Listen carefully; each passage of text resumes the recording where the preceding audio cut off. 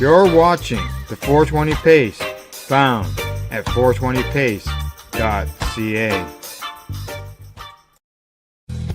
Stay tuned. We'll be right back after this toke.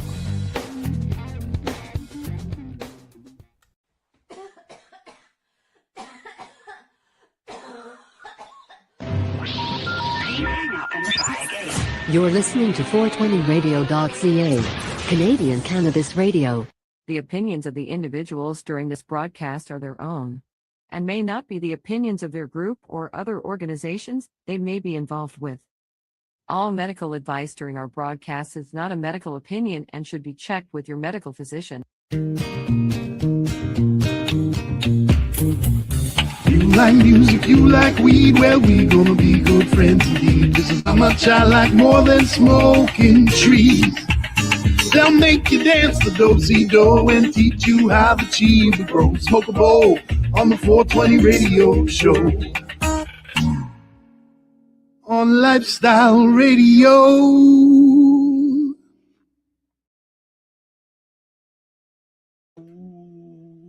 Oh, hi. How are you? Are you still eating? No, I just lit a joint. Just a little joint. What are you smoking? Oil. No, like but I always smoke. what brand? Oil. Does it matter when it becomes oil? No. Right. It does not. I'm trying to find. Been a lot of changes on Facebook this week. Oh, is there? Yeah. I'm trying to find our event on our page, and it's not showing up. I'm sure it will. But I just shared it. Yeah, I did too. I shared it earlier, and it's there. It's on my page. It's not on the 420 radio page. There it is. With a goofy look. So as you can see, Santa's gone. Yeah. I got sick of staring at an old man in there. Yeah, I've gotten to the point where I shave about once a week. Yeah, I mean, it's fun for me. The kids are still young. I think 6 and 7 now. So they get a kick out of seeing Santa at Christmas time, I guess.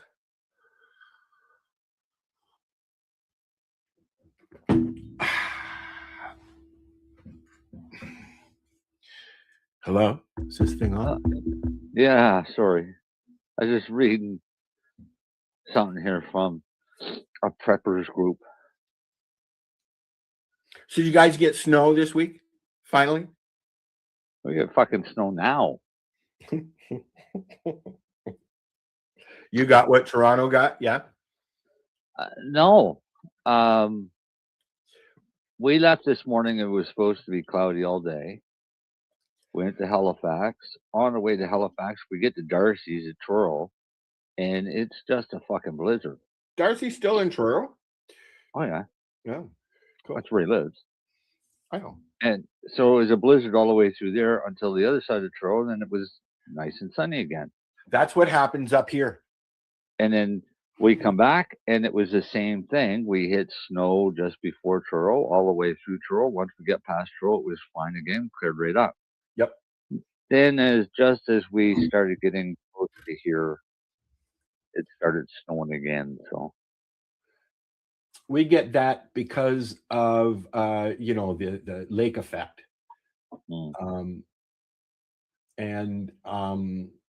It will snow in Marathon an hour away. It will snow in Schreiber 10 minutes away, and we get nothing. Well, Darcy's an hour away from me, and we have completely different weather. Yeah. Well, I had sunshine. He had snowstorm. We're supposed to get hit Sunday night or Monday. Yeah, it was snowing a little bit earlier. Monday we're supposed to get hit with a big storm that was supposed to bring us 40 centimeters. I got this morning looking, and now it's down to 10. Yeah, that happens here too. I'll take that. Or like this afternoon, it snowed. I'd say it snowed from about 8 o'clock until 2, and it wasn't supposed to. Yeah. Yeah. It was, Yeah, we got half a centimeter snow right now. we got about that earlier today, right? Yeah. The weather as a whole year worldwide is messed up. We had an earthquake in Toronto this week. That it was really? 3.7. Well, most people don't know that there is a fault line that runs right down the middle of Lake Ontario, almost border where the border is. Almost, not quite. Mm-hmm. Yep, there's a fault line that runs right through Lake Ontario, and in a believe it was Aurelia, that area had a 3.7 magnitude magnitude earthquake on Tuesday, and people were like, "Hey, what happened?" You know, so yeah, but I mean that's just enough just to shake things. Like well, a big truck going by can do the same amount. Yes, and they have them. You feel them. I mean, I felt the last one that I felt in Toronto. I had a basement apartment at Bathurst and Lawrence, and I felt a rumble and some things kind of rattled in my kitchen, and that was it. But that was the first time that I can remember feeling one. Right. My cousins in California have been through big ones. Right. Oh yeah. Yeah. Well, when I was in BC, I went to my first one in BC, and we were in a meeting upstairs in a building on the second floor, and I seriously thought somebody ran into the building because that's what it felt like. It felt like a truck ran into the side of the building. I'll tell you a funny story, Marcel. You drove a truck into a side of a building? No, because you got high. Moved into a new house at Bathurst and Ossington, the top of just on the Jewish side of Little Jamaica. Okay. Oh yeah. And I had just moved in the next day, and I feel the house shake, and I go outside, and my neighbor drove his fucking van into the corner of my house. Turns out he's a drunk. Oh yeah. Yeah. I was like, dude, I just bought the fucking thing. Don't ruin it. Yeah. So Darcy will be along eventually, maybe. Otherwise, we're going to listen to some tunes and talk about stuff. What, Marcel? Huh? Don Lemon got arrested today. You know what? I saw that. Tell me what that is about, so I don't have to read it. Don Lemon basically went to a protest at a church. Yes, that I know. And he videotaped his whole thing. Was he working, or was he there just representing? Well, that's the problem. He claims he was working, but none of it was actually working. It was more representing and protesting. Okay. And that's kind of heard that as well. Yes. That's basically why I watched it, and I mean, I have no use for the guy to begin with. So, well, yeah, I'm not a fan. I used to watch him. You know, when CNN started, it was actually a very good outfit to watch. Okay, yeah. But and then as years went by, when Ted Turner left, and the networks got a hold of it, then that changed. But CNN, they are, responsible for news in Iraq, in Desert Storm. They were there. So it's a shame to see that. happen. I used to watch CNN religiously. I'd go to bed with it on. I'd wake up with it on. Now I don't have any time for it. I don't like even Sanjay Gupta. His representation to me has faltered as well, because he just outright. I know facts about things, and he's telling everybody different. Yeah. So I don't like it. I mean, he's tried, I get, but I'm. It's not like I watch Dr. Oz or anything. But anyway, so the Donald got upset with Don Lemon and had him arrested. Is that what's happened? Well, that's what they're claiming, but I would imagine it wasn't the Donald, as you call him, that got upset. I would imagine it was pretty much everybody in the U.S. Everybody else, yeah. Well, I mean, like Fox, CNN does not have a very good reputation anymore. So, and even, I can remember many years ago, maybe 10, 15 years ago now, that 60 Minutes, who I used to watch every Sunday with my mom, I grew up watching it, was fabricating stories, Yeah. I still check out every now and then. I still watch 60 Minutes, but what I enjoy is 60 Minutes Australia. I don't like the 60 Minutes, the US 60 Minutes anymore. I like lefties losing it from Australia. I don't know that one. Oh, it's funny. Sky News Australia. Oh, Sky News. Yes, I know Sky News. Yes. And they make fun of pretty much all the lefties out there. They don't hold back. I enjoy Graham Norton out of England. Yeah. And he's huge there now, but he only does a show once a week. I did not know. I thought that he did one every day. Right. But I mean, everybody's been on that show.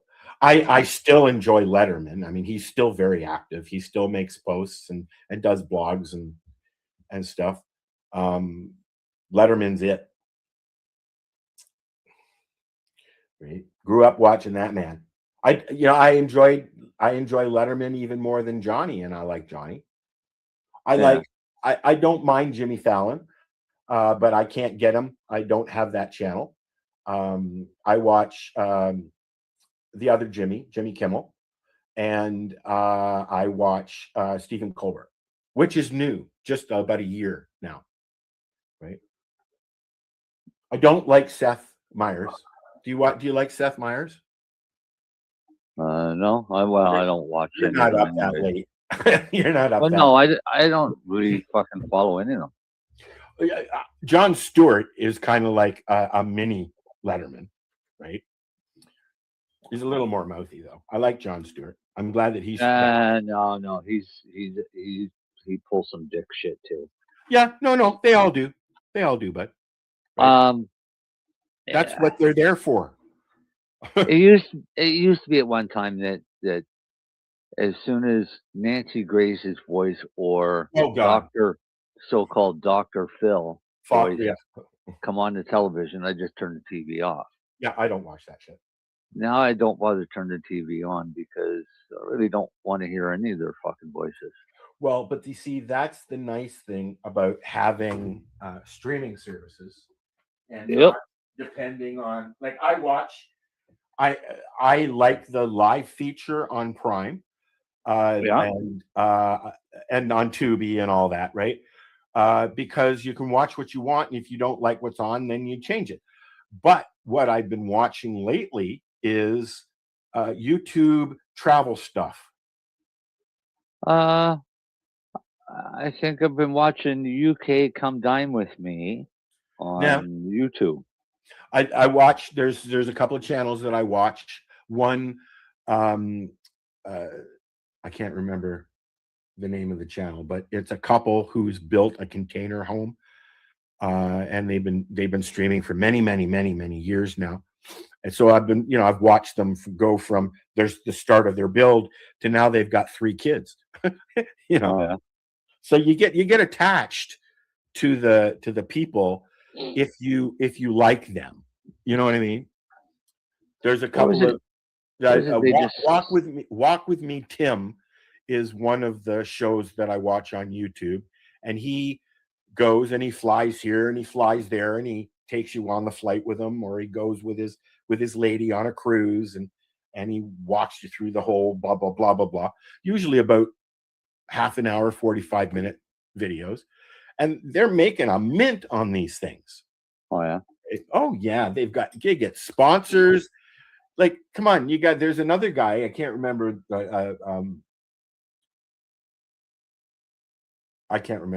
his name. His name's Dan, but he goes on $20,000, $30,000, $50,000 cruises and train vacations and stuff like that. How the hell that he gets that to be able to do that, I don't know. But a lot of them basically talk or guilt the business into giving them something so they can get this free advertising. Yes, they do. But so my it's not free. No, it's not free. But they, even though they in most cases they say there is no sponsorship from this blah blah blah blah blah, there usually is something. They've comped them or something. Yeah. I know, because we used to do that back in the day with What's Up Toronto magazine. We'd go to everything and everything was comped. Okay. Yeah. So anyways, my point is the internet is growing. It sucks. The internet is growing. So what I've done is I'm getting sick of being the only one that's not making anything at all off of what they're doing,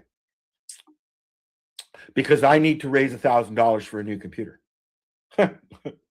So I turned all the monetizing things on Facebook on, and now I've made $1.96 so far. Oh, cool. Yeah, I got my first invoice from Meta this morning. Nice. So we'll see what happens there. I've been playing games. What I did was I turned the stars on. Yeah. So if you like what we're doing, give us some stars if that's your shtick, and help me raise some money for a new computer. Don't know what stars are, so.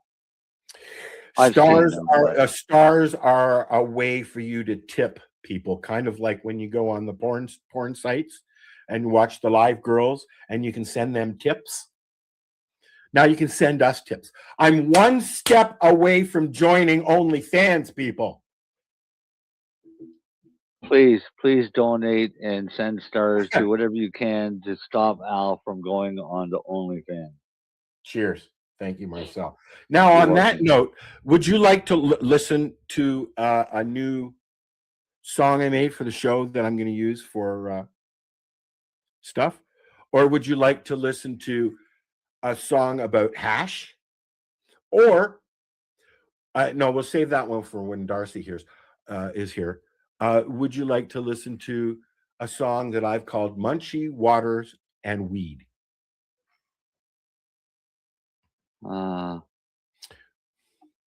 Mostly reggae. Almost all of them are, aren't they? I think no. I've been playing with that. Like for instance, this afternoon, and we can listen to it in a little bit if you like. I did a song called "Proudly Canadian." Cool. Yeah. Trying to promote our A-ness. Do the Friday 7 p.m. one. All right. So you can make your comments after. I'm not going to say a word. I will. Fuck AI. Yeah. Friday evening, turn up the sound. Yeah, man. Story time on the airwave now. Alma myself on the mics, let the scene out, snap back, coffee in a one and steam, laugh loud, say fam, we go deep tonight, turn on knob, red light, studio so bright, Mary Jane stepping with a notebook full ice, half moon but her mind stay full, talk straight, name turf, talk so sweet, make science feel like lime in the street, oh gosh. It's the 520 radio show, Friday, 7 on the dot, we roll, turn the dial, let the good vibe grow, from the north side snow to the island glow, we there you live, belly bus with Joe, healing talk, mix up with smoke, tell a friend, let the whole town know, it's the 520 radio show. Bro guy Darcy with the silent I'm nail, phone full clip about from seed to scale, talk like talk you, plant patience, harvest me sure Lenny. Hot matches with the grin so sly, drop big word make the doctor them shy, from caps till tincture, rub down rub, he flip textbook into street side love. It's the 520 radio show, Friday, 7 on the dot, we roll, turn the dial, let the good vibe grow, from the north side snow to the island glow, we there you live, belly bus with Joe, healing talk, mix up with smoke, tell a friend, let the whole town know, it's the 520 radio show. Oh wait, ay ay ay ay ay ay ay ay ay ay ay. Oh wait, ay ay ay ay ay ay ay ay ay. Who they on the line? Color speak, What they on your mind? we reach. From first time puff to lifetime pay, we reason clean, take off the shame. One heart, one love, one plant, one light. Same schedule every week, same time, same vibe. When the world feel heavy and rough outside, touch that dial, we there, yeah, we ride. It's the 520 radio show, Friday, 7 on the dot, we roll, turn the dial, let the good vibe grow, from the north side snow to the island glow, we there you live, belly bus with Joe, healing talk, mix up with smoke, tell a friend, let the whole town know, it's the 520 radio show. 520 radio show. 520 radio show. I said please, Darcy Laflo, Lenny drop last gem. Mary Jane said time to go. Same place, same life, same flow. Friday, 7, 520 radio show.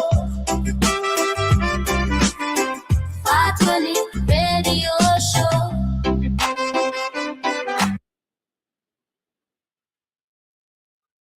I like that.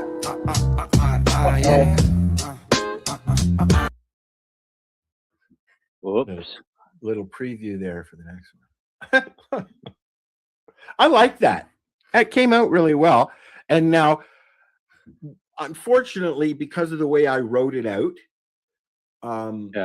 it combined your name and my name and your name together. So it didn't use your name in the song because I guess it's assuming that Marcel was my last name because I had them together. I didn't put a apostrophe or anything in between them or an and or anything. Because when I write it out, I'm just like, you know what I mean? So, but anyways, I'm going to chop it up and use it as a new promo and blah, blah, blah, blah, blah. Yeah. I like it. Did you like it at least? Yeah, it's all right. I know it's not your genre. I know you don't like it. I should make some things in your genre. Rock. Well, I got another one Like for when Darcy is here, called grow shit loud. Yeah. Yeah. Right. So, yeah, man. Oh, excuse me. No. Burping on the air, there's no excuse. It was the chili. I blame the chili. The chili.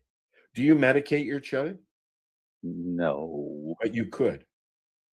I can medicate anything. I know. So, do we except water? Did we I already refuse to medicate water. Did we already make mention of Catherine O'Hara dying? Yeah, Did I think we? so. Yeah, Oh, yeah, all right. yeah. That was before we were talking about Don Lemon. Oh, that's right. Yeah. Yeah. Yeah. No, I play games and make money playing games. Do you really? Yep. I signed up for growing up in Toronto, I had the access to go to surveys and stuff like that. We go to beer surveys, smokes, chocolate, groceries, whatever. You spend the day eating stuff and telling what you thought about it, and you make $100. Yeah. So I thought that I'd sign up. There's one website that you can go to, and I don't know, Life Hacks or something like that. And basically, you can go and sign up for all these survey companies, and it's still the same. It's just online. And sometimes you get products that they want you to review that you can keep. And a lot of Yeah. people are doing that now, just because they can't afford to buy things that they think are neat, right? Right. So I might continue doing that. I don't know. It got boring after a while. I mean, they ask questions like, "Do you use diapers?" Yeah. It's geared to seniors, right? Most of them are geared to seniors, right? So, but it's a way for products to get the word out and do reviews, like we were talking about earlier. The podcasts that they go and they film their trips and get them paid for and stuff like that. Used to be a lot easier to do that. It's not so much anymore. I mean, No, 25 years ago, we were doing that, like in the beginning of the late 80s, early 90s. We were doing that Yeah. with What's Up Toronto magazine. My sister and we had writers from University of Toronto and Ryerson, journalism people. And my sister and I, we would literally, she would work during the day, and I would make arrangements during the day to go to stuff in the evenings, and we'd go to concerts pretty much every night. I'd take my mom to the theater, and we'd write about it. Sharon still writes concert reviews. We still do What's Up Toronto magazine. 36 years, dude. I'm going to send you a link. Okay. About what? It's called Free Cash. Oh, I'll just sign up and play Yeah. games. There's a lot of gaming services that pay you to play, and they're just really gambling. Services. No. What these are is it's basically you're being paid to watch ads. Oh yeah. It was the same with my games. I do that. I've got a few games like Mahjong and stuff like that, Tetris even, that in between games, if you want to watch video, you'll get double credits or whatever it is that you win, right? Oh yeah. Well, with this, what I like about this is they always have different games. The money you can be paid through PayPal. Yep, what is that? as you can with Facebook, your bank account, your credit card, whatever. Yeah, PayPal, credit card. I just have an issue putting my credit card information on anything. No. What this does is it sends you a prepaid Visa. So that's what I do is I get prepaid visas, and that's what I use for Temu shopping. Oh, cool. I like Temu, but I don't like that fucking game. No. So I don't if you don't want to play this, you don't want to play the spin game, you got to go right onto the Temu website. That's what I do. I don't have the app. I don't like apps to begin with, but with this, one of Elzora's and Dean's kids, she is a master at Temu. You should see the stuff she gets, mostly free, because she wins the fucking shit, right? Yeah. Actually, can withdraw into cryptocurrency as well. Dogecoin. Oh, really? Bitcoin. For the game? Yeah. Neato. But what have I got here? I don't use crypto stuff. Did you sign up for what do you call it now? What was it called? The No. first one, Bitcoin.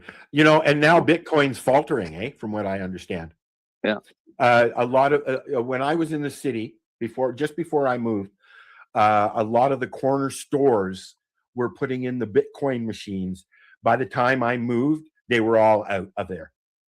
Oh, yeah. They didn't stay in the stores very long. No, I don't get it. I understand it's invisible money, but when you get into making art that's worth money instead of cash, like what was that called with the art, the digital art thing that was worth millions? Oh, it wasn't worth anything, but no, it wasn't. No, I mean, neither is a painting.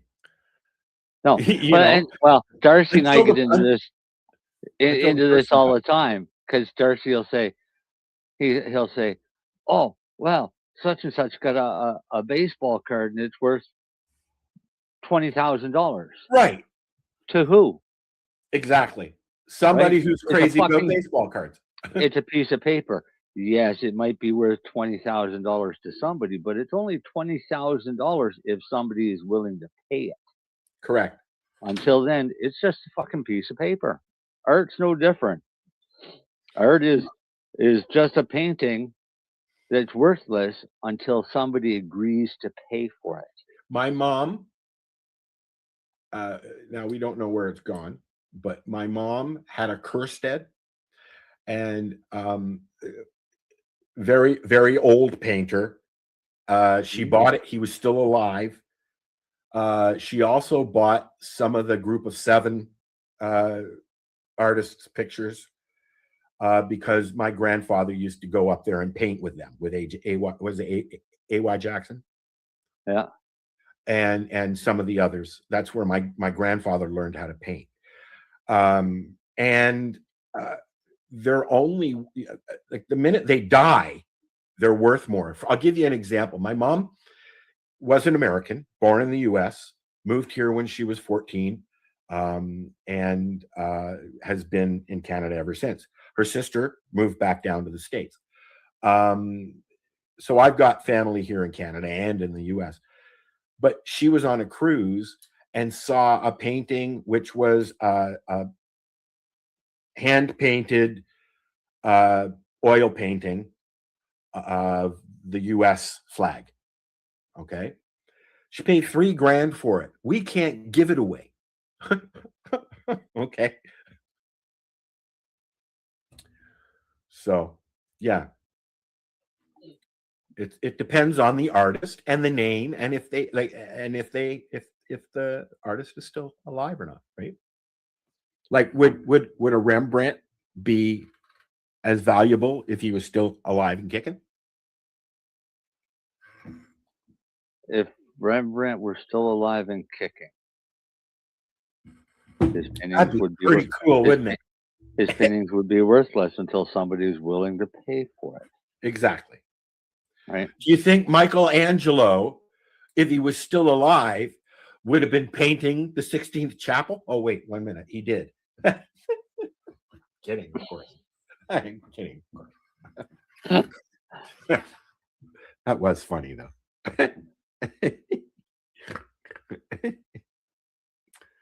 Another song?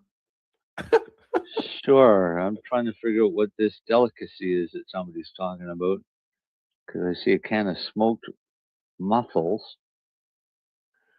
Well, you figure that out, and we'll talk about it when you come back. Here's a song called Chunk of the Hash.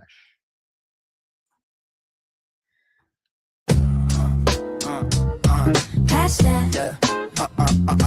Break that. Roll that. Hey, shake that. Whole crew laughing at the ash on the placemat. Got a chunk in my pocket.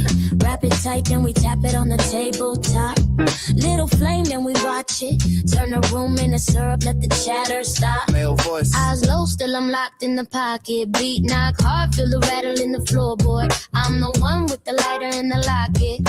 You the one with the smoke and the encore. Chunk of hash in the ashtray. Pass that big laugh. Whole squad lay back.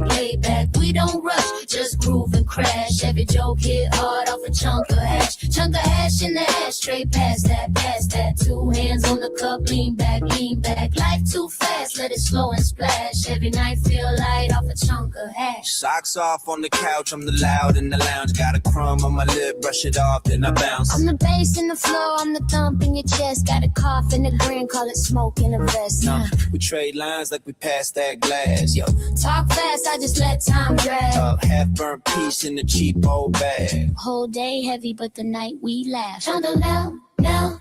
Shut them One little spark, whole mood tilt. One little cloud, wash off guilt. One more pull, then I'm off this planet. One more joke, then I swear I can't stand it. Friends on the floor, records on repeat. Crumbs on the table, rhythm in our feet. Chunk of hash in the ashtray, pass that. Big laugh, whole squad laid back.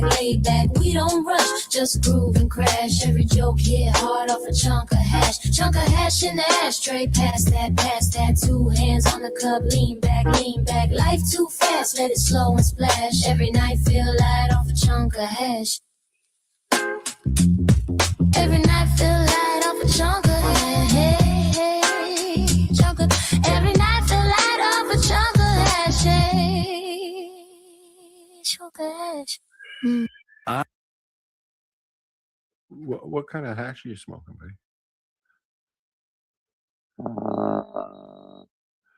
What kind of hash do I have? Oh, I have purple satellite hash. Ooh, nice. Yeah.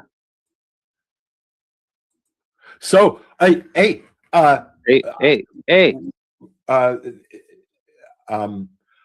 my plants are growing. Oh God, I'm gonna top them and let them go, and then and put them under the big light. Yeah, and then I'll decapitate them for outside in April, the mothers. So you're gonna put your mothers out? No. When are you gonna start cutting clones? That's what I'm gonna do with the mom. I'm taking the tops off to do now. Yeah. And then by the time about halfway through, I guess, I'll start clones for outside in April or June, whatever. April, May. I've lost 3 windows already this winter again on my greenhouse. So, and I'm not going to use the pots outside. I've got big 20-gallon ones that I'm going to sit outside. And I'll keep the auto pots inside. Right? Oh yeah. I was not impressed by the size outside with those. And I think that's just because of the length of time that you can grow out there. Yeah. Right. So this year they will be going out as the minute I can put them out.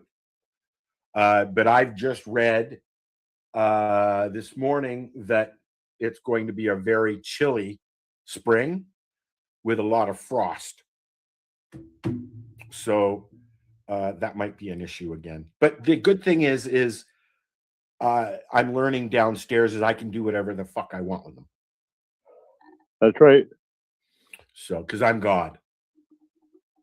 You are God. I am God. Downstairs. God. Anyway. Downstairs, anyways. Yeah. Yeah. At that house. You're God. At that. Yeah.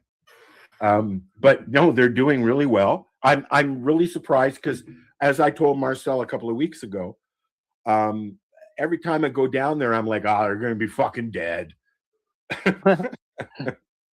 Because they look dead. I'm sorry, but they look dead. Are you going down there every day? Once a week. Go every day. Why? Well, one is exercise for you. Fair enough. Two, go in and manhandle your plants. Touch them. Touch the leaves. Well, there is a fan going. What I did was I set up my blower, my drying rack. Yeah. And I have that in there because it blows the whole plant around, blows everything around. Because I set up a closet for mumps. Yeah. Right. And then I've got the big room for when we're flowering. Right. Yeah. So I'm excited to see where they go. I've got the lights set up so that I can move them along and get them out of the way when I want to work. Yeah. I Go in just and move touch them. your plants. Let them know they're still there. I will. I try. Like I said, I try. The stairs, as you know, are an issue for me, and I'm working on it. Yeah. So it's not just it's a phobia thing. I have a legitimate phobia of dying on a flight of stairs because I've fallen a few times on stairs, right? So, and if you, I'll post a picture of my basement stairs. It's like going up a ladder. Okay. So are mine. Oh, it's fucking unreal, dude. I hate my stairs. And I know about falling on downstairs. That's how I I know. dislocated my shoulder. I know. So as you know, it takes a little bit to get over that. I've not been a fan. Yeah, I've- you never get over that. No, you don't. I've My not been arm a will fan fall of out. stairs for a long time, and unfortunately, around the same age, my mom started falling a lot. It was attributed to the medicine that she was on, though. It was making her off balance. She was taking heart medicine and stuff, right? And other stuffs. What MAOIs, is that what they call them? Brain stuff, right? Where'd Yeah, you go? I'm here. Somebody distracted you. I'm lost. I'm tired. Why are you lost? Because I'm tired. It's been a long day Oh, and a long week. you know, I've had a long couple of weeks, Yeah. and I'm getting that. What is it? SADS, seasonal affective disorder, is it called? It's starting to affect me. Just being inside all the time. I don't go out much because of, again, the fear of falling. And there's not really anywhere to go in the winter here. If I was a skier, oh, I'd be there every day. If I was 18 years old, I'd be skiing every fucking day. Get a You know? snowmobile. Lots of snowmobile trails there. Again, yes. And actually, my driver's license now has snowmobiling on it. So What? I can drive my license has that says I can drive a snowmobile. I Right? didn't know you had a license for snowmobiles. Oh no, you guys can drive snowmobiles on the roads up there, can't you? Oh yes. Oh yeah, Yeah. all the time. Yeah, along the side of the road, yes, but on the highway. And I think they do that because this is the Trans-Canada highway that goes right through town. So, Oh yeah. but and they've got street signs and that on the trails are monitored, and the cops are out there on their sleds. There's a And- town in New Brunswick that snowmobiles and four wheelers were like Tim Hortons drive-throughs. Oh yeah, here that they're all over the place. Yeah. Yep. Yeah, Well- and golf carts here because we have a Got to Yeah. drive down the road to get to the drive-through at Timmy's. we don't have a Timmy's yet, but we don't have anything other You should than put one in. Put uh, one in. Get yourself some foreign labor workers to work there for next They to don't- nothing. they don't want fast food here. Even though there's really nothing else, we have I a. wouldn't call Tim Hortons fast food. I wouldn't No, call I- Tim Hortons food. So They're trying, but we've just they're just finishing up on a truck stop just outside of town because they don't want the trucks parking on the side of the highway to go shopping and things like that, right? yeah, that makes sense. What they will have out there for them, I don't know. Nothing right off the bat. They haven't even put bathrooms in yet. So, but apparently there's going to be bathrooms with shower stalls so that they can do night stops and stuff like that, because they always stop at the gas station when they're closed. And sometimes you go by there in the middle of the night and there's 20 or 30 fucking trucks parked in there for nothing. Right. It might be like one of the ones they have in the U.S. where it's full of vending machines. I watched a documentary on YouTube about the largest truck stop in the world, which is in, it's on one of the internets or interstate highways in the U.S. down south. and they have hotel rooms like the new thing in train stations and airports are these mini hotels. They're like bed and breakfast. It's just a room with a bathroom. That's it. Like they used to have. So lots of that stuff is popping up. There's restaurants in this truck stop. You can have shower. You can have a nap, like a lounge at an airport, right? Yeah. Okay. So Okay. I'm just looking at the largest truck stop in Canada. Where's that? Belleville. Makes sense. Yep. It's sense. called the 10-acre truck stop. I've been there. It's right near the Apple place, I think. 8 diesel lanes, a truck wash, repair shop, extensive parking. I don't know how elaborate they're going to go up here. I know one of the kids works for the company, the construction company that's doing it. Iowa 80 is the world's largest truck stop. That's the one that I watched the documentary on. Yeah. Which I'd say pull it up, but we'd get in trouble. Probably. Yep. Trying not to get in trouble. So do you want to try It's and massive. get there's a what? It's massive. It's huge, dude. Like it's a couple of miles to walk in from the fucking parking lot kind of thing. Huge. It sits on 220 acres. Right. That's what I'm saying, dude.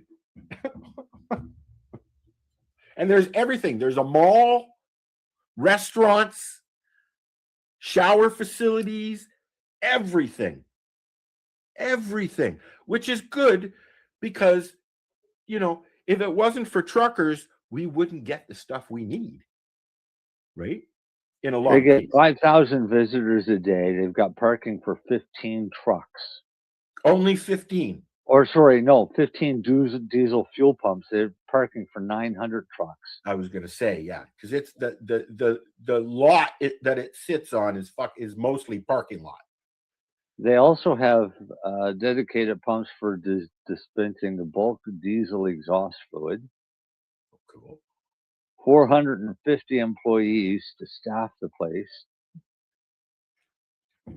And they got buffet, food court, a movie theater, dentist, chiropractor, church, a museum. Yep. Yeah, okay. I remember the dentist and the chiropractor kind of made me giggle. Yeah, me too. But hey, why not?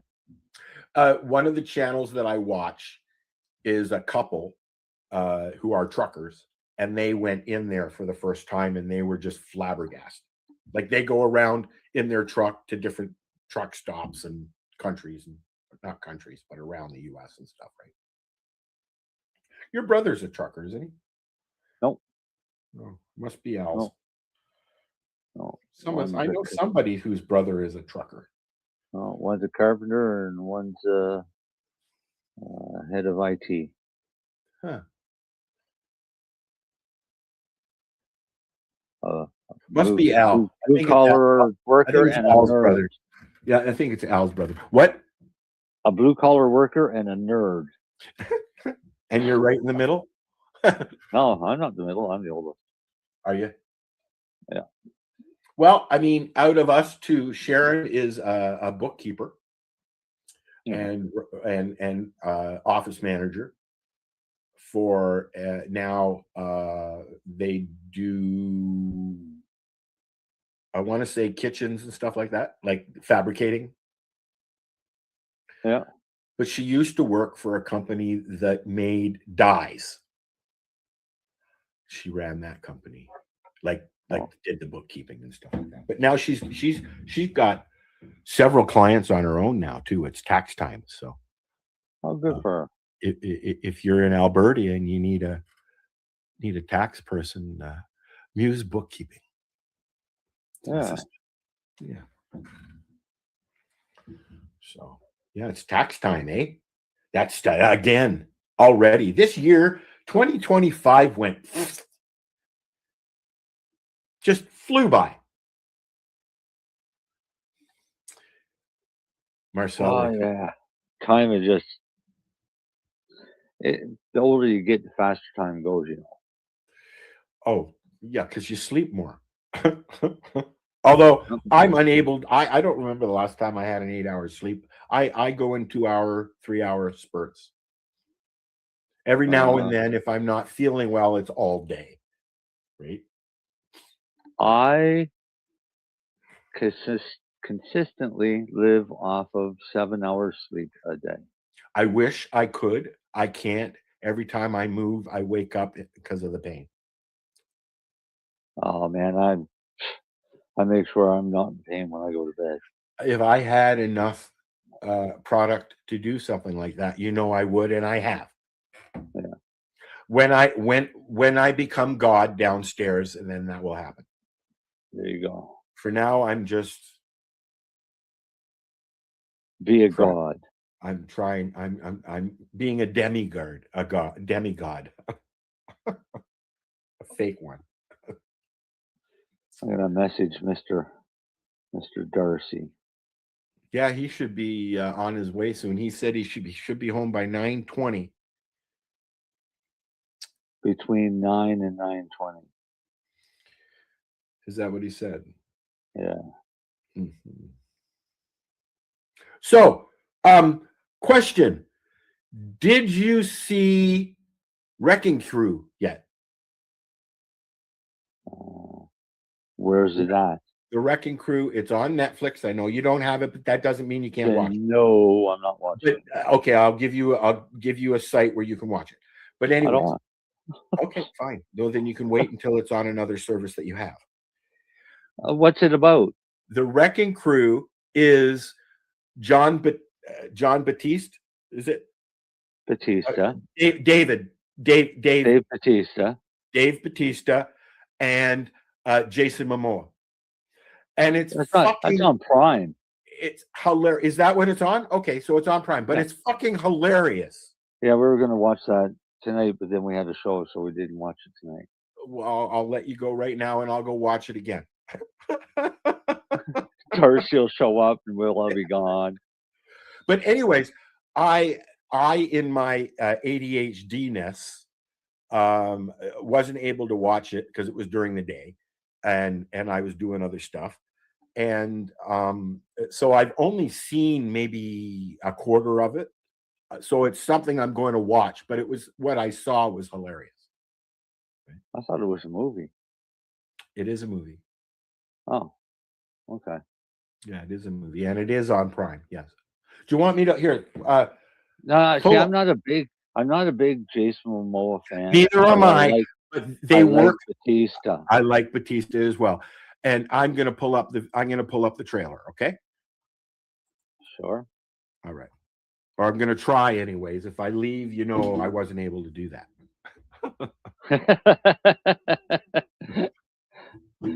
I got kicked off trying to share YouTube videos on YouTube. Well, it's mostly because my computer is it's the computer that I'm doing this on right here is an old MacBook Air, which was my mother's. Oh. And it's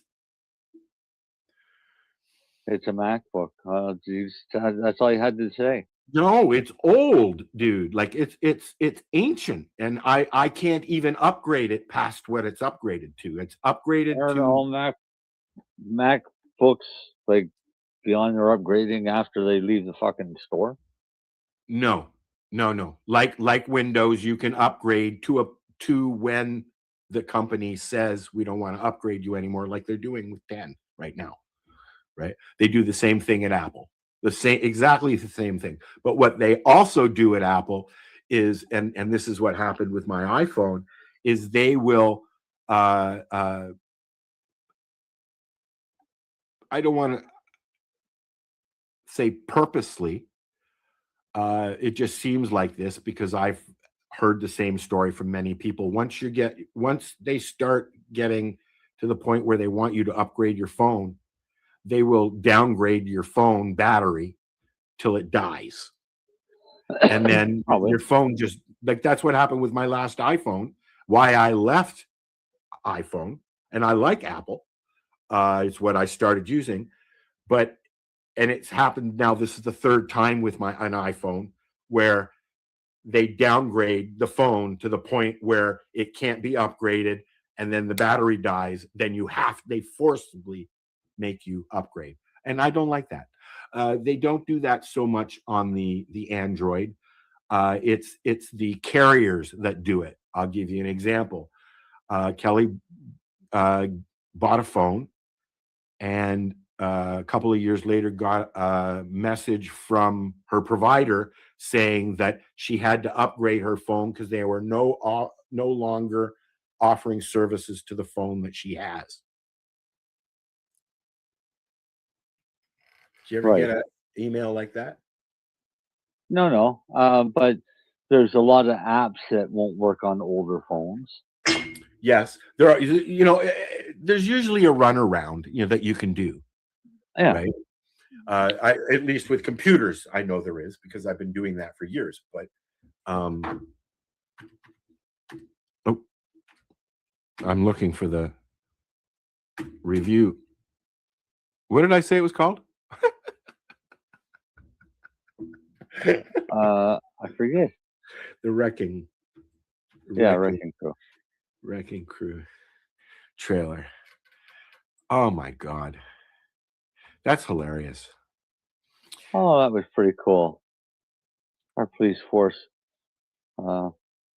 presented awards to themselves. Oh, isn't that nice? Yeah. For going out and raiding indigenous shops and stuff? No, for the mass shooting that they handled so perfectly here. That's going on, way too much around the world now. These shootings and people going out and assassinating people, essentially. Al, how Yes. long we've been friends? Yeah, I know. I've been telling you for that long. Listen, I'll tell you. Was coming. When we went on our European vacation, it was at a time when there were snipers hiding in small towns, shooting to kill tourists. Do you remember that? In Europe. Yeah. But you got to remember my last European vacation. Oh, hold on. 1 second. There was still a wall. Hold on. Stop. Okay, what? My last European vacation, there was still a wall. Yeah, well, there was a wall there when I was there. We're talking the 70s, dude. I was 14 years old. So, What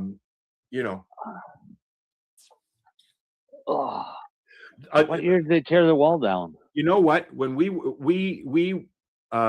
flew to London, we took the train to Amsterdam.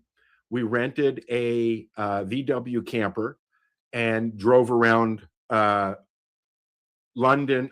We went to Kilcampton, Brighton, places like that. We drove the camper down the Rhine River. We camped in the Black Forest on a logging road, and the truck scared the fuck out of us at like 4 o'clock in the morning, barreling down the road. We drove all the way down to the French Riviera, down the Rhine River. So there are places where you go from Italy to France, back into Italy or Germany or whatever. We pulled up to the border, and it was myself, my mom's boyfriend, my mom, my sister, and my mom's boyfriend's son, Rob. We pulled up to the border in the middle of the night to a single man standing there with an AK-47 asking us for papers and what we were doing. Larry said we were tourists. He said, "Terrorists," and put his gun up to Larry's head. Okay? That was our terrorists. No, tourists, children, he said. Okay. They're fucking terrorists too. So, but yeah, I remember that. Yeah. But it was, I am appreciative for my mom to do that. We spent a summer in Europe driving around staying in nudist camps. I spent a week We used Germany as a home base because we stayed there for free. On the base, And or just off base, right? no, on the base. Oh, okay. They had quarters for us to stay at if we wanted. But when we went to Germany, we went to Lahr, and we didn't want to stay in Lahr because it's an American base, and a lot of U.S. there. And we're not that we're prejudiced, just that they're not as friendly. So then we went to Bad Solingen, which is a Canadian base, which is a lot of our friends were there. So we went out and hung out with them, and then we went to Amsterdam and Paris, and then I woke up in a snowbank in Pittsfield, Austria for the World Downhill Championships. And I had no idea how we got into fucking Austria because we didn't even have passports. We traveled everywhere on a Canadian military ID card. Yeah. Well, yeah. No, I had a few friends that were in the military when we were kids, and I've seen those cards. Yeah. I had one stationed in Germany, and actually both of them were stationed in Germany, and then went from there. Right? We were doing. We went to Paris in the middle of the night. Just jumped on the train. One of the guys said, "Hey, let's go to Paris." Oh, okay. So we jumped on the train and fucking went to Paris.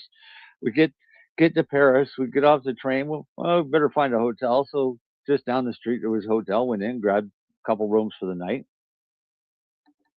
Went the next day, Eiffel Tower, checked shit out. Bought a bunch of French wine, a few souvenirs. Got back on the train to head back to Germany. And when the train is getting to the border of Germany, it stops right on one side of the river. And the French police get on and they go through the train and check everyone's papers. Before the border. Yeah, but they didn't do that to us when we went into France. They were looking for somebody. No, it was normal. We were talking to the guy so what happens is, all the cars that are there, all the cops that are there, 2 cops get on per car.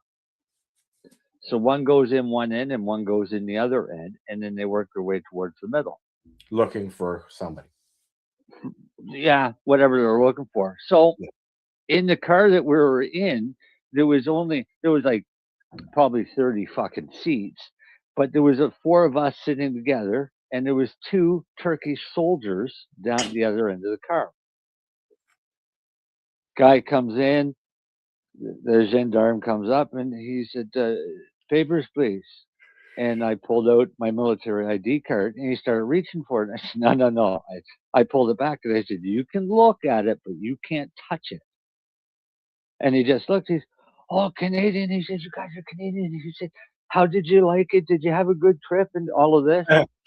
Meanwhile, the gendarme down the other end is pulling these guys' suitcases apart, ripping clothes out. They're screaming and yelling and pointing at us. And this guy that's talking to us, he says, "There's always got to be one of them." He says, he turns around, he goes down, helps the guy rip all their luggage apart. Well, back then, Bud, I mean, they would travel agents would tell you when you went to book your vacation to put a Canadian flag somewhere on your clothing. Oh yeah, because Canadians, even now, Canadians are respected around the world. As far as traveling goes, and the first night we landed in Lahr, we went to a bar. Like we left the base and decided we'd go and get a beer. And we went into this bar and we sat down and we just sat there, and the waitress walked by us several times, totally fucking ignoring us. And one of the guys said, they found out that you were Canadian. Well, one of the guys said, he said, "We might as well go to another bar." He said, "These people aren't going to serve us, I don't think, at all." My other friend is sitting there and says, "Nope, fuck this shit." Takes off his shirt, and he was wearing a Canadian flag T-shirt. And then yeah. Well, that's the waitress was there with pitchers of fucking beer. We never paid for a drink all night. They were apologizing to us. "We thought you were American. We were so sorry. We don't like having the Americans come in here. All they do is cause trouble. We love Canadians. Sorry. Story, eh? So, For okay, any Americans that are listening, I'm sorry that I have to pass this on, but the rest of the world doesn't really or didn't really think highly of you before, and probably even less now. yeah, but that's the way it was, and it still is. Yeah. You know, um, uh, we've been warned here in Canada not to travel to several countries, and I'm ashamed to say One of them lately has been the U.S.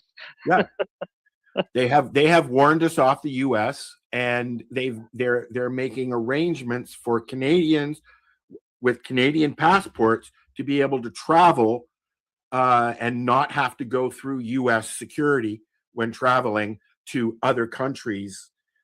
Because in Toronto, anyways, when you go to France, for instance, and get on a plane in Toronto, you're still going through customs. You're still going through U.S. customs because they run. No. Regardless what country you come from, if Or you go land to. in a you land or even where you're going to. So for example, I'm here and I want to go to Mexico. I can't get a direct flight from here to Mexico. You can now. That's what they're trying to change. Right, but before I'd have to go to Chicago to O'Hare. Yes. And then transfer on O'Hare. Well, as soon as I land in the U.S., I've got to go through U.S. customs. That's right. And did you know, I'm going to just throw one thing at you. Did you know there's no physical border between Canada and Alaska? None at all. You just walk across. There's no significant crossing signs or anything. It's just Canada. You don't even know you've climbed into Canada or into the U.S. up there. I did not know this. Alaska. There's no Canadian-Alaskan border. There's no real Canadian border, Canadian-U.S. border anyways. There's no... We have border crossings, but in between border crossings, there's nothing. There's no fucking wall that stop you from that's crossing. What I'm saying at, Marcel. There is no border crossing, as of now anyways. There is no physical or otherwise border crossing, anything to do with a border at all at the border of Alaska and Canada. There's no reporting. There's no booth. There's nobody standing going, hey, how's it going, eh? Nothing. And you know why? There's too much bush. How would you protect? No. How would you stop that? There's nowhere for somebody to go into the U.S. once they're in Alaska. No. Why? For them to get there, they had to go through Canada. That's what I mean. Like you can't go anywhere else. For them to get there, they had to go through Canada. So they went through Canadian customs. All right. When they came into Canada from the U.S., yes. Right. To going from Alaska back into Canada, I don't think it's going to be much of a matter because Alaska ain't got anything more than Canada. I'll give you another example. If I was to go to Alaska, or I would not have to go through any kind of a border check, fees. Did you bring anything? Nothing. You just go. Yeah. I learned this watching that border show. Yeah. Right. But I thought that there would have been some. I know that in the very south end of Alberta, there are a couple of towns that are right on the border where literally are split in half, where you're walking on one side, it's the U.S. and the other side, it's Canada. And I'm sure it's different now, but back when I was exploring moving out that way, there was just a reporting station where you filled out a card and put it in a slot and just drove on your way.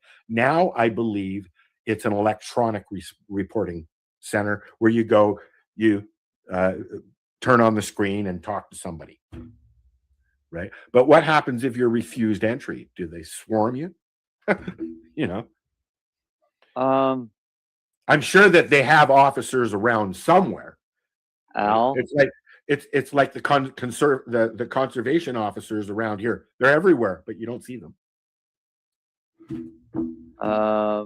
There is 1, 2, 3, 4 key border crossing locations between Canada and Alaska. I'm talking about the 90s. Oh, what? Really? So that's Yeah. new then. That's new Nope. because Nope. Alcambrever Creek is Alaska to the Yukon Territory. Little Gold Creek and Poker Creek is and there's a reporting Yukon to center there. Alaska. And there's a reporting center there, or it's just a boat. Yeah. Okay. No. And then the Haines obviously, Highway. the show I saw I was knew that. the Haines Highway from Alaska to BC had one. But there's no border checks, right? Define border checks. Nobody's standing there going, "Hello, are you Canadian? Are you where are you going? How you doing? Blah blah blah blah blah." Yeah, because there's a U.S. border guard standing there wanting to see your U.S. passport, your citizenship. Okay. Because So you're going into another country, so they do have them. So, but is that new or is that No? no? Okay. Well, live and learn, right? Do you want to watch this now? What is it? Oh, It's the ad or direct- the trailer. Yeah. Directing crew. Yeah. So let's watch Darcy's this. still waiting for his drive, so sure. I'll be right back. Well, we'll be right back. I'm not leaving. I'm not leaving either. I'm just pushing buttons.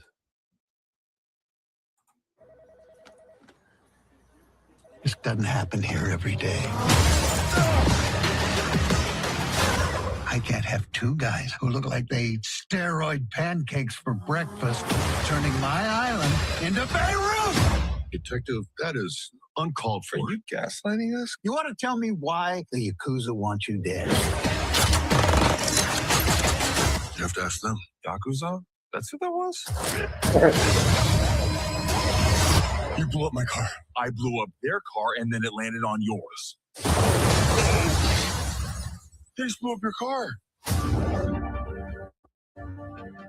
You just stir up trouble. That's what you do. That's what I do because I'm a cop. Not here, you're not. Our father was murdered. Was it hit and run? I don't think so. Whoa. They tried to kill me. Sword fight.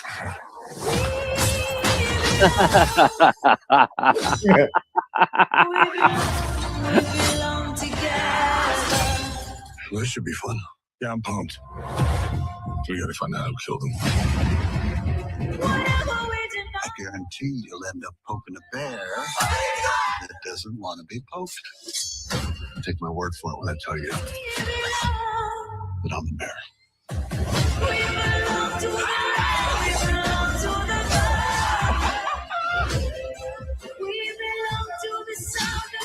Ninjas on bikes. Let's talk more shooting. You got fat. You got old.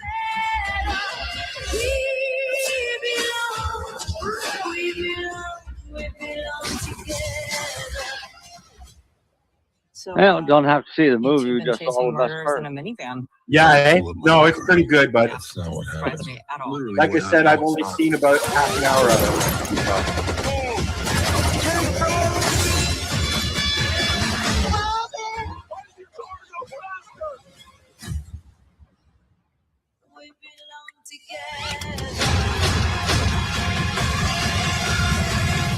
Okay.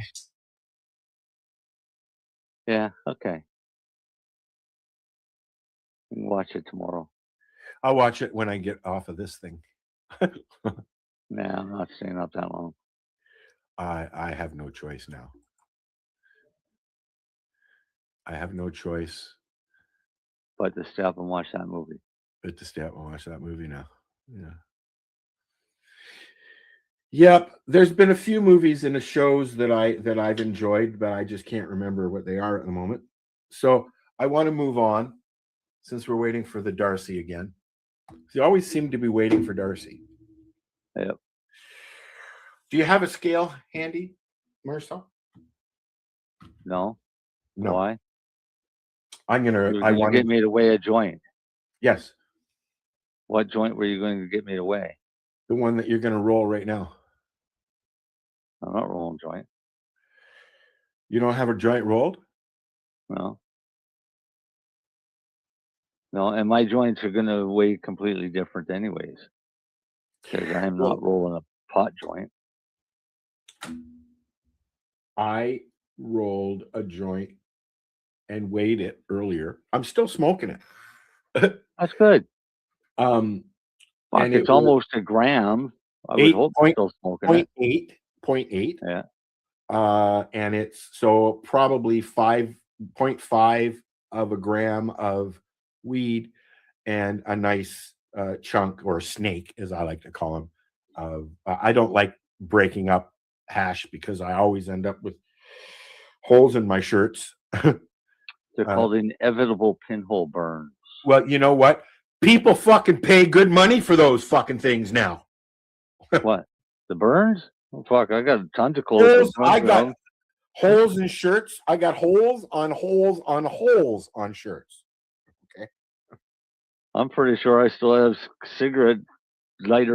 car cigarette lighter scars on my fingers. So. Oh God, yeah. That's where a lot of them holes came from in my shirt.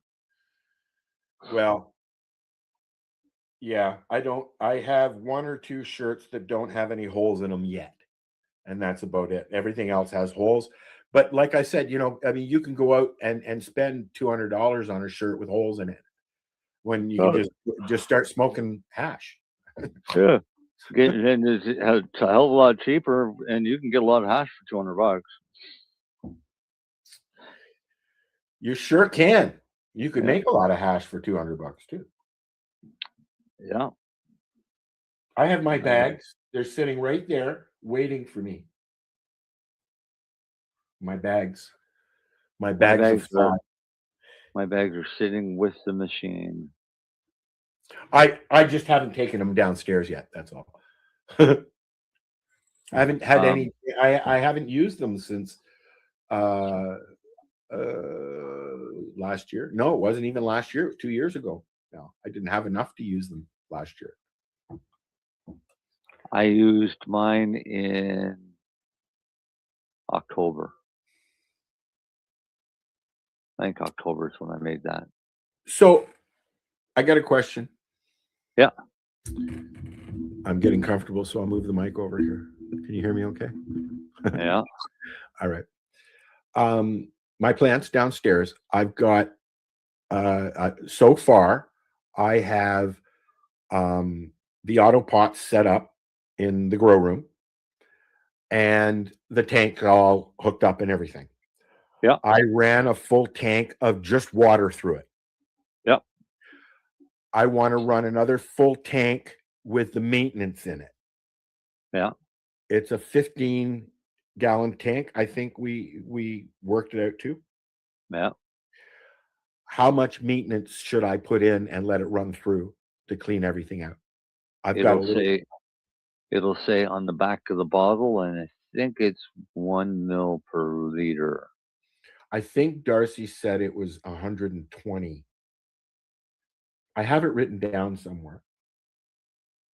I'd have to go and dig out a bottle and look. It's the one I pulled up. This is what we're talking about here, people. Yeah, system maintenance. The Flow Max. Yeah. I'll have to get my take a picture and look at it. But I think he said it was. I got it written down in my book in that. So, but a good idea to do that. Yes, was my point. Yes. Okay. Because it cleans all the lines and everything. Just without the plants in it, right? They're all full. They've all got dirt. Doesn't matter. Okay. It doesn't hurt plants. No, I realize that, but I want to run it through before I even get to the plants because there's nothing in the soil yet. Yeah. My next question is should I take the tops that I'm going to put out to flower? Should I put them in cups first, or should I just put them right in the soil?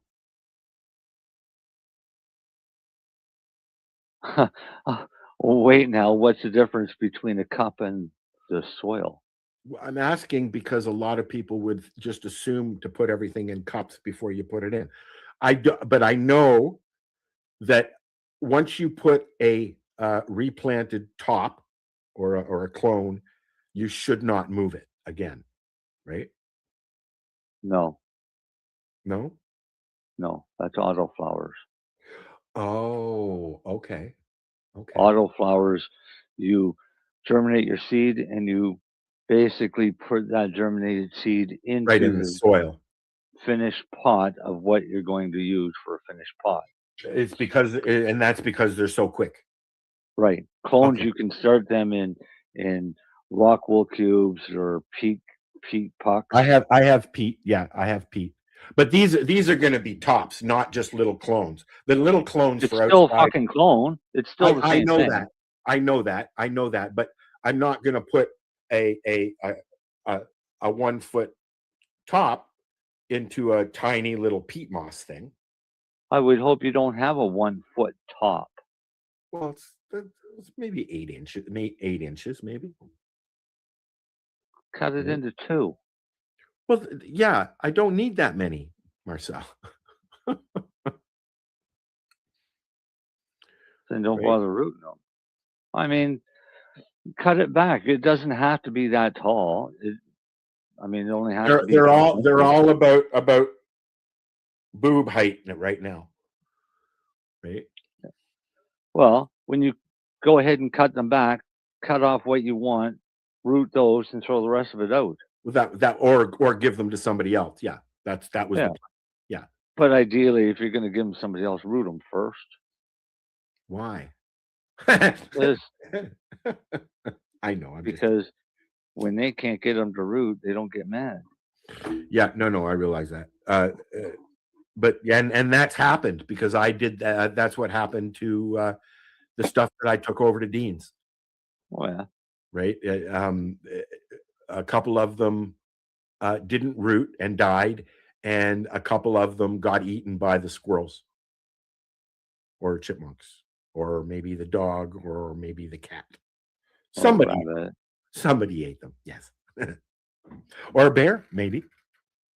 So I've got. Have you got any wildlife chirping around over there? I've got some kind of a canine is sniffing Rose's poop, and it's culling season, so it's probably a wolf or a coyote. Wolf or a coyote. Yeah. Could be a fox. Could be a fox as well. I've seen them around. What was a white, pristine backyard without any tracks looked beautiful for a whole day. And then you're like, fuck, man. Now it looks like a highway system that the fucking deer have been using back and forth and up and down. So we don't have deer here. Not in town, anyways. And every now and then a moose will wander into town. There's a bridge on each side of town. I'm gonna send you some deer.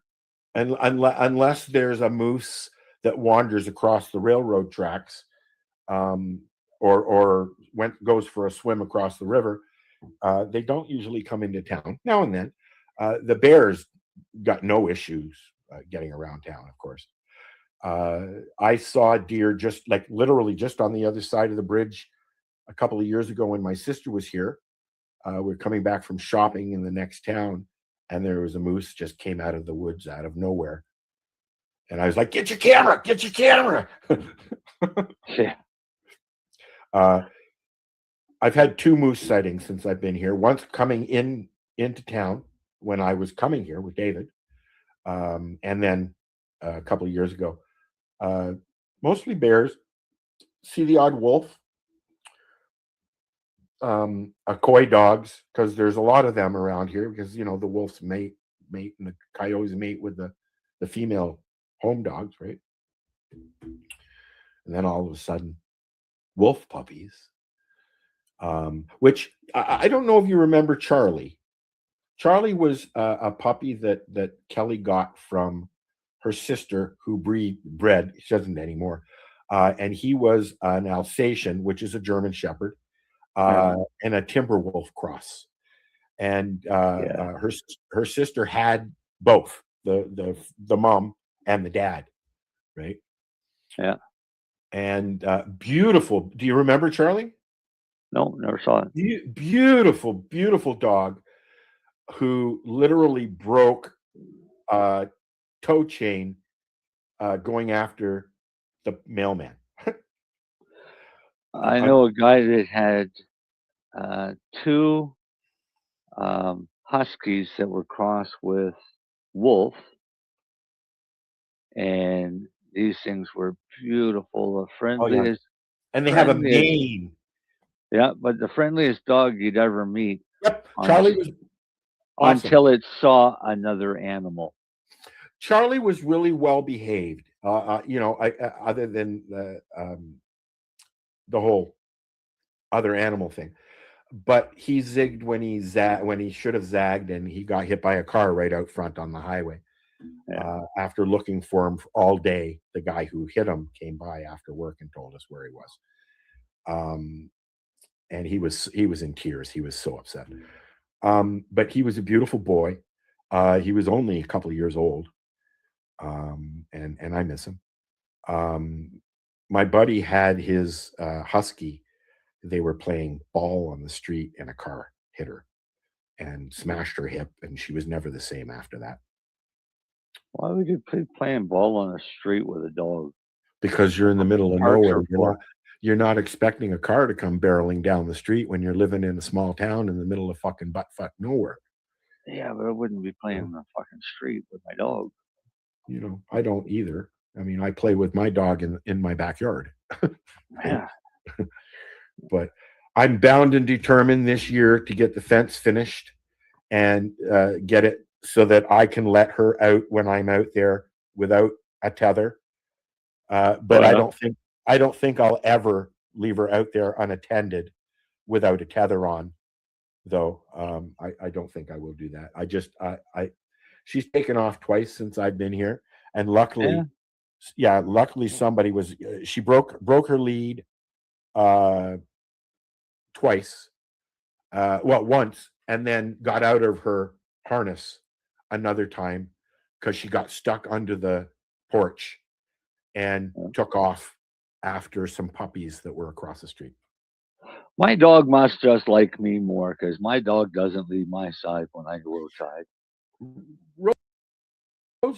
She stays with me the entire time. If I go into the garden, first thing she'll do is she'll go all the way around the garden, inside and out, check everything out, and then she'll lay down with her back towards me. I'd like to be able to do that with Rose, Yeah.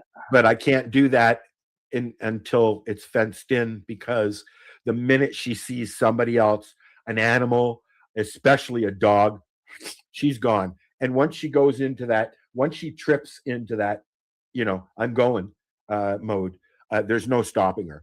The odd time, Rosa is like, when I go, she'll stop in her tracks, right? With Sadie, all I do is I just say stop, and she stops dead, and then turns around, looks back at me, and then usually she'll come back to me, or she'll just stand there and growl at whatever she was going after. Well, that's what I'd like to be able to do, but Rosa is a twat waffle when it comes to other dogs. She'll walk up to them all nice and friendly and then just go in and attack. No, not Sadie. Sadie won't even attack. Sadie looks at me before she does anything.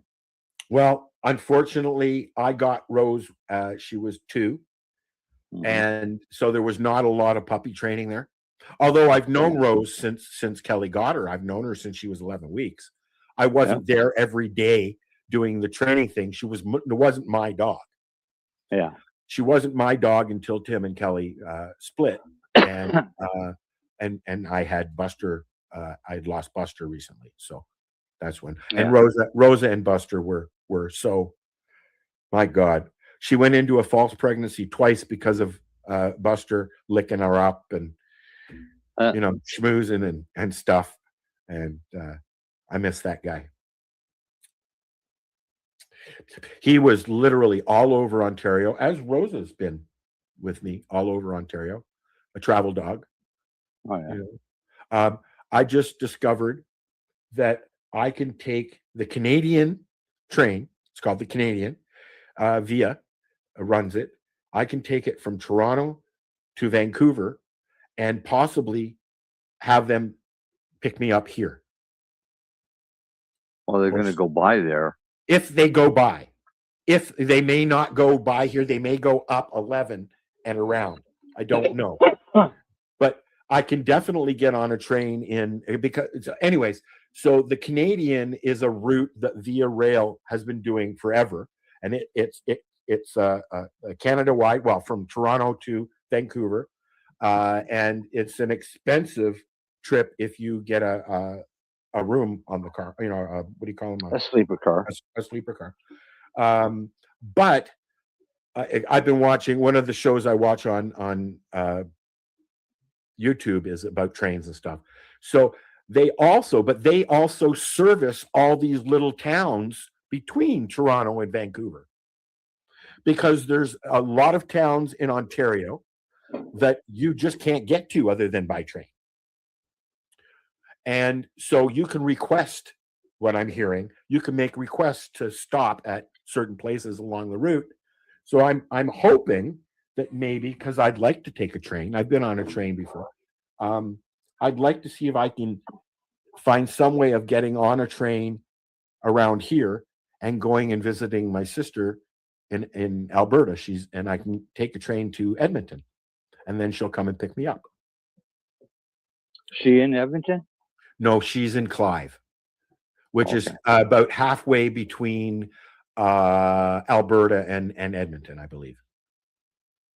I may be wrong there, but it's not close.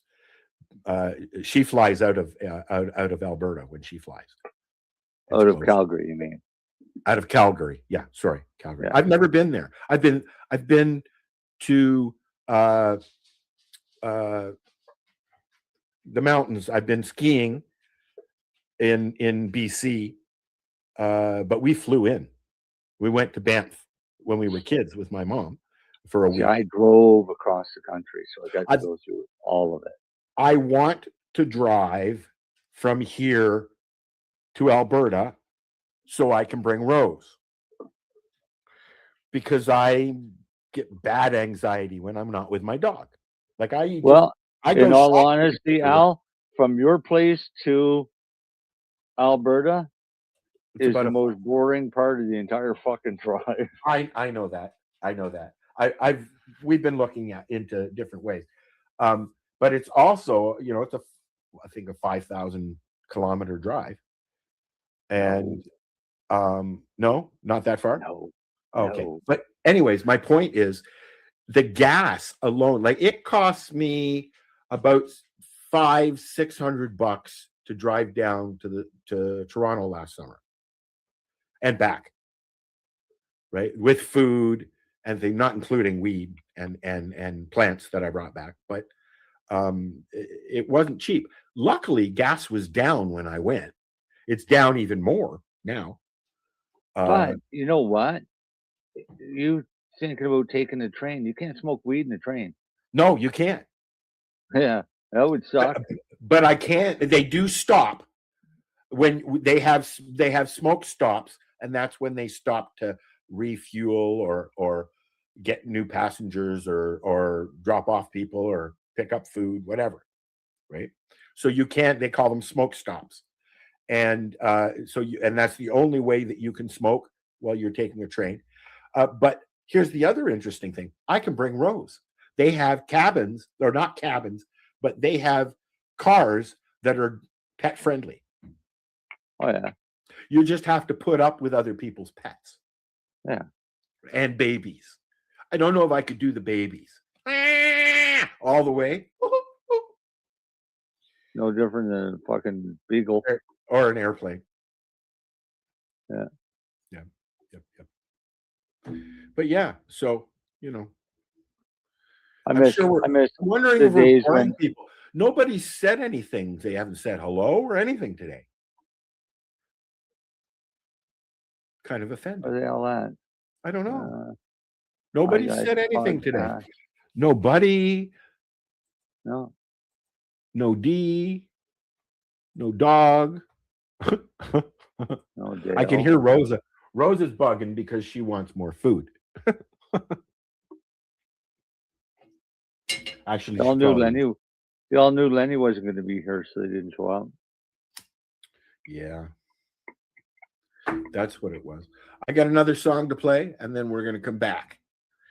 And I'm leaving the last song there for when and if Darcy ever shows up, Sure. because he's late now. Yes, very. Yep.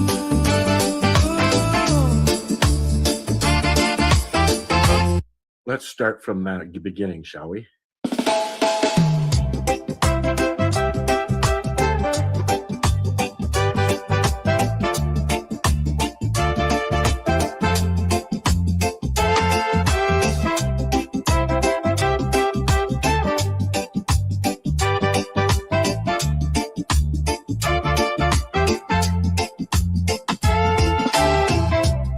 Pass the jar around the couch, ashtray leaning on a plate. Somebody laughs at nothing hard, spills their drink, says I'm okay. Playlist on a perfect run, every song hits like it knows. We just nod, we just sink deeper into old clothes. Munchies, water, and weed, everything I need. Friends on the floor, talking like we'll never leave. Munchies, water, and weed, slow breath, slow speed. We're far away, right now it's just you and me.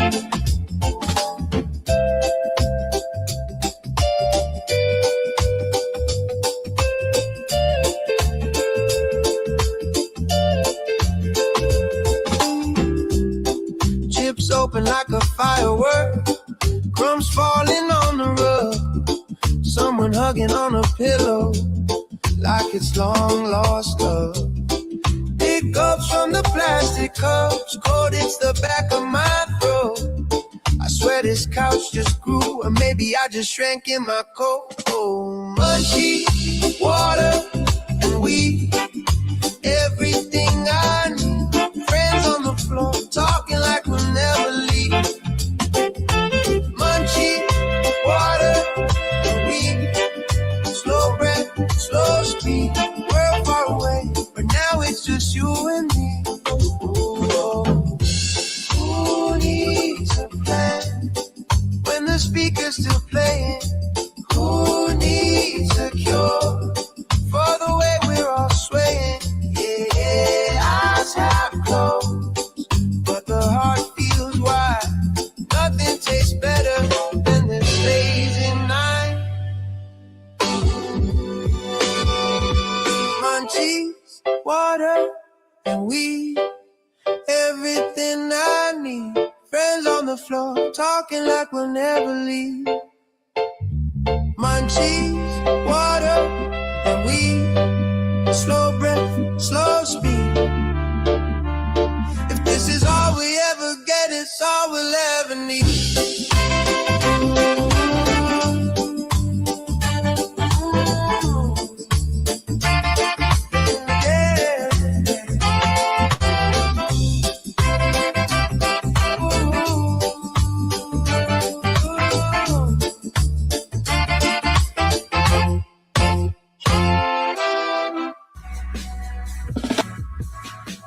Tune in Fridays at 7 p.m. Eastern Time on 420radio.ca.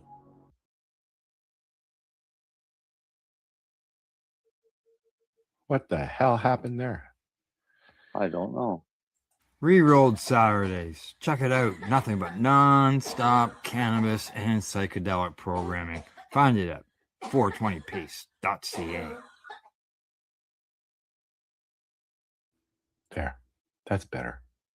Now I've done my due diligence posting other things now. Oh, okay. I didn't know what you were talking about there for a minute. Oh my god. So you're gonna watch that movie, huh? Yeah, tomorrow. Did you like Landman? I enjoyed it. I never watched it. No, you should. You might like it. It's kind of like it's kind of like Yellowstone genre kind of thing, but with oil. And they brought in Sam Elliott and Demi Moore, and of course Billy Bob Thornton is the lead. It took an interesting twist this second season. I'm looking forward to seeing what they do with it next. And apparently, there's another Yellowstone thing that Kevin Carson is going to be a part of, and they're trying to bring the Blue Bloods crew over to the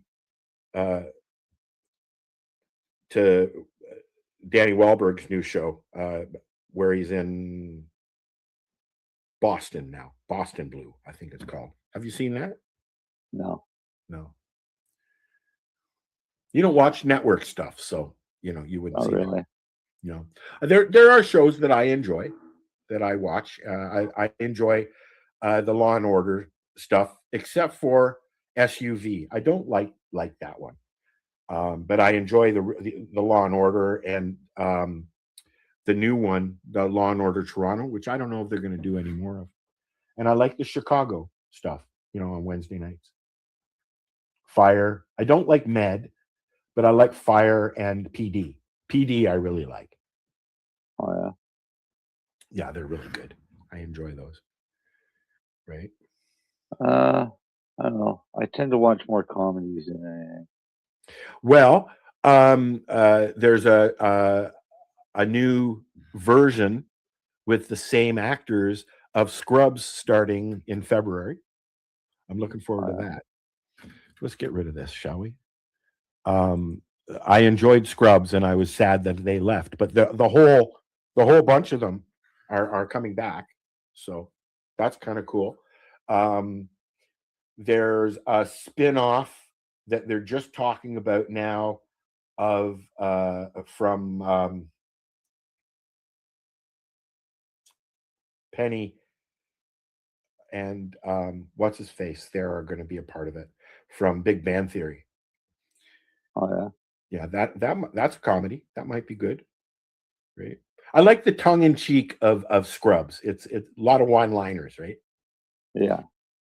I'm not a big Zach Braff fan, except for when he's on there. The combination of the two guys, the main characters there, are very funny, and then you throw in a bunch of other people. Yeah. But, well, I would say Darcy stood us up. That's twice in a row. Yeah. Why does it even? Yeah, I forgot what I was going to say in mid-sentence. Just as well. Probably, yeah. So I got what? Safer that way. I think we'll wait and we'll play this song when he's here. So I'm going to say goodbye to that song. We're almost done anyways. I was going to bring up a thing. The guy who owns Raw and recently bought High Times, the whole High Times outfit. He's like, it's like he's just walked out from a curtain, and he's so visible now. He's out and about. He does videos and stuff. And so he did a video called 3 Seconds for the Win. So you can obviously figure out what it's about. For a long time, people would tell you that the longer you hold it in, the more stoned you're going to get. Now, I used to do that. I used to do that with tobacco, and I would have seizures because of it. And the minute I stopped toking my tobacco, because I quit smoking tobacco, they stopped. I still get them every now and then, but from other things. So this is Josh is his name, right? Josh. I can't remember his last name. I don't know. But anyways, he did a video on how long you should inhale. And it might be a little bit choppy just because my computer sucks. But, here you go. You can watch it and you be the judge. Be the judge, Marcel. Sure. How long should Bob and you hold your breath? At 1 second, you're going to get the majority. At 2 seconds, you get 95%. But at 3 seconds, you get 99%, which is the goal. What happens if you keep holding it? At 4 seconds and beyond, you and Bob are going to get more carbon monoxide, tar particulate, and lung irritation. If it feels stronger, that's just oxygen deprivation. This is according to John Hopkins Link Type Research and the National Institute for Health studies on breath hold. You had to funded that. This ain't bro science, bro. It's real science.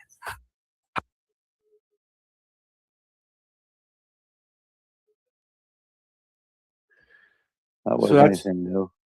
No, but to us, yes.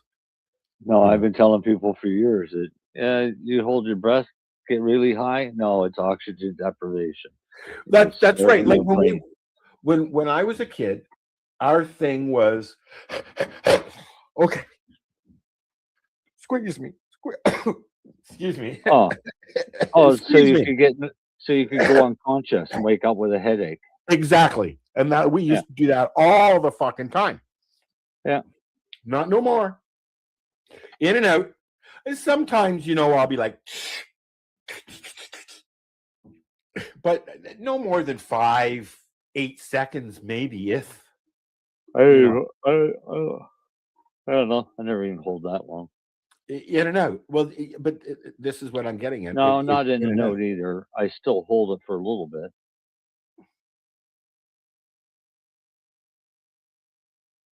I'd probably do 3 seconds. Yeah, well, that's what I do now. That's what I've always done. I don't want to be down there, Marcel. We're leaving in a minute, Al. Doesn't really matter. No, it doesn't matter now. But yeah, no, I just thought I'd bring that to light for people who didn't know, because it is one of those, I get that. Yep, moments. Yeah. Right. I know what You don't need to hold it in that long. No, don't. You're just harming yourself. I saw Darcy shared a cool thing earlier. Darcy's not here, though. We're not talking about Darcy. Yeah, I know, but it was about whole plant stuff. Oh.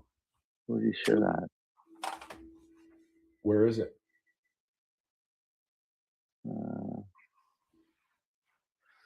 I got one more doobie in me, and then I'm going to the couch to watch that movie.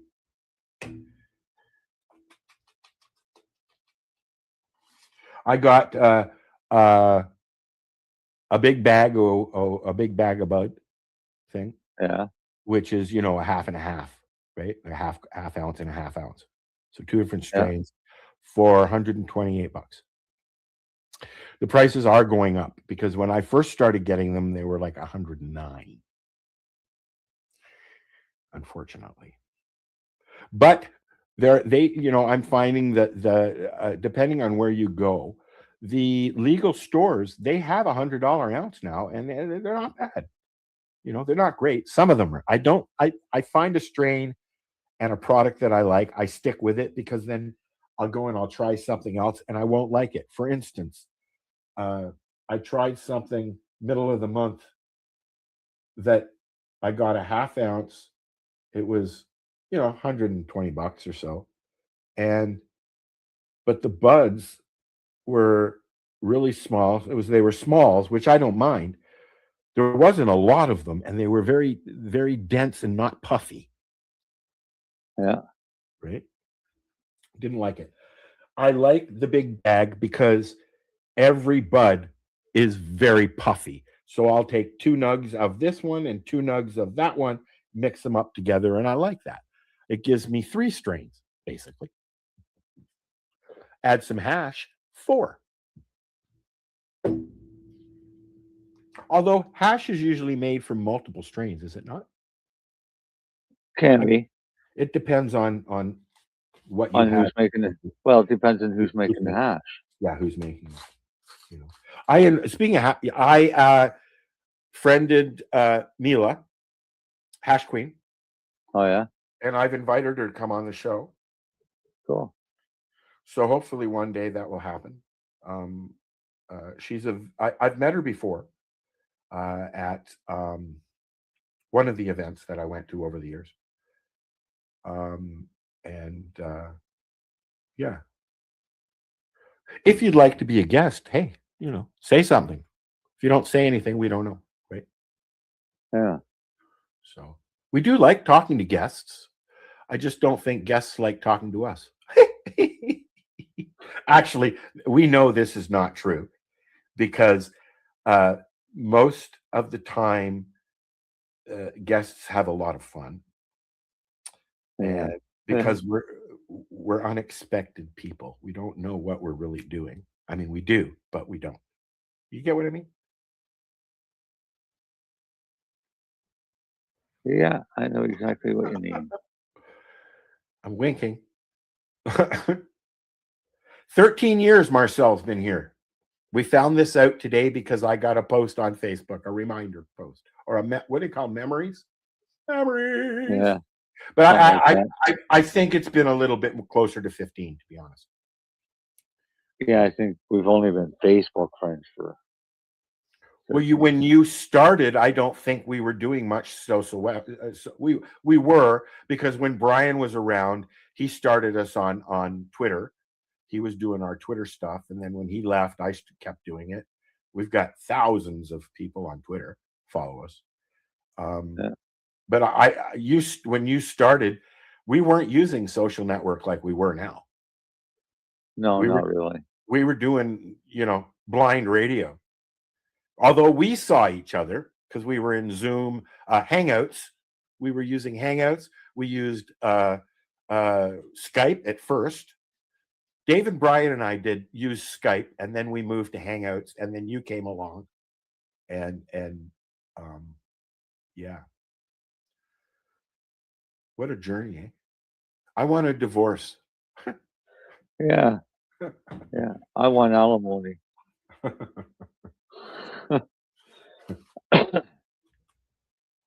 So we're going to wind things up, and I'd just like to send a message out to Don Lemon.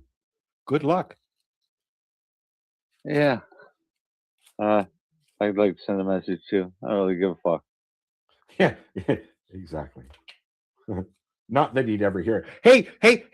Kind of like picking up a flashbang that doesn't belong to you. You find out, right? Don't touch.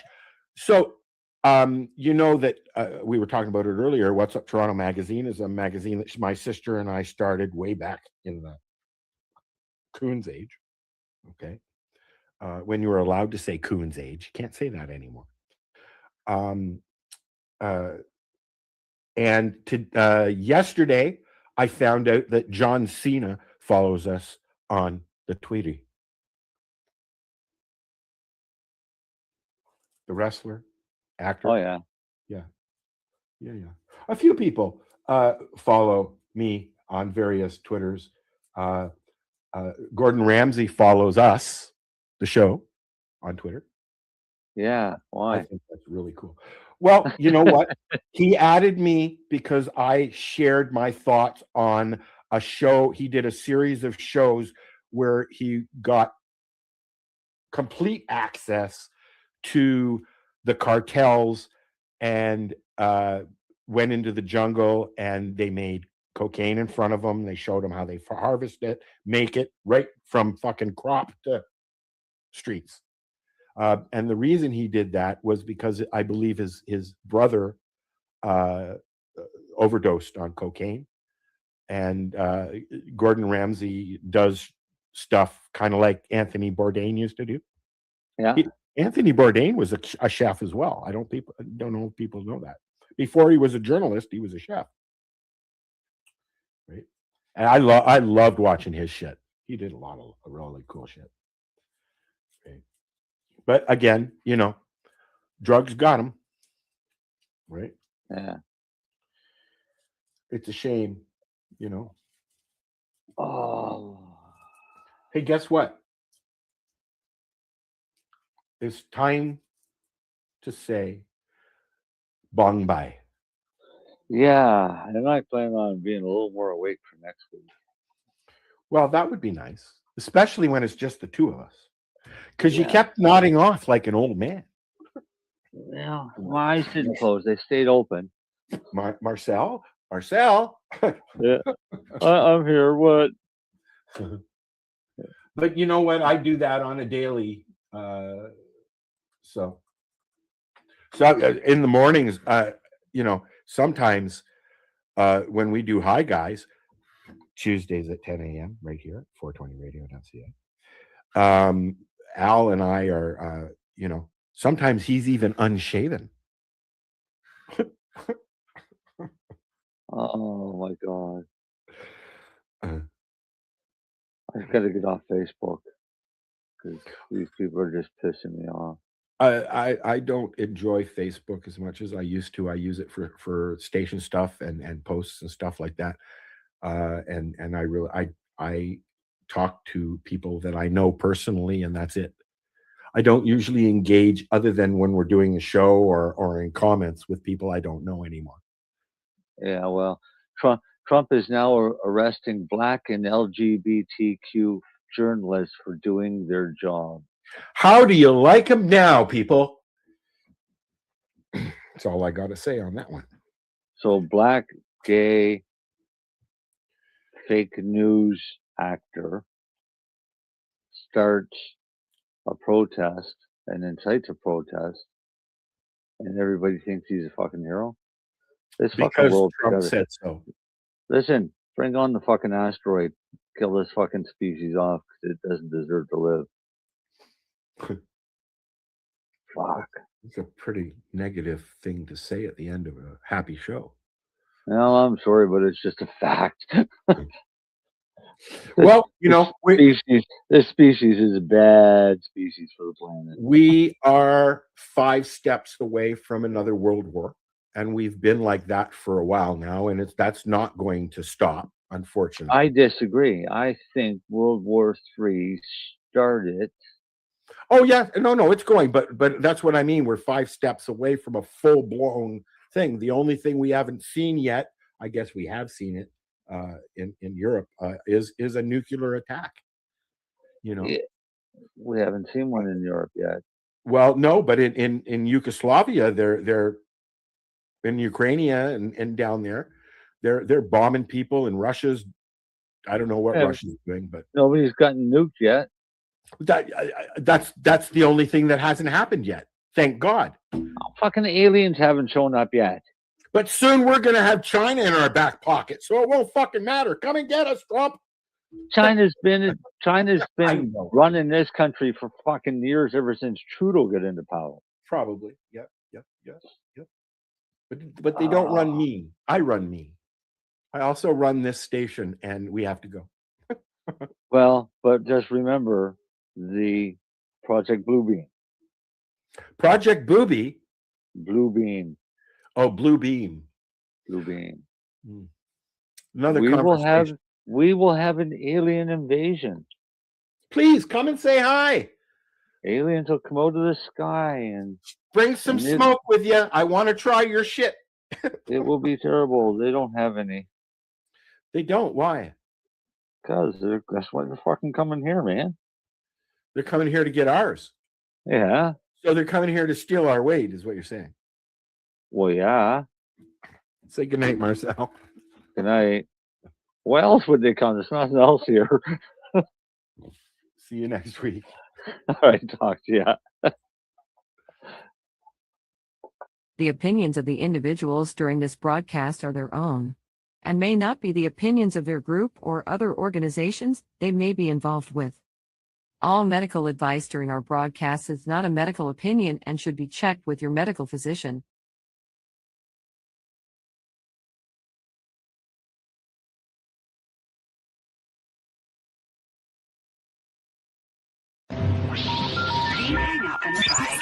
You're listening to 420radio.ca, Canadian Cannabis Radio. The opinions of the individuals during this broadcast are their own, and may not be the opinions of their group or other organizations they may be involved with. All medical advice during our broadcast is not a medical opinion and should be checked with your medical physician. You like music, you like weed. Well, we gonna be good friends indeed. This is how much I like more than smoking trees. They'll make you dance the do-si-do and teach you how the cheese will grow. Smoke a bowl on the 420 radio show. On Lifestyle Radio.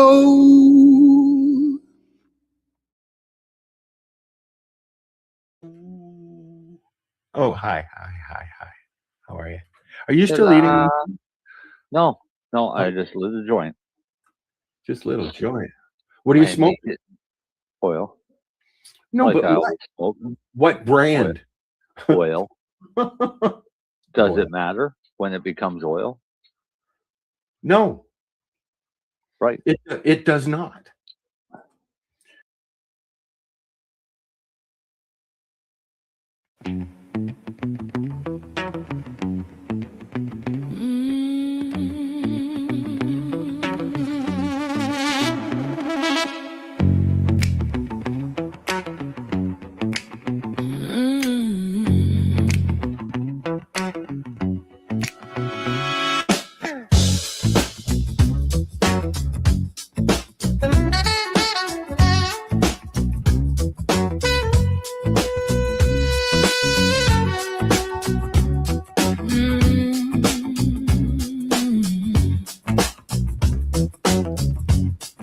Low glow in the lab,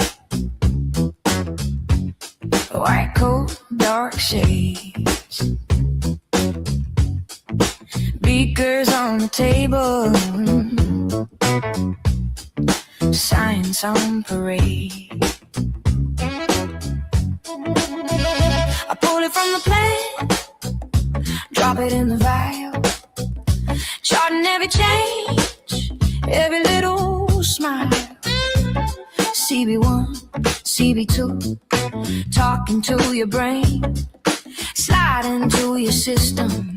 You never feel the same. Cannabinoid groove, sliding through your veins, so smooth. From your head to your shoes, every little cell approves. Cannabinoid groove, body talking back in truth. Let it all line up and move to that cannabinoid groove.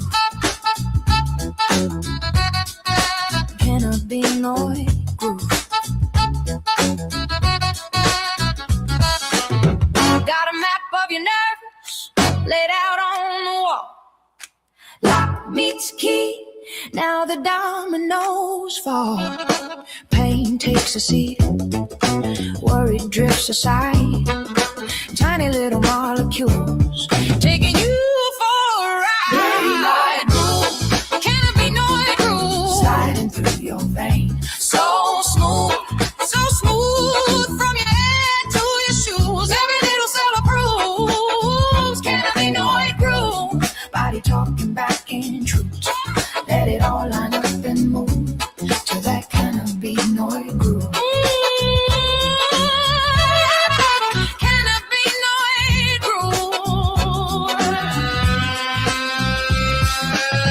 Smoke or under tongue, either way that signal spun. Tiny switch flips your mood, turn a static into attitude. Heart slows down, thoughts get wide. All your edges soften on the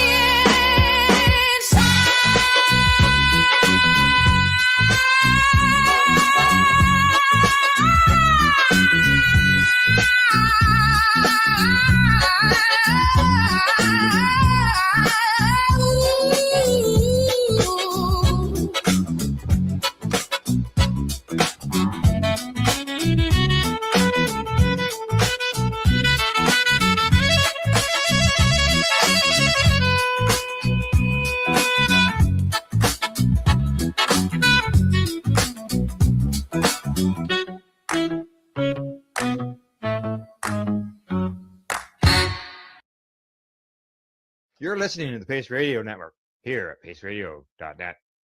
The views expressed by the individuals during this broadcast are their own opinions, and they may not be the same as those of their group or other organizations they may be involved with. All medical advice during our broadcast is not a medical opinion and should be checked with your medical physician.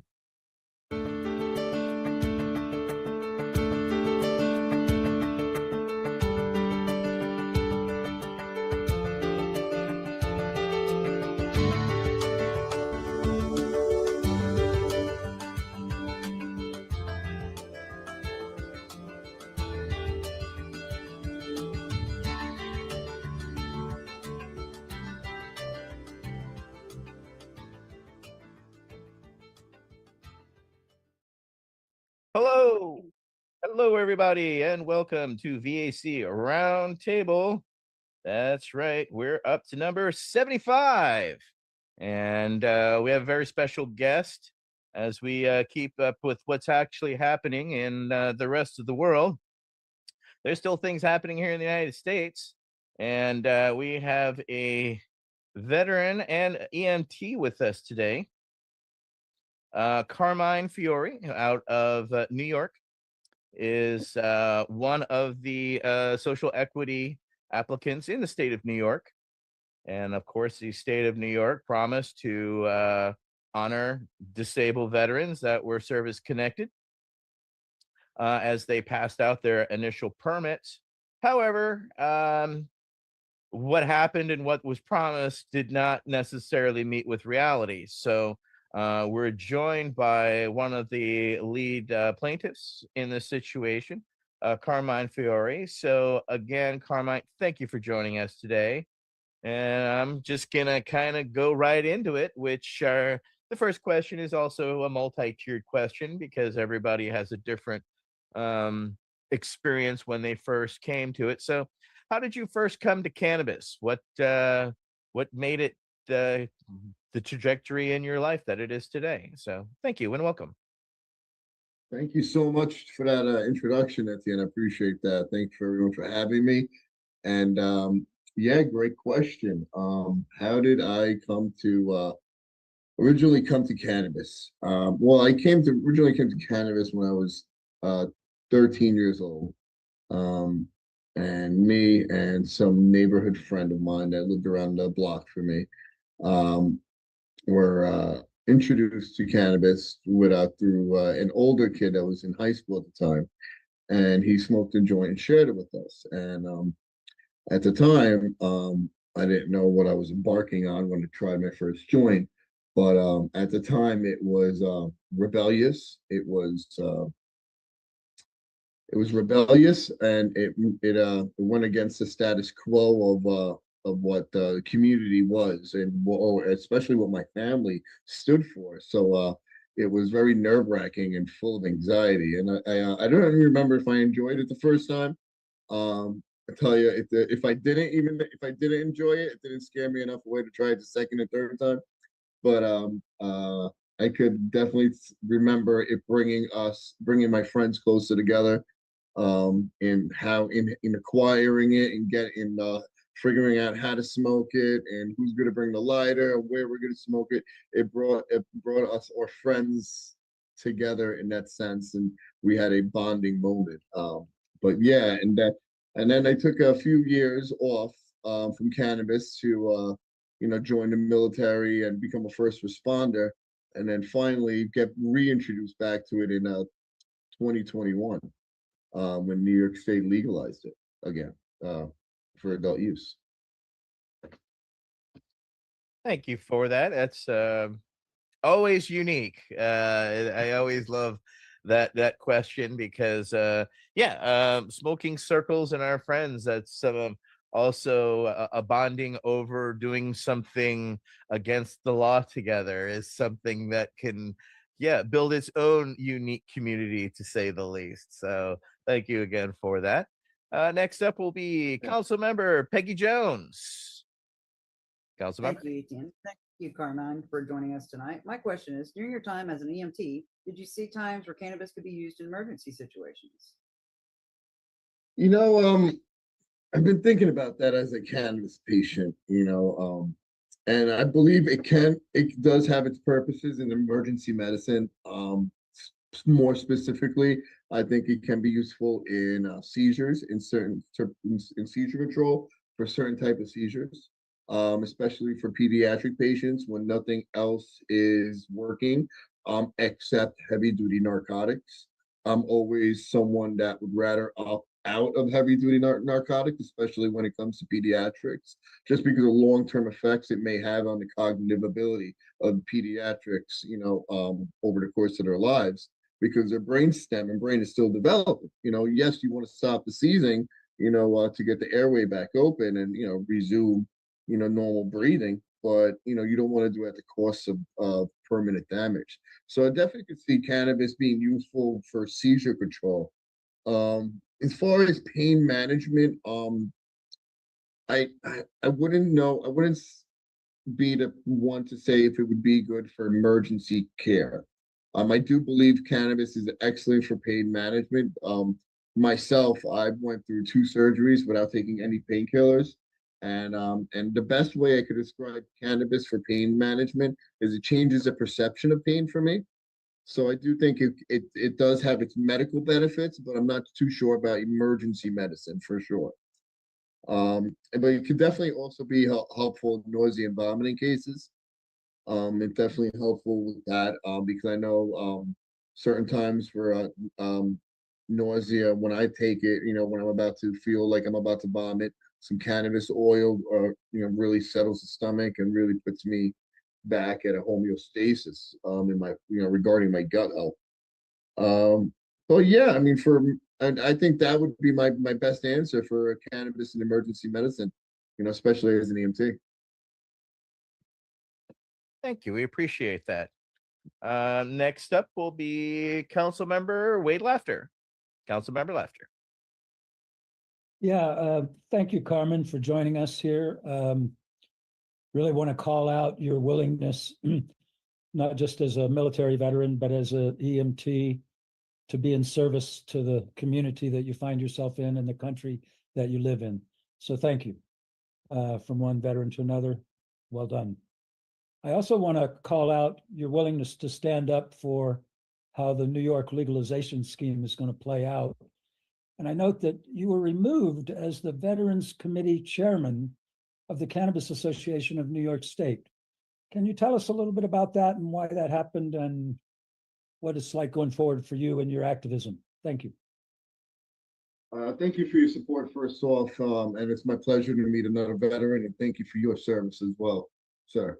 And yeah, I was elected as the chair of the Veterans Committee for Cannabis Association of New York after the first committee chair stepped down. She stepped down, and the committee elected me to become their chair. And as chair, I became very engrossed in the law and regulations of licenses for veterans, because the law, gave veterans prioritization. But unfortunately, the state wasn't prioritizing veterans. They were only prioritizing one group of that was in the law, that was written in the law, and they were somehow forgetting us. So, I told the Veterans Committee, how I felt about this, and they all agreed that there should be some representation for veterans in the law, whether it's on a regulatory body or at least in action via licenses. And that wasn't happening.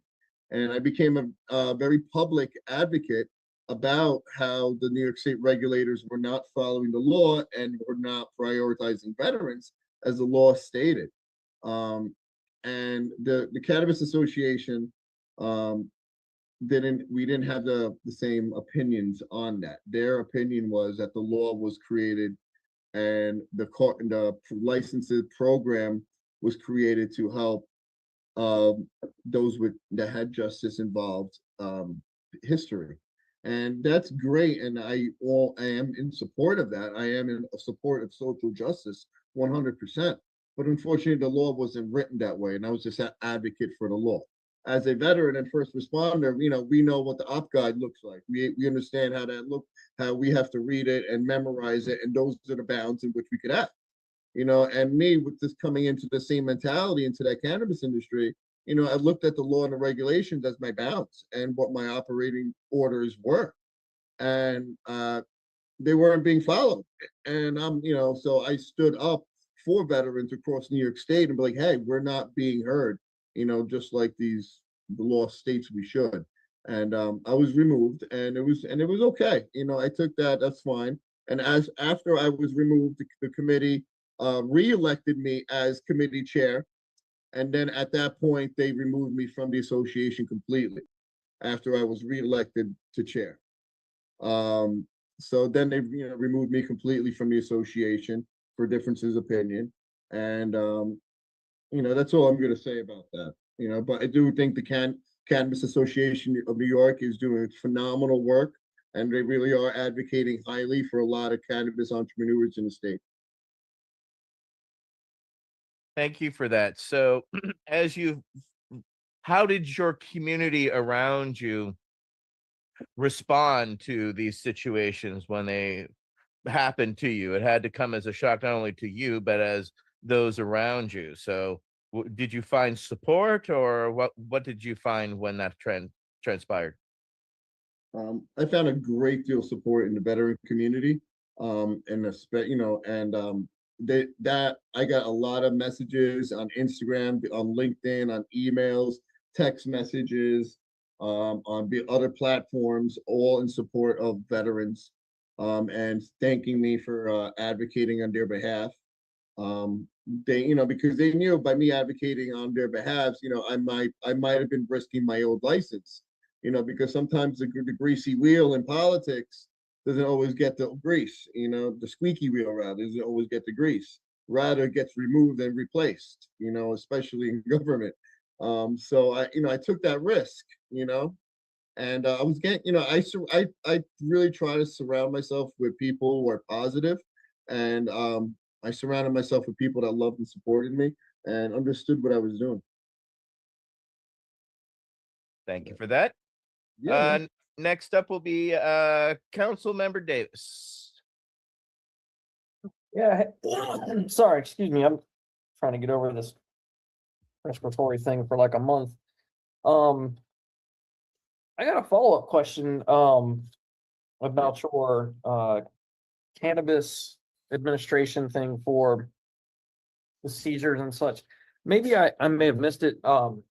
Did you say that you actually administer cannabis for like seizures and such, or? No. The question was, how do I see cannabis could be used in emergency medicine scenarios? And I think cannabis could be used in a seizure scenario, especially for pediatric patients. I could see the benefit, because I've seen, not firsthand, but I've heard that cannabis oil can stop pediatric seizures fairly quickly. So I do believe cannabis can be used for that. But yeah, I have not done that myself. Okay, all right. I was just kind of wanting to clarify on that. Yeah, No, I can't. I think that would not be admitting to any medical malpractice. I have personal experience with that in helping children with seizures, either a nasal spray and or a sublingual tincture. And it's dramatic how quickly relief happens when you have the right chemistry for that child's needs. That's Yep. all I'll say. I'm not a doctor, but I've seen it happen again and again. Yeah. Thank you for that, Wade. Mike? So my question, sorry, apologize the cough again, is could you please give us the backstory of the lawsuit, as in how you navigated the system, have you been received by the powers that be, by the movement, and how did you get into the conversation? Yeah, great question. A lot to that question as well. Well, in 2021, New York legalized adult use cannabis. Prior to that, it was only cannabis patients were allowed to possess cannabis and purchase cannabis. It was through a doctor, and PTSD and addiction were on that list as approved ailments for cannabis patients. So there was already some veteran advocacy on that end. But in 2021, New York legalized adult use cannabis via the law, the MRTA, the Marijuana and Regulation Taxation Act. Through that law, It laid out the framework of how adult use cannabis was to be rolled out in New York State. And it laid out the framework of how which licenses were going to be administered, and how they were, and who the goal was for these licenses to benefit. They had a goal of 51% of all adult use licenses to be issued to social equity classes. And the law stated 5 classes were such as social equity.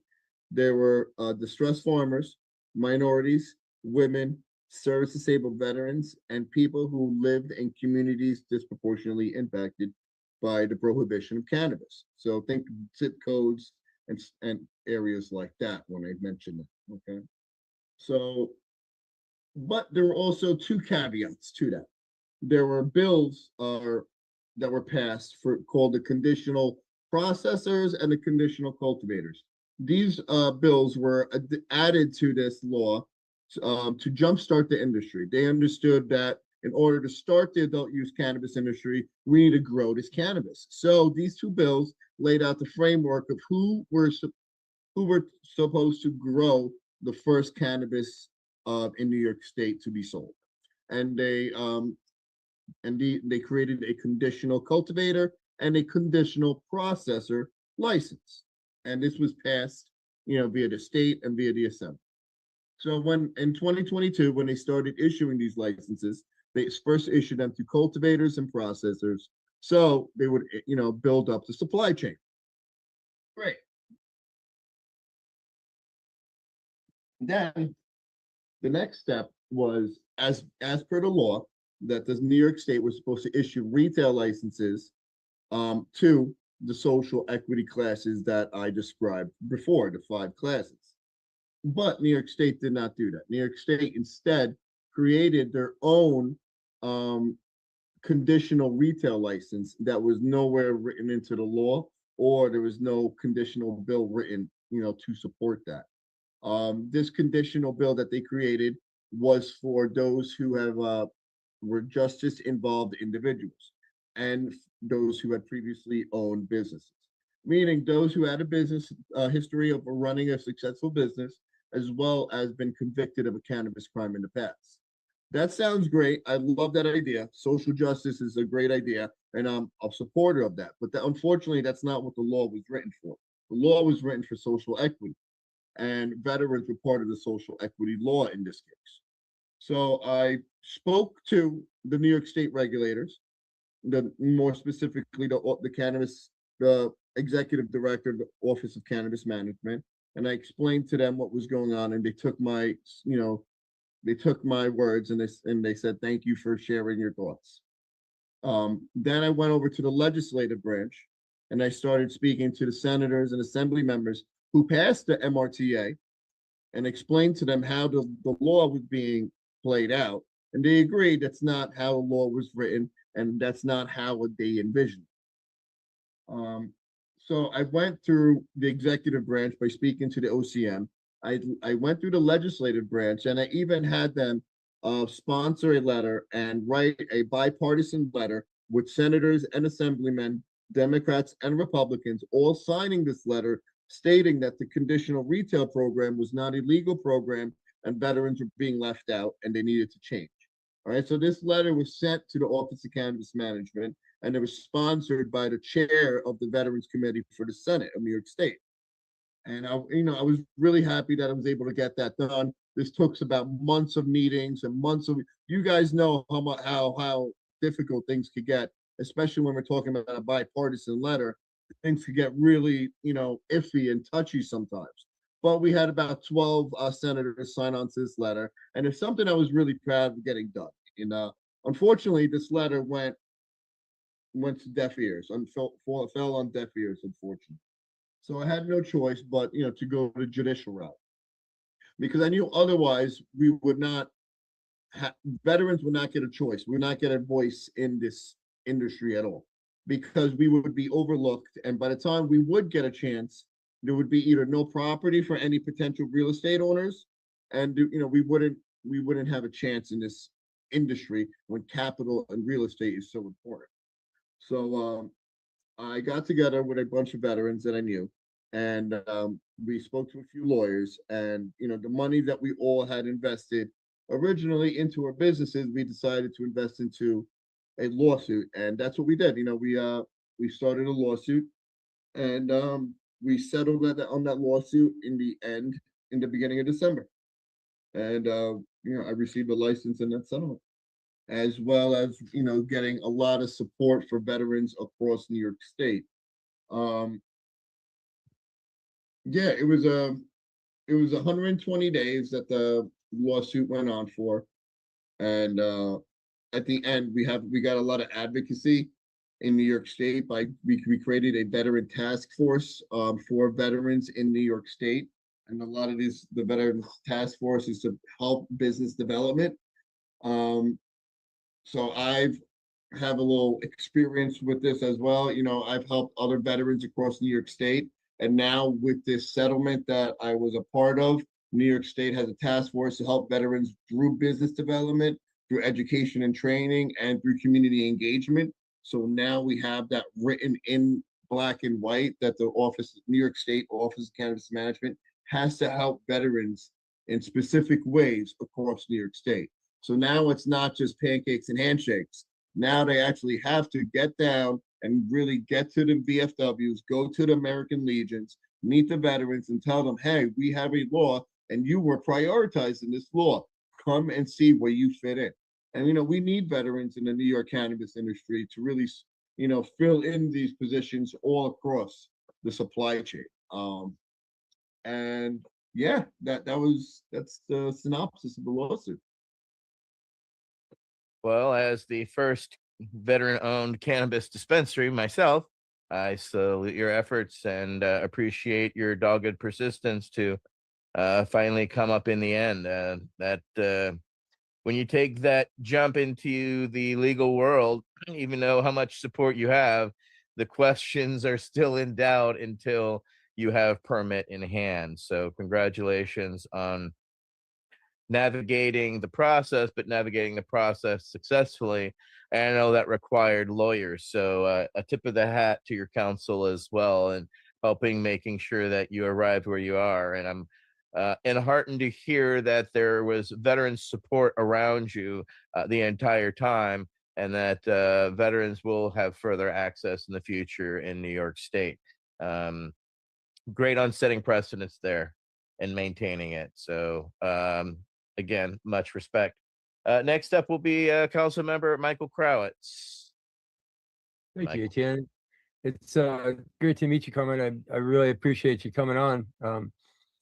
The question I have for you is sort of tapping into vision. A lot of the time that we've spent sort of thinking about, the future of cannabis has been on the delivery side inside the VA.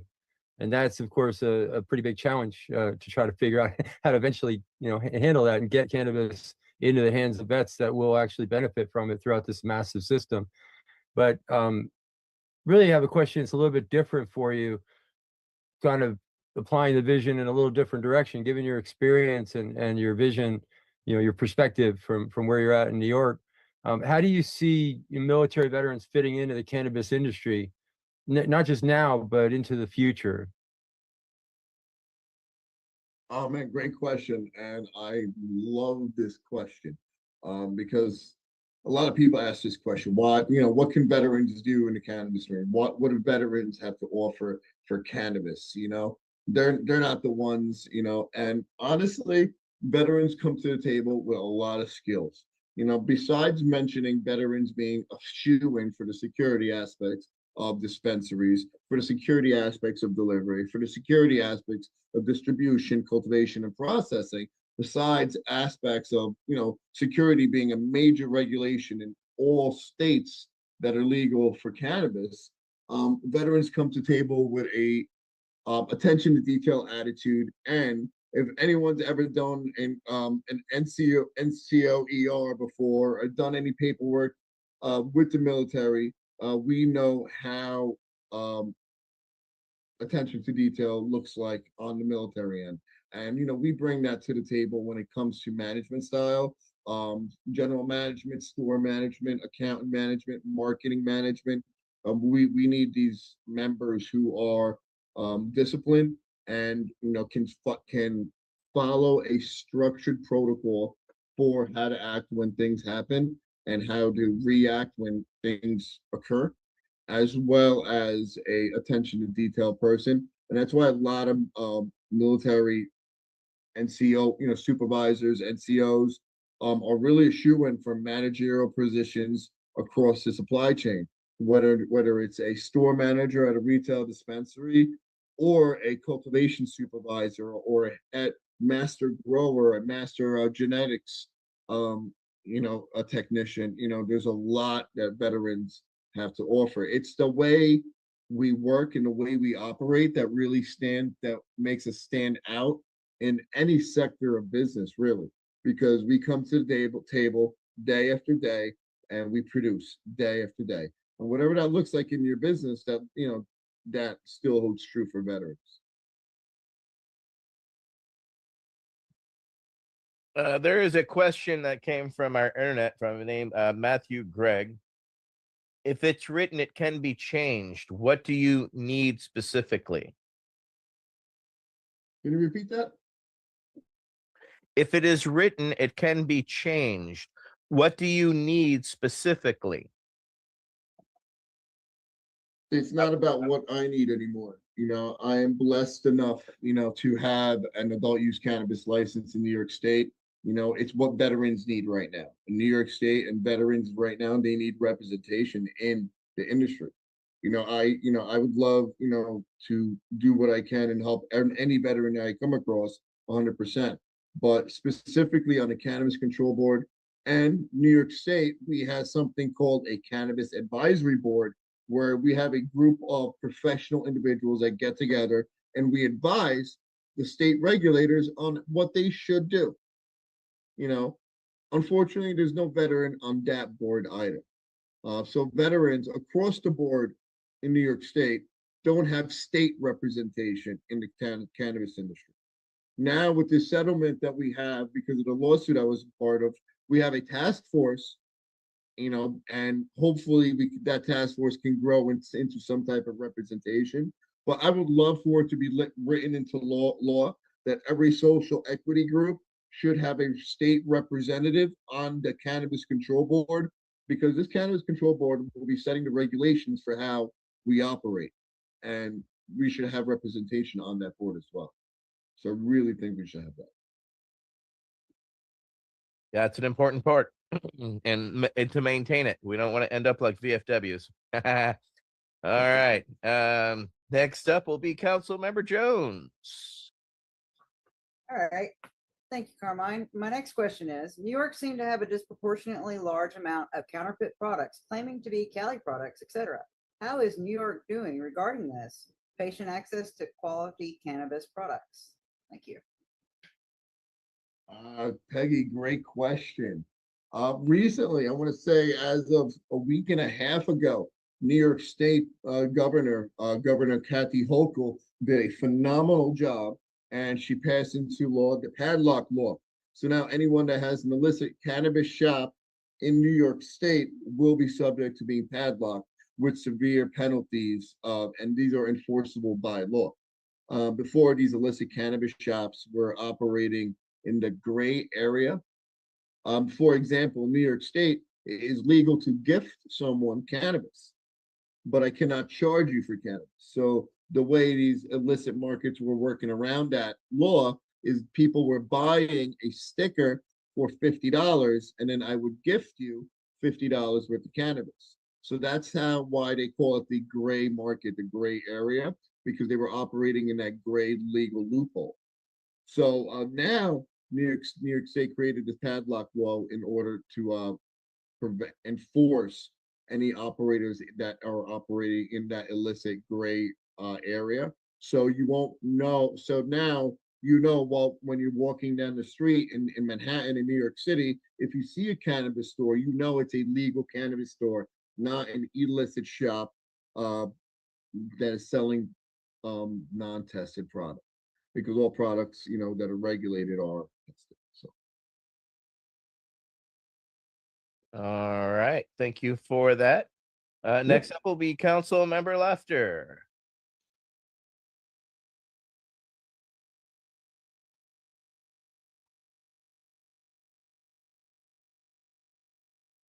That was question number 7, if I believe. Yep. Correct. Okay. Oh, yeah, this was good. So Carmen, you have a dispensary. How would you see catering to any specials for veterans that might not be currently seen in the industry? And I sort of had a follow-up question on the counterfeit product. As a dispensary owner, I'm imagining you do occasionally see folks who are trying to sell you things that might not be 100% legit. How do you deal with that? And are you encountering that? So that's 2 questions. Have fun. Thank you, Carmen.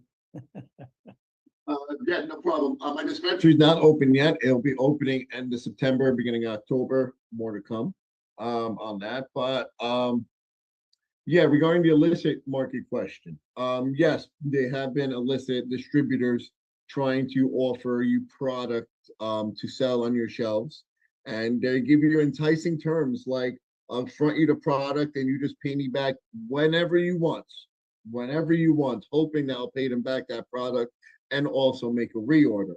The way I deal with that is just I ignore them. I don't listen to their sales pitch.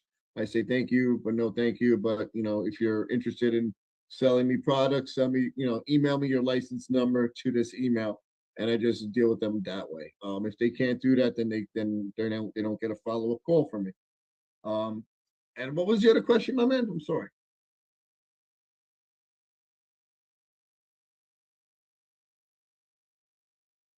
You're on mute, Wade. We can't hear you. Wade, you're on mute. Yeah. There Sorry. you go. Specials for for asking veterans. about special products for veterans. See, that's Special one thing. preparations and/or special deals, if you will, as a way of getting the veterans access. Here in California, for example, we have a compassionate use program that allows a lot of folks to access cannabis at no cost.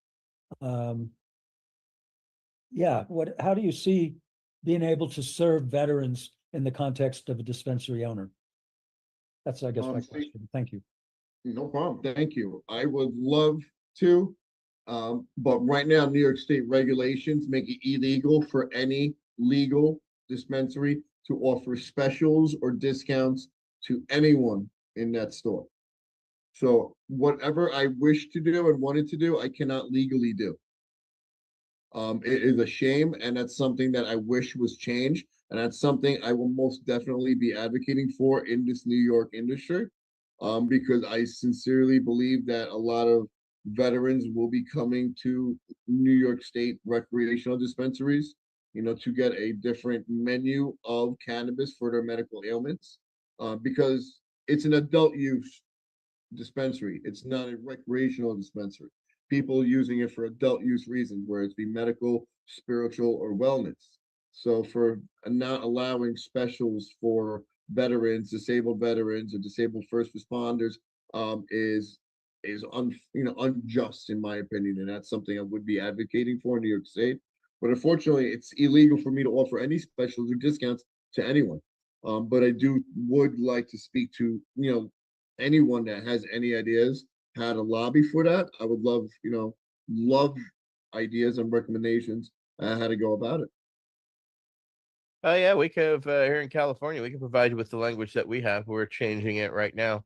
It was SB 34. It's now Assembly Bill 2555, and it's to allow us to. I've been giving away free cannabis for 25 years now, and that's because we had done this before the law changed, Carmine. So that's part of the luck of pioneering is we got in there before rules were written. However, once the law did as Proposition 64 in 2016, we lobbied for at the state level SB 34, which allows for donations and allows product to be donated directly to the dispensaries or to organizations to be distributed to veterans or other low income individuals. In Berkeley here, we have a law that states we give away up to 2% um, um, per year to Berkeley residents. So that's how we've included it in our community by working in the community as well as working then together at the state level, of which we're still working on together and will continue until we see the reality of continuing to give away, because we find it very important, as we know, and for people who are watching, why does it matter, especially to disabled veterans? Well, yes, we do get a paycheck from the government monthly. However, it's very limited given general living and how people exist.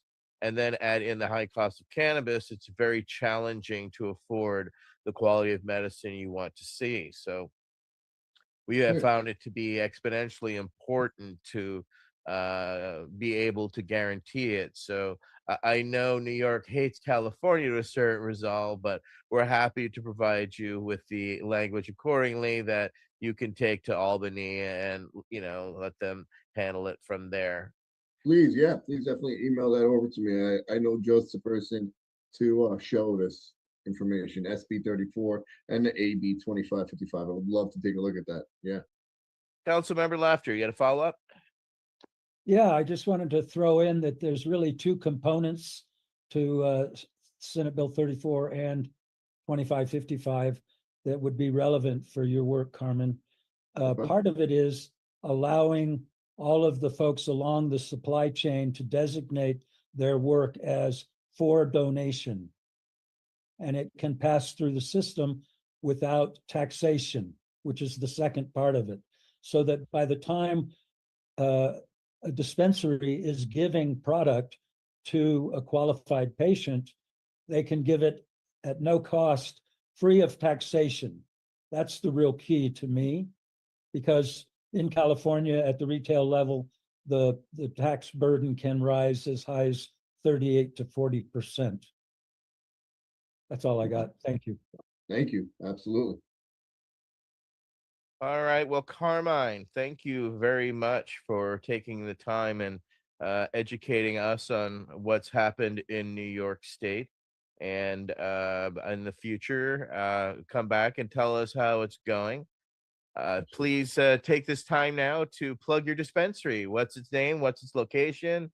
If you have an opening day, or, I know you gave some, some vagues there. So I understand in the land of build out that it's its own set of challenges to arrive on time and on budget. So I wish you Godspeed there and success navigating the waters of planning, uh building and planning commissions. They're a joy. Oh man, Etienne, thank you so much. I am going to take this time right now to defer my plug because we're still in the middle of build out and we are still awaiting the launch of everything right now. I'm speaking with architectural designs right now to get everything done up, especially for this launch. But I will tell people that who are interested in a veteran-owned dispensary in Manhattan and New York City, please follow me, Carmine Fiore, either on LinkedIn, on Facebook, or on my Instagram.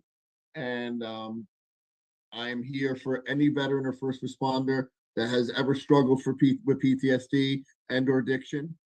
As somebody that has struggled really, really bad with PTSD and addiction, I want to be a resource for everyone that's out there. Cannabis has saved my life, and I want to be able to pay it forward to others today. So I want to thank you guys so much for giving me this time and asking me these great questions.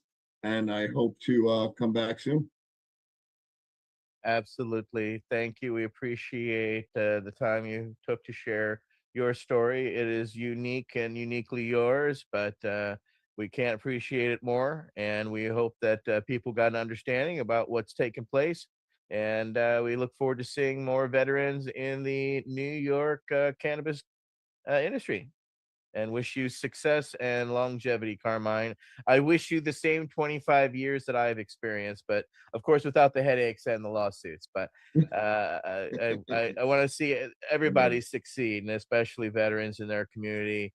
And I hope you can build on that. Your community embraces you the way that it should. So, all right, everybody. Thank you very much. I want to thank our council members, Peggy Jones, Wade Laughter, Mike Davis, Leslie Fries, Michael Crowitz, myself, Etienne Fontan, and our guest, Carmine Fiore, for VAC Roundtable number 75. We'll see y'all in 2 weeks. Thank you very much, everybody. Have a great rest of your day. The Veterans Action Council is a Pace Radio Network content provider.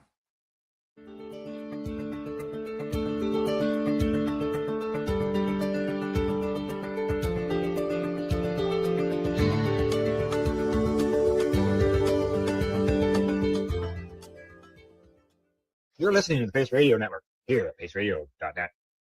The opinions of the individuals during this broadcast are their own, and may not be the opinions of their group or other organizations they may be involved with. All medical advice during our broadcast is not a medical opinion and should be checked with your medical physician. Enjoy the buzz of legalization with Campbellford Lifestyle Shop. From lights to plant nutrients, books, consumption accessories, and more. We've got all your basics to grow or consume cannabis. Visit our info center or take a look at our piercing services and body jewelry, now available in-store through Campbellford Lifestyle Shop, 17 Bridge Street West, Campbellford.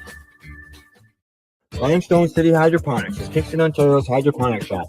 Take your growing to the next level and create the optimal environment with a tent kit, or maximize your yield with an ebb and flow flood table kit. Either way, Limestone City Hydroponics has more sizes and options to fit your needs. Are you looking for the power of the sun that adapts to your budget? Then look no further, as they have professional grow lighting. They have indoor grow systems that are easy and cost effective, with many options to fit your living space and lifestyle. Cultivate your growing potential. We have everything you need to succeed. And if you can't make it to the store, they offer local delivery to the greater Kingston area. Remember, when you're looking for experts to help you grow, you look no further than the locally owned Limestone City Hydroponics, 105 Sunderland Drive in Kingston, Ontario. Call them at 613-548-0420.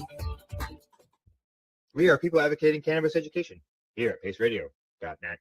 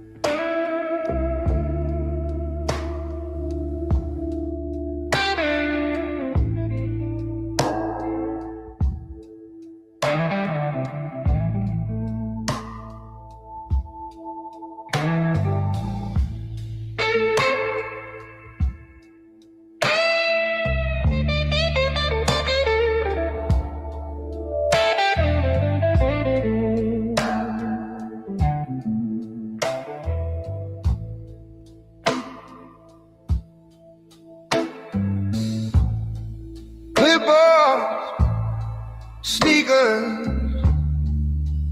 green leaf pins on our shirts, waiting at the crosswalk, counting out the hurt, name tags, diagnosis, story written on our skin. They called it a crime, we call it medicine.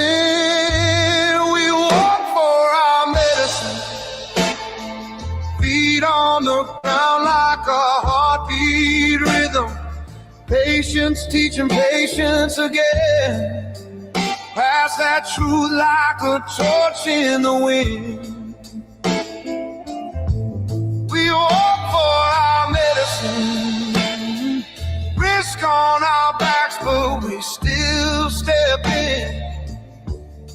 If care is a crime, then here we are again. Kitchen table, late night, printed study, highlighted lines.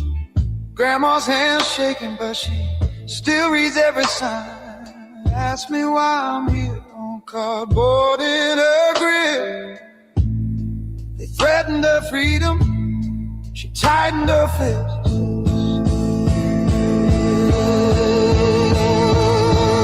Hands up, sleeves rolled, scars out, stories told. Arrest us for healing. Say it loud, say it bold. White coats watching, but the waiting room's the street. We bring the clinic to the concrete.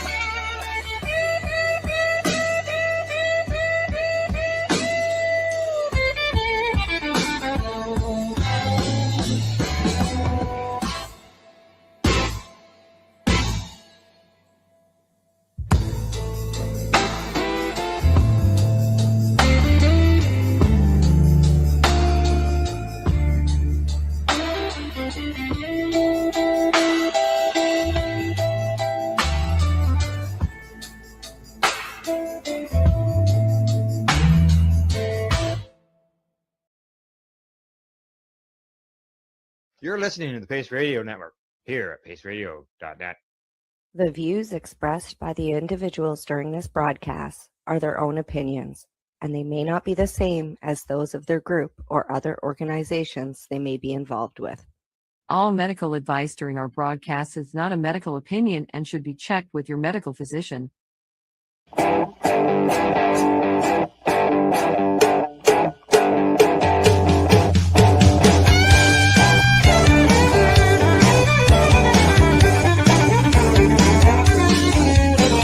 I woke up this morning with a crack in my head. Hello, everyone, and welcome to the Pace Radio Show. We're live here at paceradio.net. Hello, Tamara. How you doing? I'm rolling. You're Some- rolling? Yeah, some nice smelling stuff that I got from a friend from Ontario. Oh, really? Wonder who that was. What's I it just smell tried- like? It smells fruity and yummy and yeah, almost like lemony. I don't know. It's got a yum smell to it. That's all I know. Actually, I just took because I just rolled my hubby a doobie from the other stuff that we had, and I just took it out of his hand and said, "Hang on, I'm just rolling some of this stuff. I'll give you another drink." So we are sampling right now. Oh, good. Sampling. Yeah. And did that This is have a was it GK. labeled? Yeah, this is the GK. You said it was GK and then G. This is the Okay. GK. You'll have to let me know what the strains are. GK is grape kush. Grape kush. I figured it was a kush of some sort, just even by the density of the buds. And I was Yeah. like, this has got to be a kush in the smell. I'm like, yeah. So we kind of figured it was a kush of some sort because, like I said, that and the density, man. Kudos to you, Al. Oh, thanks. Yeah. These are top notch. These should be actually, probably maybe even like judged in a cup because Oh, really? Well, thank you very much. yeah, no, I'm thinking here. I got this phantom behind me. That's why I've got the background on. Oh, Yeah, well, he's just had hernia surgery on Monday, right? So he's still Right. like, I mean, it's day 3. He's like, yeah, stitches or whatever. They got steri strips on him. Right. 14 days and then they come off, but he can't do much, right? So we just had Right. to, Oh yeah. yeah, Yeah, rip that's her- a painful. Yeah. That's not fun and exciting surgery. No, he is in a fair amount of pain, and he's pretty stubborn. And they only gave him Tylenol 3. It's not like they gave him some extraordinary. Well, hopefully this gift Will be- can help relieve some of that pain from him. Well, that's what we're, like I said, that's why it couldn't have come at a better time, right?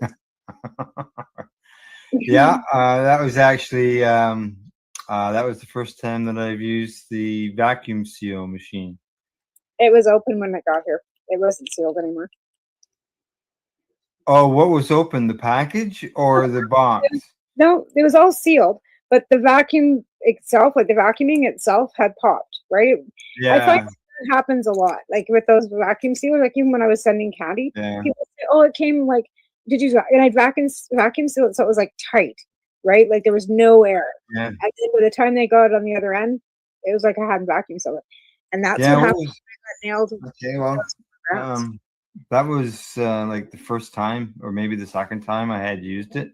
Yeah. So now that I know that, I'm going to assume that probably if it broke loose, it would have broke loose on the seal that I would have had to put on it, and that being that was like time 1 or 2, it probably wasn't done right.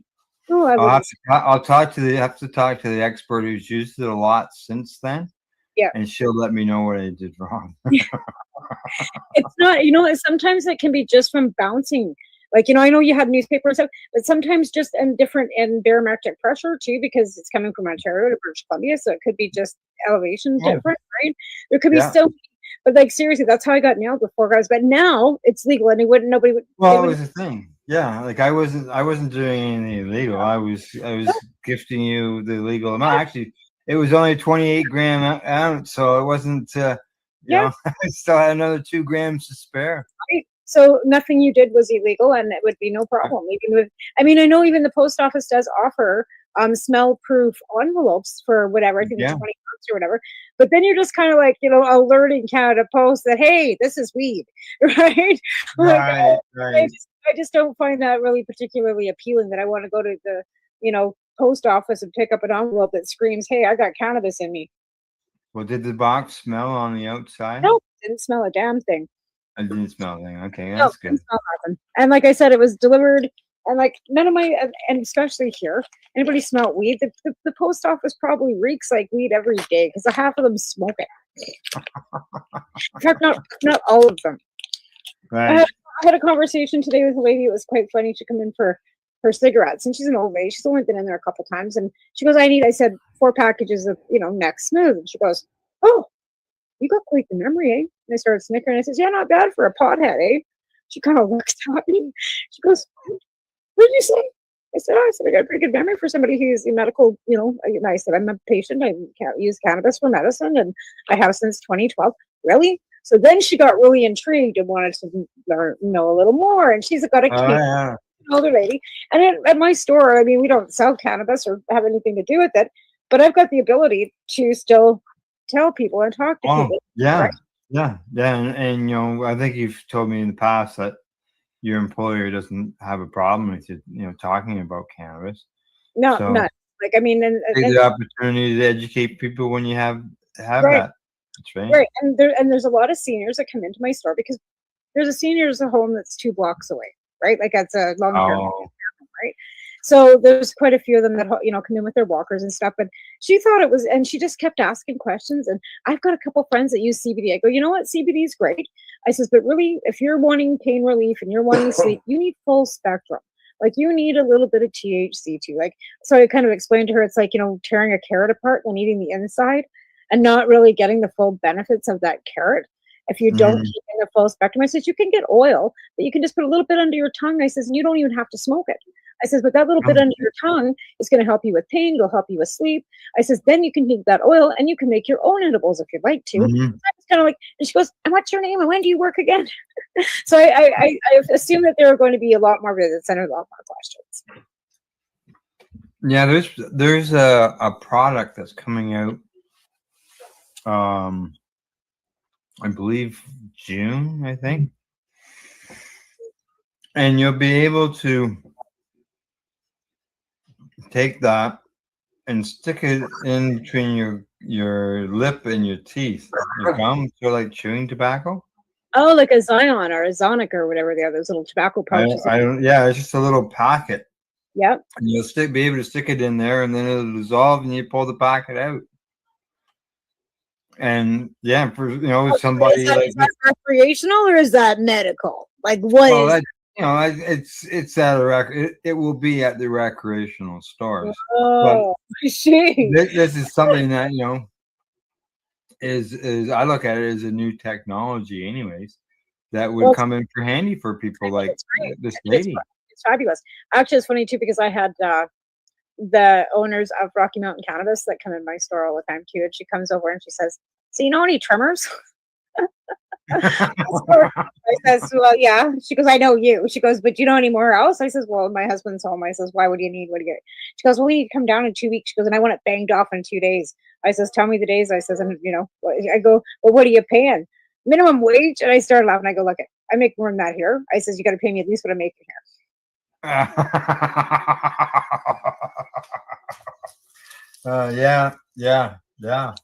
really. But yeah, like they're looking for trimmers. Because they hand trim, right? They want people that are going to come in and Oh. hand trim and do it properly. They don't do, and it's a micro craft, right? Right. And then they usually All Day, which is the name of the branding that they go under, All Day, which is Yeah. a BC distributor, is usually picks up their cannabis and sells it. And I've had some of it; it's pretty good. But yeah, 420, I'm seeing it's getting closer and closer because I keep forgetting about 420 because I'm working and it's like 2 days or 3 days away, and I'm like, holy fucking, Asia's doing all these things for 420, and we're supposed to be going, but apparently we're not because Alvin can't drive that far. Well, yeah, you got a husband there who just had surgery. He's not going to be healed by Saturday. No, he's like 4 weeks minimum, 6 weeks. Oh, like, yeah. 4 to 6 minimum, like kind of thing, right? Like he can't even lift anything for like 4 weeks. Over 10 Yeah. pounds, like nothing. Mhm. So it's supposed to be going, like he's supposed to be keeping it pretty, yeah. But, okay, this is Yeah. really tasty, y'all. Is Yep. it? Oh yeah. I'm glad you're enjoying it. I'm really enjoying this. Like I said, nothing better than the first one because this is my first doobie of the day because I work. Oh, is it? Oh, okay. Well, that's good then. It's So this is the first joint of the day, and then I got, like I said, I got home from work, and my bed has been an issue. Like the plyboard, I think whoever sold it to me, it got wet, right? So the other night we were in bed at 3 o'clock in the morning, and the fucking thing folded like a cracker. I saw that and I thought, that's a new We have bed. You just got that one. Well, they bought it last August from the brick, but then her son had it, right? And then they moved, and it wouldn't fit in her house, whatever. But it was out on her deck, so I'm thinking that it might have got a little bit wet because there's no way plyboard, even when it's this thick, is going to fold like a cracker like that, no matter how much you weigh, right? Anyways, so then we're like, every time we get into it's creaking and I'm worried that okay, we've moved the bed, we've moved the boards back and whatever, it's going to snap again, right? So we took it all apart when I got home from work and added some more screws and put some fucking underneath the board. I put some cores and some 2x4s and fucking so it's sitting on something solid. Yeah. But in the interim of putting it together, we realized that it's missing pieces. Oh. And that's probably why it wasn't. Yeah, it's missing several pieces to the bed. So no wonder. Anyways, That's we've why we've, it's we've falling screwed. apart.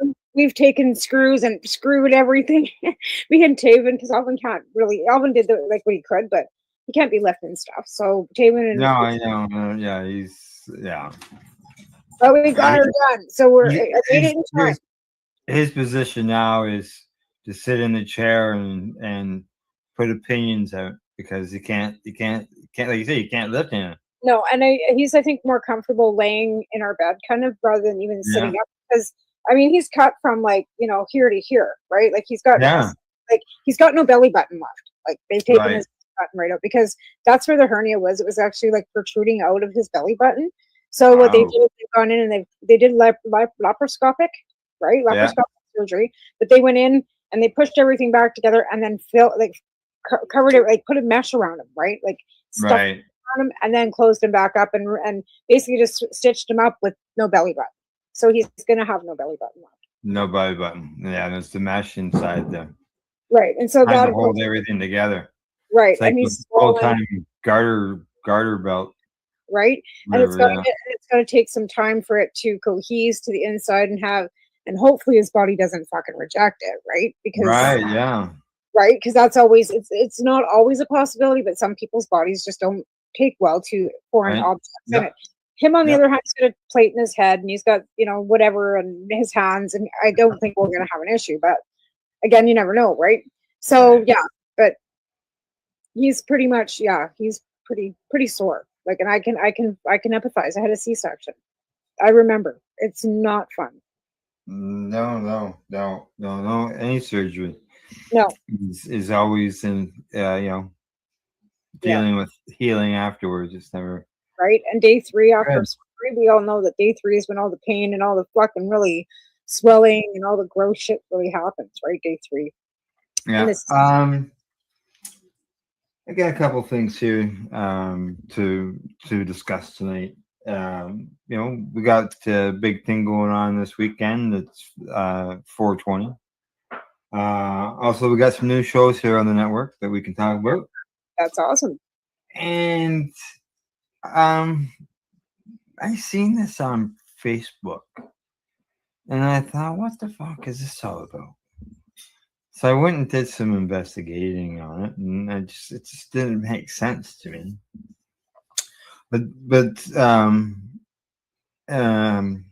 a lady by the name of Dee Reed, she's a bud tender. She was up for a bud tender award this spring.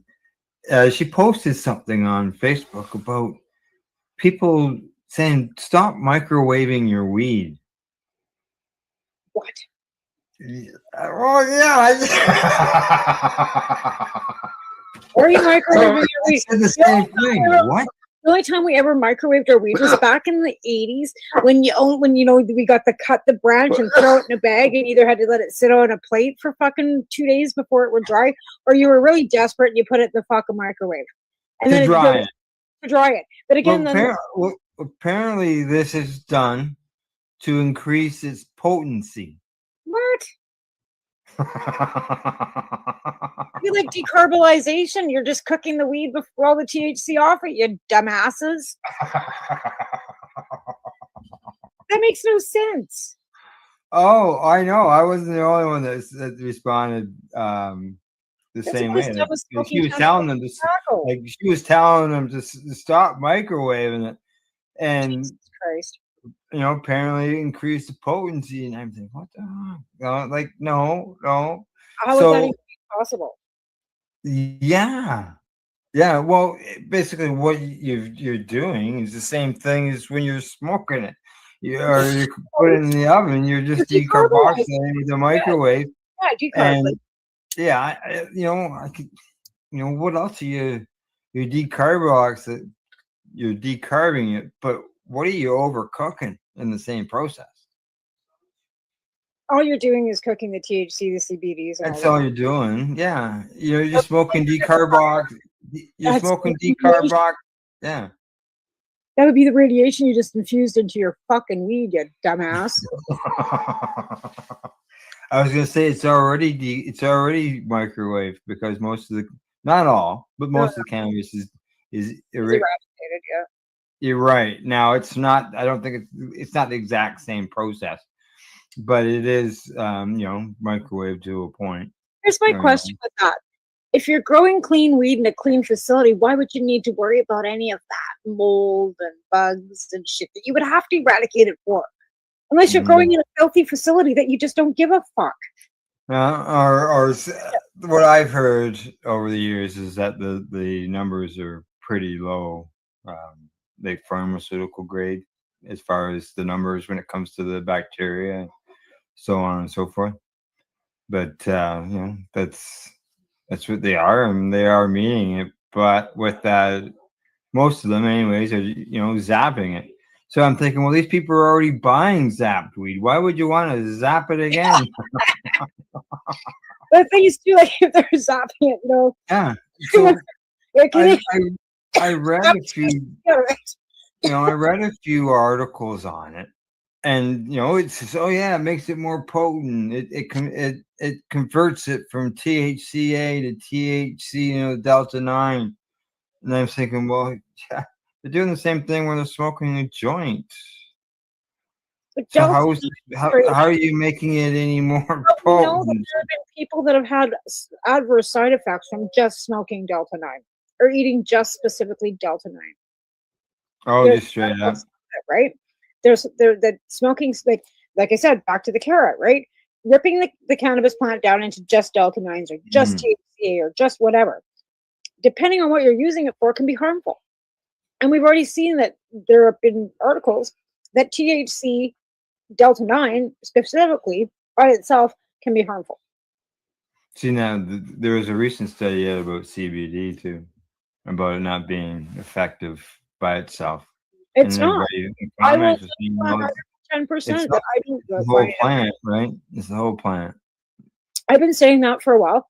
And like I said, we wanted the government to legalize cannabis. So we fed them a whole line of shit about CBD because it won't get you high. And it fucking worked, didn't it? We got cannabis that's legal now. And now we're going to tell you the truth. CBD is a hoax and it's a bunch of shit. It's like snake oil. It does fuck all for you by itself. You need a full spectrum. Here's the here's the this is one of the articles on the microwaving. And when I first started reading this, because the question was, come on, does putting weed in the microwave make you more high? And I started reading it, it says that it can result in a stronger high. And I'm going, what do you mean? And then it says, that's because when you put it in the microwave, you can activate specific cannabinoids and the precursors of cannabinoids, such as THCA and CBDA. As a result, the process will convert inactive acidic cannabinoids into active ones like THC and CBD. Really? Oh shit. That's Yeah. kind of like when you add fire and puff. Like, yeah, like, it doesn't say anywhere. I didn't see anywhere in here at the beginning about the microwave's getting high, dumbass. Like, yeah, they said that the big risk is that you could burn it. I don't know why anybody would do that. I just think it's Again, I think people that smoke cannabis with tobacco are ridiculous too. I think, why are you mixing your? And my son does it. He says they're called. When I don't give a fuck what they're called. It's ridiculous that you're mixing tobacco and ruining your good. Don't be mixing tobacco with it. But they do. It's something that's younger generation. My son, like I said, he's 27. They call him poppers. I'm like, yeah, poppers. I can't. No, you're not, dude. You're addicted to tobacco. Yeah, that's got You're not tobacco addicted to in it. cannabis. Shut up. You're getting because you don't. If you don't smoke tobacco normally, somebody who smokes tobacco, will get a buzz off of the tobacco. Yeah. It's all those chemicals, the formaldehyde and rat poison. Then you're going to get addicted to the tobacco because you're mixing it with the cannabis. Yeah. And then if you don't have tobacco mixed with your cannabis, you're going to get that anxious, gross, withdrawal feeling because you don't have any nicotine. And then you're going to assume that you're withdrawing from cannabis because you don't have. It's not the cannabis; it's the nicotine from the. Yeah, it's nicotine. It's the tobacco. Oh yeah. No, what that's mixing death with something that's preserving life. I know. I agree. I think it's ridiculous. But these kids are doing that, and I think in Quebec it's quite prevalent that they'll mix it and put it in a bong, and again I've heard this. Yeah. Yeah, I knew some people who were doing it, and gagged me. Yeah, and I smoke tobacco. Okay, like I am a smoker, but I'm still not going to waste my weed mixing it with tobacco. It just seems pointless. You're not even going to get the flavor, the terpenes out of the cannabis. You're mixing with tobacco, like it's not a thing. I don't get it. I'm just continue reading this little bit of this article here. It says here, they say that, this conversion, we're talking about THCA over to THC delta 9. It says this process occurs when cannabis is heated at high temperatures between 100 and 120 degrees Celsius. The heat helps by quickly facilitating the process. Without heat, this process can occur naturally, but it can take weeks to months depending on how long it's stored. Well, Who wrote this? I'm just not into this microwaving cannabis thing. And I mean, who wrote this article? What did they do their research? Like, who? Well, Seriously, who wrote that article and who published it? 'Cause Yeah. that's bad. That's bad journalism. It is. It's bad journalism. I'm sorry. That's it should be explained that just by heating it up, by smoking it, you're doing exactly the same process. And if you really want to do that, it's safer to probably do it in a toaster oven or your oven and decarb it, because that's what. I'd much rather do it in. I read Again, one like- article that talked about doing it in hot water, where you put it in a jar inside hot water. Yeah. Oh, So there's no okay. water on Why would cannabis. you put your weed? Like, why would you put your weed in hot water? No, you put your weed in a jar, and you put the jar into the hot water. So you're steaming it, Yeah. warming it up. Yeah. Well, that might be, you're doing the same thing when you light it with a frickin' lighter, or like that's. Or just put it in your regular oven. That doesn't do funny things with molecules. Or you're using a volcano, or if you're using a bong, or if you're using any sort of heat source, it does Mhm. exactly the same thing. It seems Yeah. really, it just seems redundant and ridiculous. But hey, what do I know? Yeah. The one article talked about how back in the day, people were using it to just basically to dry their cannabis, but it seemed like now it's from her posts and the comments afterwards, and See, I've heard lots of people that don't dry their cannabis. They cut it off the branch and they throw it into their deep freeze. And then when they want it, they pull it out and they dry it and then they cure it. And I'm thinking, what the fuck? yeah. There's people who do that. Yeah, they freeze it. I'm like, but wouldn't you dry it before you froze it? No, it was live frozen. Okay, Yeah, so- it's live frozen rosin. I guess, right? Because then you can press it Yeah. with high heat. That's Yeah. how. I Yeah, just it's thought that was weird. frozen. Too. Like, Yeah, right off the bat, right? but then again, when I make honey oil, I always freeze my ISO, right? Always. Yeah. Well, yeah. And then it I do a helps quick rinse, and it's golden, and then it gets heated up, right? But Yeah, because the cold helps remove the trichomes. yeah, and that's exactly you want, that quick raw. Like you don't like. I don't know. I've got a whole different opinion on some people. I don't soak mine for 48 hours. I don't leave mine on a stove for anywhere than 45 minutes when I make it. Yeah. The chlorophyll kills me. Like I cannot do the green, right? So and again, why I shock it with ice water, because I've Yeah. made it into a ghee. I cannot do the green. It kills me. No, I had no problem consuming the green oil, for years on paper and stuff like that, and rolling it in the joint. Now, when it comes to doing anything like with dabs or, with my showerizer, no, I want the quick wash stuff. I don't want the green stuff. Yeah. It's like I said, you're just leaving the chlorophyll out, and the chlorophyll really has no benefit. It really doesn't. Like I said, the acidity of the THA, right, in that plant is well gone after it's no longer a sprout, because that's where the acidity. You've decarboxylated it before you've put it into your whatever you're putting into it. You put it into coke, or making it into. The sprouts are raw and not cooked. They're heated. Yeah, I'm looking at it as the cooking end So of the things. raw cannabis has got acidity. As soon as it's dried, Yeah. Oh, yeah. it loses the acidity, right? And it's the Yeah. acidity in the cannabis that some people need for their health. And that's Yeah. what they're finding, is the acidity in the raw plant and plant matter itself is what's beneficial, more so for some aspects of some, than others, right? Yeah. Not disputing the dry flower, but again, no research has been done. This at least is being researched, a group study being done on it on a small basis, right? But we'll see what the outcomes are because I don't think she's got the final results quite yet. Because once she has the final results, she's going to come back on my show or come back on our show. Like I told her either one because, if there's some time between when you were on my show, then why don't you come on Pace rather than just, then it kind of gives a broader audience. You know what I'm saying? This is the microgreening.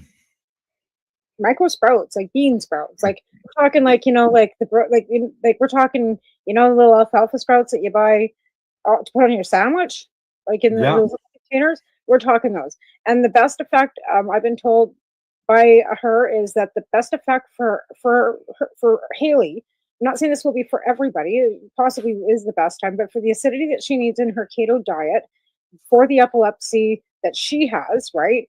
The sprout is best between 10 and 14 days.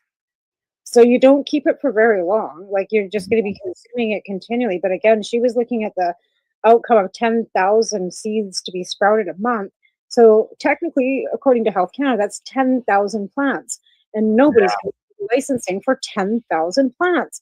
Even though they're never going to flower, they're never going to come to maturity, they're never going to be a clone. They're going to be, but again, it's not really going to be a plant. No, they aren't. But according to Health Canada, as soon as that seed's popped, the root, considered a plant, right? And that's $1,000 per plant, blah, blah, blah. It would just be, if she ever got caught, it would just be a fucking nightmare for her. So she's trying to keep away, which is becoming increasingly more difficult because of the fact that that's a lot of 10,000 seeds a month, right? So trying to find somebody that can help her produce that or even have it so that she can, because it's kind of a shit show. Yeah. Well, talking about show, I see it's the bottom of the hour. We've got some more things I want to discuss in the next segment, and one of them will be 420. Awesome. And talking about that, I've got a little promo going on here. I'm going to run Legacy 420. Our sponsor is holding an event on Saturday, and it will include indigenous foods that will be cooked right there on spot. Didn't they have one last year too that we were live at? Yeah. It was last year, the year before they went down there. Yeah, and there'll be some vendors there, some crafts. But it's your anniversary too, isn't it? Correct. It's my 39th wedding anniversary on Saturday,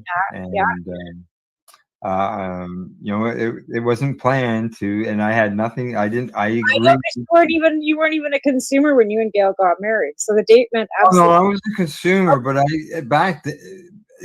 was a consumer, but I didn't know about any 420 celebration. Like as far as like, we probably didn't have it in Canada. There wasn't even a 420 parade. Like I don't think there probably wasn't anything going on. No, there was none of that was going on. Yeah, I knew about the 420 as far as cannabis and meaning cannabis and everything, but as far as parades and things, I don't think that was even really happening at that point. I don't think it really was a thing until because in 2005, I think really.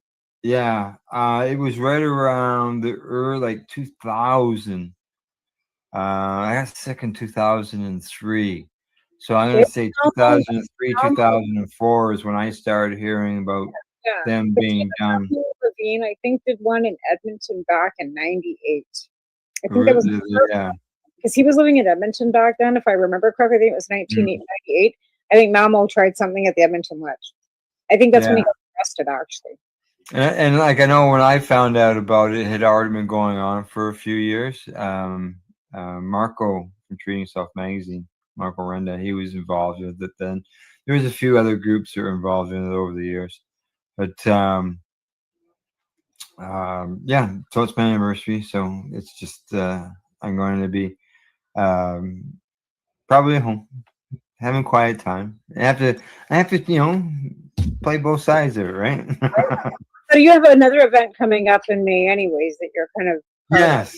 So yes. that's something we'll talk more of too. So let's go better get to your break.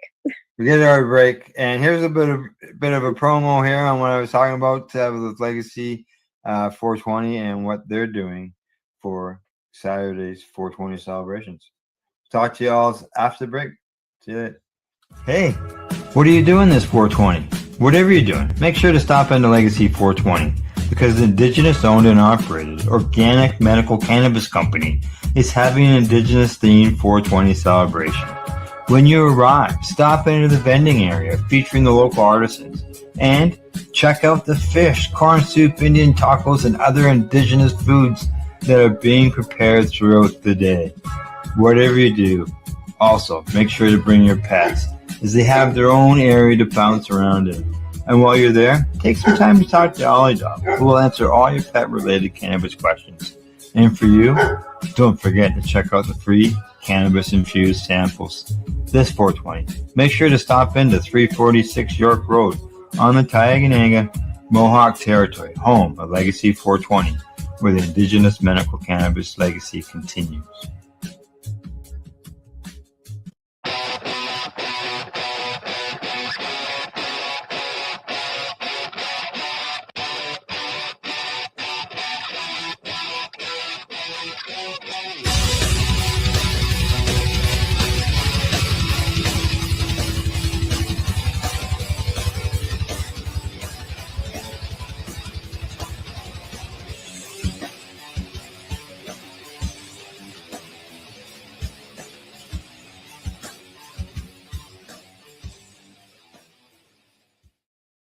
We are people advocating cannabis education here at paceradio.net. Limestone City Hydroponics is Kingston, Ontario's hydroponics shop. Take your growing to the next level and create the optimal environment with a tent kit or maximize your yield with an ebb and flow flood table kit. Either way, Limestone City Hydroponics has more sizes and options to fit your needs. Are you looking for the power of the sun that adapts to your budget? Then look no further as they have professional grow lighting. They have indoor grow systems that are easy and cost effective with many options to fit your living space and lifestyle. Cultivate your growing potential. We have everything you need to succeed. And if you can't make it to the store, they offer local delivery to the greater Kingston area. Remember, when you're looking for experts to help you grow, then look no further than the locally owned Limestone City Hydroponics, 105 Sunderland Drive in Kingston, Ontario. Call them at 613-548-0420. Enjoy the buzz of legalization with Campbellford Lifestyle Shop. From lights to plant nutrients, books, consumption accessories, and more. We've got all your basics to grow or consume cannabis. Visit our info center or take a look at our piercing services and body jewelry, now available in-store through Campbellford Lifestyle Shop, 17 Bridge Street West, Campbellford. Are you looking to get your medical cannabis grow license? Limestone City Hydroponics can help patients through the process of obtaining their license to grow medical cannabis. What's that? You don't have a doctor. If you meet the medical criteria, Limestone City Hydroponics has a nurse practitioner who can assess and provide medical cannabis prescriptions. What are you waiting for? Contact Limestone City Hydroponics at limestonecityhydroponics.ca or call them at 613-548-0420. PACE Radio is the People Advocating Cannabis Education Radio Network. Legacy 420 have an awesome array of cannabis-infused beverages, from pop to Nature's Nectar's teas, all in amazing flavors. What a selection. We even have a delicious mango-infused juice, and let me tell you, it's delicious. Everything is infused in-house, so we buy our syrup from the same place where everybody else buys their syrup for their pop. And in the infusion is done in the lab. It's all canned here, labeled here, produced 100% on Tioga. We have two lines of drinks. One's called our Nature's Nectar. That was our original line that we came out with. And then we also have a line under the Red E brand. We have them in 10 milligrams, 30 milligram, and 60 milligram cans. What a great selection for a get-together with friends or after a long day. Remember, if you want to wet your whistle with on-site lab-tested products, come see your trusted partner. Legacy 420 out on your road.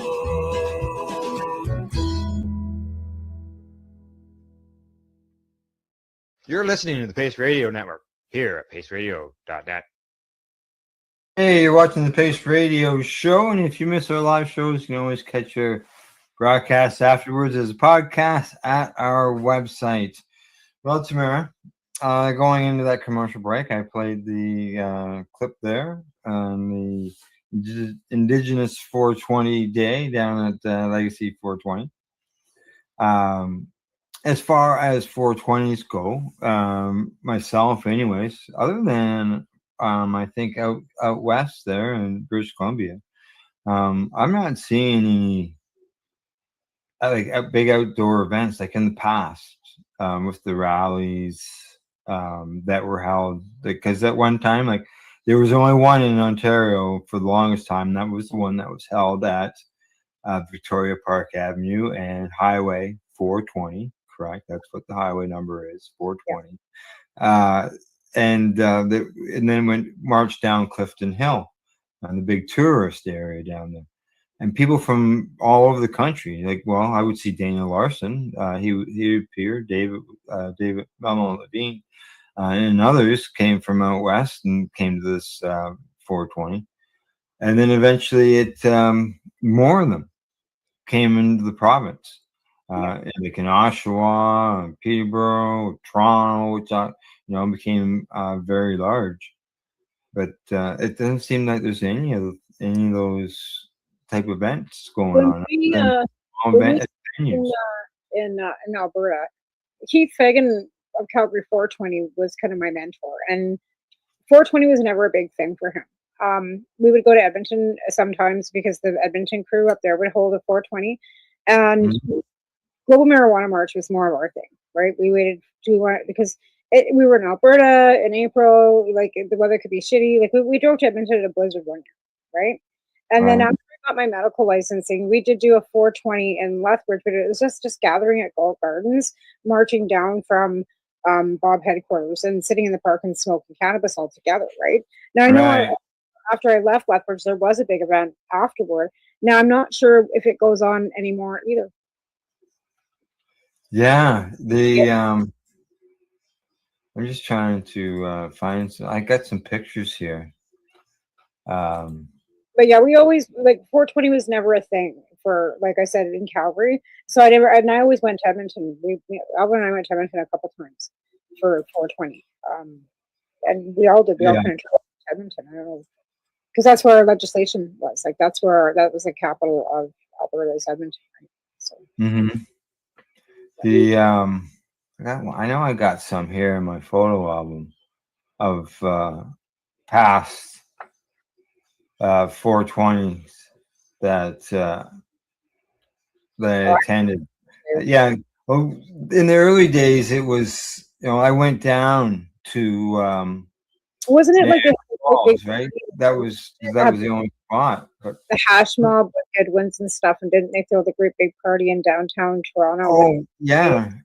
Even at live, there was one year they had like a seminar thing, not seminar, but speakers at the Hamilton Library, and Rosie Rothenbaum, the guy who served 20 years for hash in jail there, he spoke about how he worked his business, how he was able to smuggle hash into the country.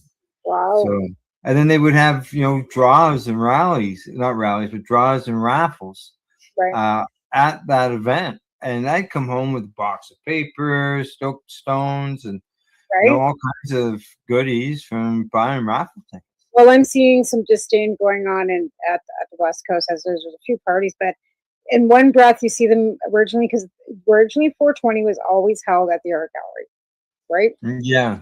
And it decided to go big that one year and have the great big bash on the beach, right? And then after that, they had the issues, and then there's been nothing but issues.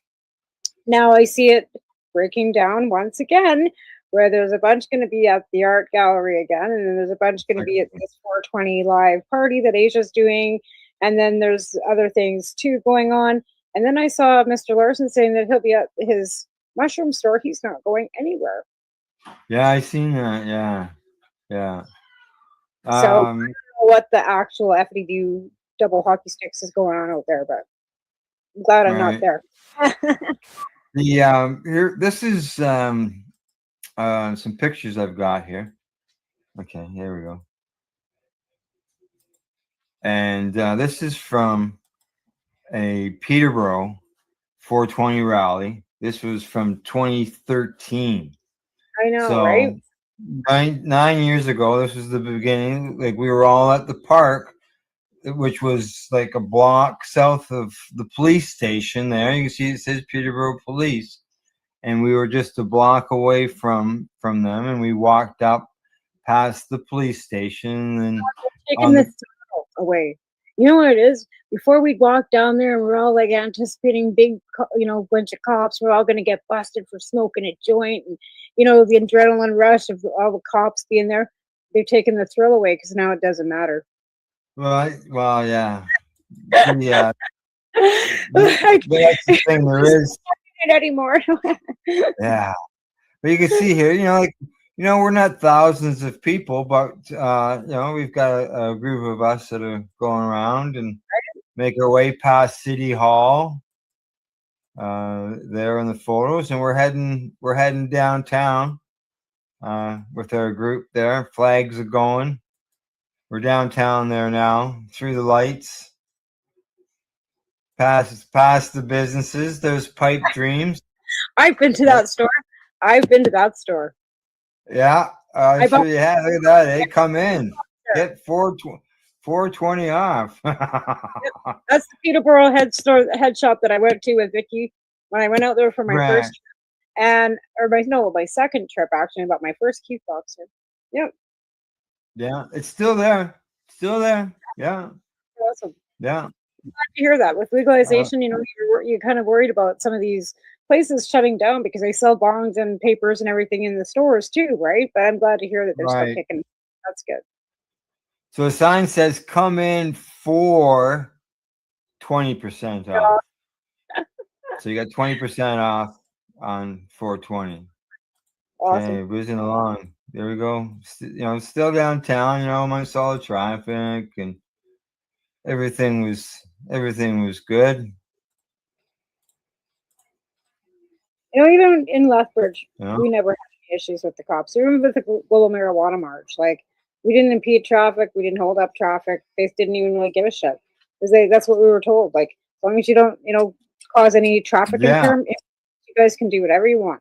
Like, and I mean, not like they didn't want us smoking out. We were, kind of mindful about smoking in public. But we also, like, my kids showed up and they were underage and I told them to beat it. I said, as much as I love you for showing up, you both were not 18 because Alberta's 18. You have to go. I don't want you Mhm. here. Like, yeah. So here we are, downtown Peterborough, and these are the two local radio stations. Oh, yeah, yeah. Owned by, yeah, and so they've moved from this location now. But you could look right in the window where the DJs were, right? So that's what we did. We got around the window, so the DJ, to say something, right? They were probably part of Bell Media and they probably got shut down. Chorus Radio is what they're part of. It's funny. We've got Vista out here. And our local radio station's not going anywhere. But the other one that's Palace, what's his name? Jim Pattison Broadcasting. That one might be going. What else we got here? Okay. I wish that we had gotten more mainstream media coverage because we did for a bit, especially the big ones out in Vancouver. But remember, we would always say they always put the kids with the bong on the, that are underage on the lawn and the front page of a newspaper. Yeah. And that was always like the bad PR we always seem to get, which caused the stigma that goes along with cannabis, right? Look at those kids, like they look like a bunch of orphans, Yeah. bong on a lawn, right? Yeah. There's Wayne and Shallon. They're the ones who organized the 420 rally up there. They're also the Campbellford Lifestyle Shop that advertises here. That we run a promo for them. They own. Yeah, he's always been really supportive, right? Like even when you first were asked a place to put the grassroots and for on TY Magazine, he was more than happy to take it, right? information. Yep. Yeah, going to the different flea markets and stuff, and you can see right here in this photo where the ladies are here handing out information through from Pace, Right. and then you can see the people standing around the booth there that Shay and Wayne are in, and you see the people all standing around. And this is, like I said, this is like just a block south of the police station. Mhm. That was there. Well, having So a it was business. always a good time. But and then, I had when I was going to Niagara Falls, I got to. I don't have any photos of it because it was so long ago. That I got to speak twice. I was one of the speakers, and that was because of partially 1 year was because of Wendell Grant, the reefer reporter on the Belleville terrestrial radio station. So they had me speak about that situation, and then Marco had me come down and speak 1 year on behalf of Treating Yourself. Yeah, it's funny how things were, a little more laid back in certain aspects, and things got really, weird about cannabis again, and they kind of loosened off a bit. And, it all kind of depended on who was the Prime Minister of Canada, to be fair. Because when Chrétien was in, like, everybody's just kind of like, whatever. It was more like he had that line he always liked to say, "Oh, I'll have the money for my fine in my hand in my other pocket with the joint I'm smoking in the other one." Right? like Chrétien was so pro cannabis, and like to be fair, like in the 70s, they were looking at legalization, and then the Senate report came out showing that there was no harms. They did an extensive study, in 2000. Senate report that came out, showing no harms and that they really should legalize cannabis. And then we got a bunch, we got Mulroney, and then we had like with Reagan, right along that same, anti-drug kind of situation, right? And then that was the Ledane report. Yeah, the Ledane Commission, right? Yeah. But yeah, and again, like I said, and then Chrétien, and he was like more laid back, and then it became like Martin, and then it was just kind of weird all through that. And then you had Harper, which was an absolute fucking nightmare. Well, you gotta look at what were the cannabis laws under the last time. The conservatives were in power. When Harper was in, that was less conservative. Mandatory minimum jail sentencing. Yeah. For minor offenses, like like a 3 smoking you for deal, right? Liberals said plans got you 6 months in jail, mandatory minimum. Yeah, and I know people that actually did time for that. Wow. Right. So again, in the 90s too, who was our prime minister in the 90s? Who the hell was that? Before him would it be Joe Clark? Yep, that'd be it. He is pretty hard ass. Conservative yet, conservatives have always been against it. Anything. I just shared today on Facebook. It was a quote from Rona Ambrose. Oh God. Yeah, I shared it on my Facebook. All of a sudden, it's like, oh my God, a flashback. I remember that douchebag. Oh well, because macros, right? John and Bob Sear, and she was an instrumental like nightmare for them because they got busted. It was the first Compassion Club in Edmonton or in Alberta, right? And John is still, Bob's passed away now, but yeah, like she was a fucking nightmare. Yeah. Here we go. It was the letter of the day.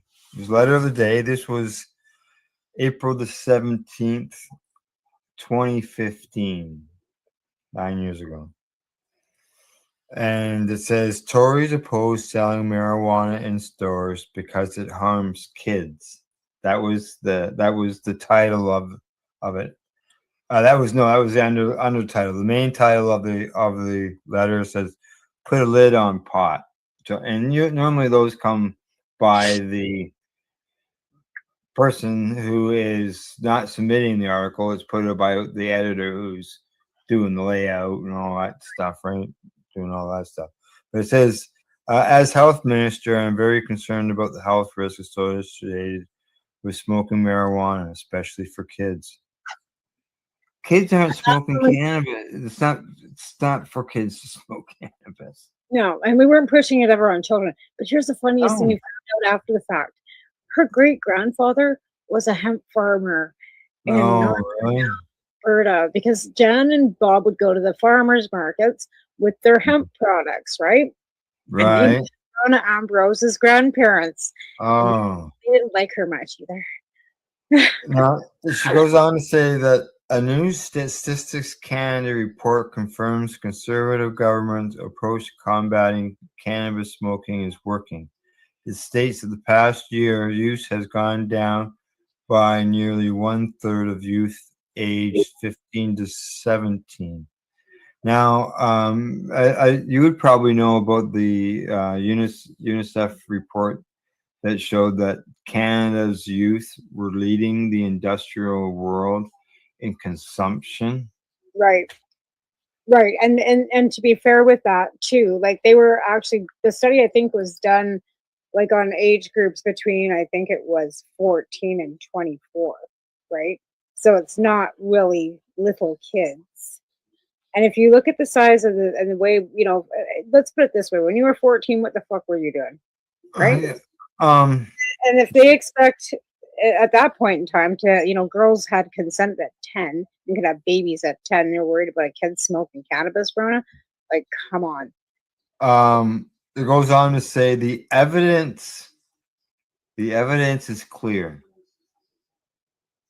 that when you smoke marijuana, their risks of developing mental health issues, including psychosis and schizophrenia, increase, and that regular long-term use in youth can harm concentration, memory, and the ability to think and make decisions, can also produce anxiety, paranoia, fear, or panic. Where's this research? Because as far as we know now, there hasn't been any done. There are some people that, have some issues, and there's some people that I would say that are, predisposed to some conditions, just like cheeseburgers aren't for everybody. Cannabis isn't for everybody. No, it's not everybody's cup of tea, and nobody's Correct, exactly. And if you, it doesn't mean that it's the cause of no, and it shouldn't be restricted for everybody. It'd be like restricting chocolate. Correct. Coffee. Coffee. At one time, coffee wasn't a banned substance back in like the 1600s or something, right? Because of the fact that it was a stimulant, right? So, where are you going to where are the prohibition of anything has never done anybody any good. At the bottom end of things, it's prohibition, right? And you always know that when you tell people what they can't do, they want to do it twice as much. So why just? Oh yeah, for sure. Yeah. I mean, I know we have to have murder, steal, and do bad things. But I mean, if you're not harming anybody or even yourself for that matter, what does it matter? She goes on to say that we oppose the Liberals' deeply irresponsible scheme to make it easier for our children to access cannabis by selling it in stores. Yeah, just like they can access it more, efficiently and easily too, because they sell it in stores too. What's that? Alcohol. They sell that in stores too. But that's going to be more appealing to children, and they're going to be able to walk right in and get it. If you got age restrictions. Yeah, our provincial government has announced that they are changing our alcohol laws effective in 2026. Alcohol will be eligible to be available in corner stores. I thought he was doing that before. No, it's in some grocery chains locations, like Walmart, for example. They have, I know the one in Belleville. It has an alcohol section. What's the benefits? What's the purpose of putting liquor into corner stores? what's the benefits to the people for that? So it's more accessible, so you can just More use it accessible. more. So you can have more abuse of it because it's more accessible. So yeah, well, I know here in Ontario we have more cannabis stores than we do. We do too. Like, to be fair, we have more cannabis stores, we do liquor stores too. But Yeah. again, I just don't understand the purpose of that. Like, what do you think it's going to do? Well, I guess they're looking at more access, We want to make access. more tax, Access. more Well, taxes, right, for their liquor. Well, okay. Is that now something that that people could say, well, okay, if cannabis is if alcohol is now available at convenience and corner stores, why can't that same person ask for ID for someone who wants cannabis? You should be able to. If that, yeah. But again, they've always said they will never put cannabis and now liquor in the same. Well, no, but they could use that same model in a convenience store. Yeah, absolutely. I think if you're selling tobacco, if you're selling tobacco already in your convenience store, you should be eligible to be able to sell cannabis at the store because you're already registered with the gaming and tobacco. Like, Yeah, same thing for cannabis. It's still all under cannabis, alcohol, gaming, and tobacco. You still have to know how to ask for ID, right? Right. So if you're absolutely selling cigarettes at your your convenience store or at your grocery store, then and lottery, because you have to be 19 or 18 in order to sell lottery, why aren't you able to sell anything like that? So I'm not against having liquor in the store. I just think it's like, I don't know what the big hoopla is about it. Oh, we're doing this for you. No, you're not. You're doing It's yeah, but it is a because here it's always been here in Ontario. It's You're always been simple-minded enough to fucking vote for Doug Ford because he put liquor in a fucking corner store. Well, hey, people voted for a buck of beer. That lasted like 6 months or a year, maybe. There can't be that many simple people in Canada. Well, it's time for a commercial break.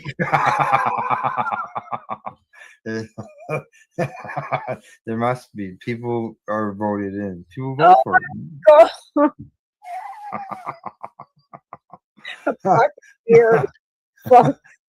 Okay, I'll have to pay you with some bills when we return. Our discussion will continue, and that will be talking about some new shows that are coming here on the network. Awesome. You're watching the Pace Radio Show live here at paceradio.net.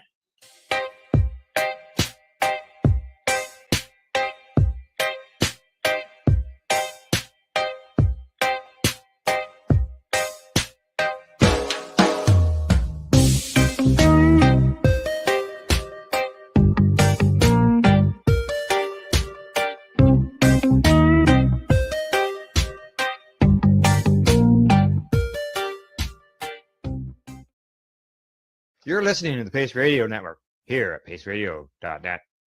Limestone City Hydroponics is Kingston, Ontario's hydroponic shop. Take your growing to the next level and create the optimal environment with a tent kit or maximize your yield with an ebb and flow flood table kit. Either way, Limestone City Hydroponics has more sizes and options to fit your needs. Are you looking for the power of the sun that adapts to your budget? Then look no further, as they have professional grow lighting. They have indoor grow systems that are easy and cost effective with many options to fit your living space and lifestyle. Cultivate your growing potential. We have everything you need to succeed. And if you can't make it to the store, they offer local delivery to the greater Kingston area.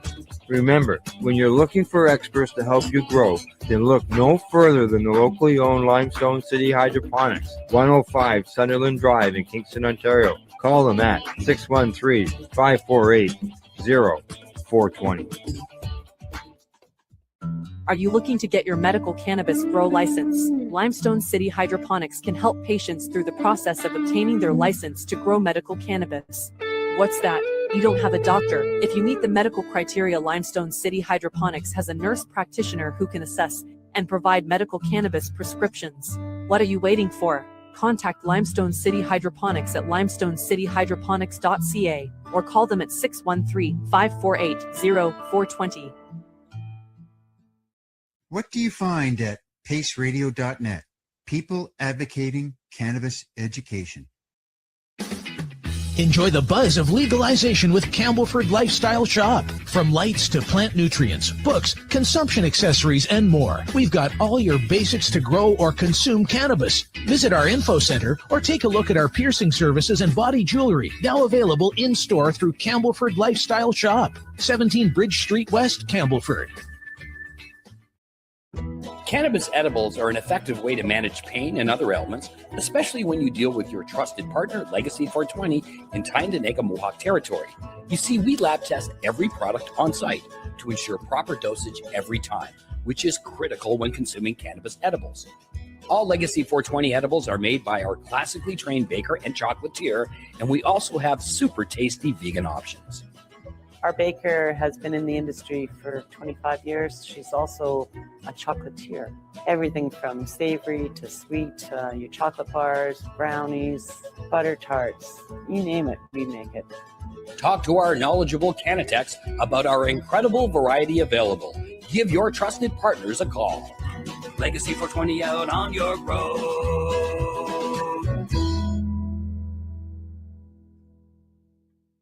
You're listening to the Pace Radio Network here at paceradio.net. Hey, we're back. Hey, we doing taking a picture of us? I'm doing a video for TikTok so that we can promote the show on that platform. Oh, okay, all right. Yeah, okay. Yeah, I'm trying to get at least enough people so we can start going live on this medium too. So yeah, so I'm just doing. Oh, okay, all right. Out, and I'm just telling everybody they can watch us on the Pace Radio Network and on Roku TV, and I'll be turning this off and we'll go back to the show because we're live. And they can or if you're live, yeah, you can catch us right on our YouTube. Yeah, we're live on YouTube. We're live. We're live at our website as well, paceradio.net. We're live there as well. There you go. So paceradio.net. So if you want to watch us live, come on down. All right. So we're just gonna post that. Yeah. So I figured why not show the commercials and stuff and do a quick little video. Okay. So I just do like videoing the commercials and stuff, and now I'm gonna put a video up and it'll go onto TikTok. Oh, okay, go on TikTok. All right. Okay. I think because I do that with my show too. Like I advertise, like say, hey, if you want to see me live, I'll be on, at this time. Is she texting? What's she doing there? Right? No, I just see you pointing the camera. I was trying to do this. Yeah, trying to do a video of commercials. Maybe you're getting a selfie with the mountains behind you. Yeah. No. That was no. My intentions All was we can maybe get some audience going and add some more. Add some more people because the more people, the better. Yes. Right. Okay. All right. I have got everything I think that I need here. Okay. All right. As far as what I talked about before the break, and that was the fact that we've got some new shows coming here on the Pace Radio Network, and I'm just trying to line up the one here, and that way I get everything right. First up, this is the Veterans Action Council. Yeah, you can see it there. Okay, I got it up there. You can see that they've got a bunch of different interviews here that they've done this weekend. You can see right here. This one's Chris Conrad. He's been around for many years, doing advocacy in the U.S. He's coming up. You can see here Chris Bennett from British Columbia. Well, now Nova Scotia or New Brunswick. He's now on the east coast of Canada. Yeah. Al Byrne. He was a guest on there, and he was a guest. Al Byrne is a guest on the Pace Radio Show, and Al, who is the one who connected me to all three of these broadcasts that we're going to discuss tonight. So nice. Who else we got? Morgan Fox. You go back 7 months. Some of these just start getting older, but that's fine. It's still good conversation. Right. Michael and Michelle Aldridge. I had heard about them. You can see them there, the older couple there. Mm-hmm. Lily Dubois. She was on there talking with them. There's Dr. McNabb, Dr. Marion McNabb. Alice O'Leary Randall, and I believe she is the wife of the fellow who was receiving, I can't be 100% sure here, but was receiving his cannabis from the federal government at one time due to he was blind. Oh yeah. And yeah. Dr. Peter Grinspoon, that's Oh yeah. Dr. Lester's son. Right. Right? Yeah, and United Nations a year ago. They went down to the United Nations a year ago. They just got back from there. So it'll be interesting to see how they make out when they get one of those when they get that posted. So I basically what I'm doing is they get together like every 2 weeks and they have their meetings. So what I'll be doing is playing some older stuff and putting in some new stuff. Awesome. Mixing it up. Other than it saying that, maybe tomorrow is Remembrance Day when it's in the middle of July, so obviously it's not. But the information is still important to share with you. Absolutely. When you think about the UN and you think that Uruguay had already, legalized, but they're not part of the UN. Canada was the first UN country, G7 country, to legalize cannabis and decriminalize any small amount of drugs. But now Germany has as well. So I think that this is really opening the door for a lot of the Western countries in Europe to alleviate, and generate money. Because I think they're actually seeing the fact that there is money being generated in Canada because of cannabis, right? Yeah. No one's making a profit, or the Ontario cannabis store is, but as far yeah. Okay. Right? So you got them. PST, right? The provincial governments are still collecting the PST. No matter what, that's still money generated. Yeah, it is. So the Veteran Action Council, they do advocacy. They help with veterans.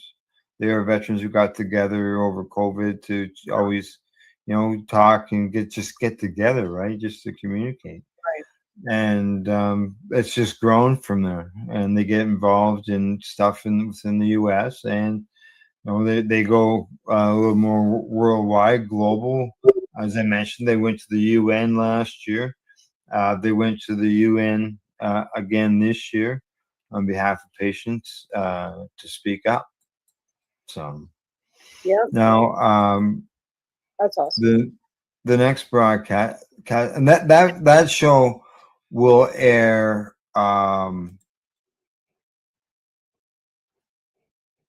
Sunday nights at 8:00. Okay.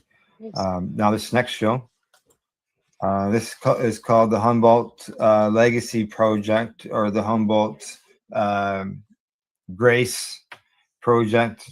It's connected. Lily Dubois, who I mentioned in the last at the Veteran Action Council, she's also a past past guest on the Pace Radio Show. She's involved in putting a series of these interviews together with host Kevin Jodry, and they have these different people who they have interviewed over the last while, and they're going to continue to do so. This fella Ryan Lee, it just aired this past weekend. He's a Canadian expert in cannabis botanist and geneticist. Awesome. Yeah. So it gives you a bit of an idea. Kind of Canadian. These guys Canadian, or are they American? No, this comes from, as I mentioned, Lily. She is located in the Emerald Triangle in California. Okay. She's I just think of the Humboldt. I think of the hockey players and Saskatchewan. oh yeah, yeah. Yeah. So No, I this was is just wondering. California. I can understand. Yeah, I can see why. Yeah, exactly. Yeah. So Lily is the Humboldt Grace, the Humboldt Legacy Project comes through that, and they get these different people come on and do interviews, and there'll be people, as well as the legacy people from right there in, from the Triangle, right? Nice. Who are going to be involved in the interviews. Nice. So I look forward to that, and that's gonna that show's gonna rotate every other Monday night. It Nice. won't run. It won't run every Monday night. So every other Monday night at 9 o'clock. Perfect. Mm-hmm. That's good. Fill them up. The Yeah. more the merrier. That's what I would say. The more the merrier. The more education. Yeah. Yep. Now we got one more show that is being added to the network, and I'm just getting that one brought up as well. There we go. Yeah, it's so the third show that's being added, it will rotate on the opposite Monday to the Humboldt Grace Legacy Project there. So this one will go every other Monday, same time, 9 o'clock. And this show has been assembled by a veteran located in the U.S. Okay, located in the U.S. and has been on the air as a radio podcast. I'm going to say for just over 20 years. A bit of a break the last few years, but it's been around for at least 20 plus years. Had also done some video podcasting before then, did interviews.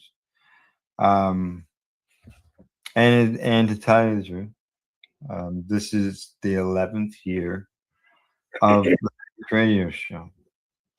And the reason why the Pace Radio Show got a home was because of Time for Hemp.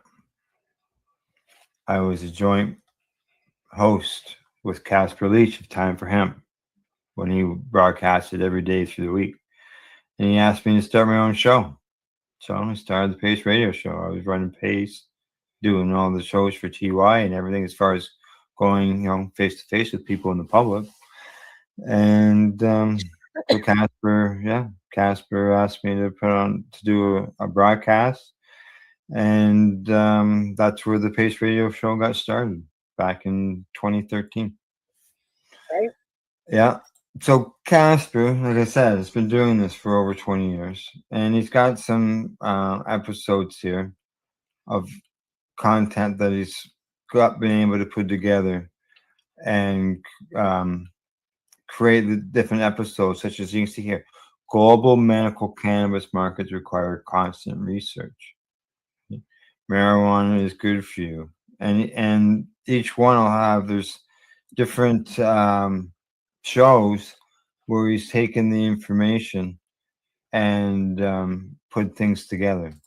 Awesome. Eliminated the ums and the ahs and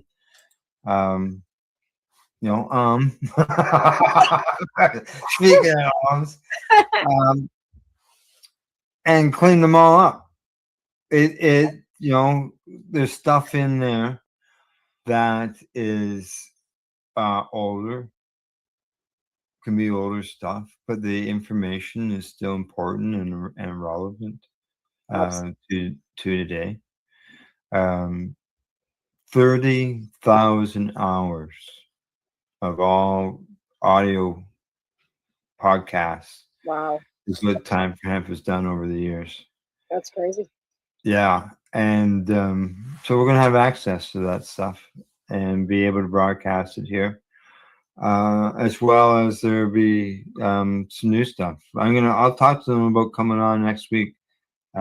Casper and Al Byrne, as I've mentioned his name a couple times.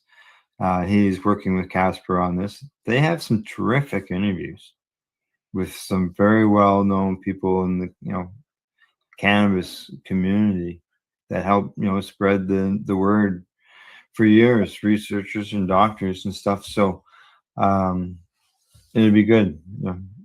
It's just like, for example, if you took some of Michelle Rainey's stuff and updated it some to I'm sure that her education could continue, and it's still available on YouTube.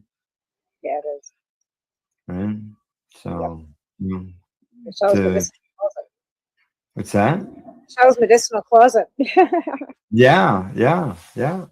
Well, it's all stuff that taught us, and it's still important stuff. So, so Casper has like I said, all that audio, or I'll run it. It won't be like a broadcast, like a human broadcast. It's going to require some picture stuff or whatever. I don't know. Maybe I can generate something with AI. I know that Casper has on his website a 2.5 minute video that was done with AI, and I'm telling you, like I was just like, holy shit! Like I would have like this picture's mouth moved to the audio in the radio broadcast. It was like, real. Yeah. So I don't see me being able to do that. That's I don't creepy. know. Huh? Creepy. It's already creepy enough when you're watching videos and you're not sure if the person's real or not. Yeah, because I turned, I had it on my phone, right? And I turned to Gail and I said, "Hey, look at this." And then I said, I said that's a picture that's talking to you. That's not a human, right? So yeah, she was surprised. Yeah, I was watching what is it called? I don't know. It's on BBC, but they have robots. Yeah. That's so. Fucking Let me see. As far as I guess he's got an interview here that he did with Tommy Chong and Dr. Tim Leary. This one here.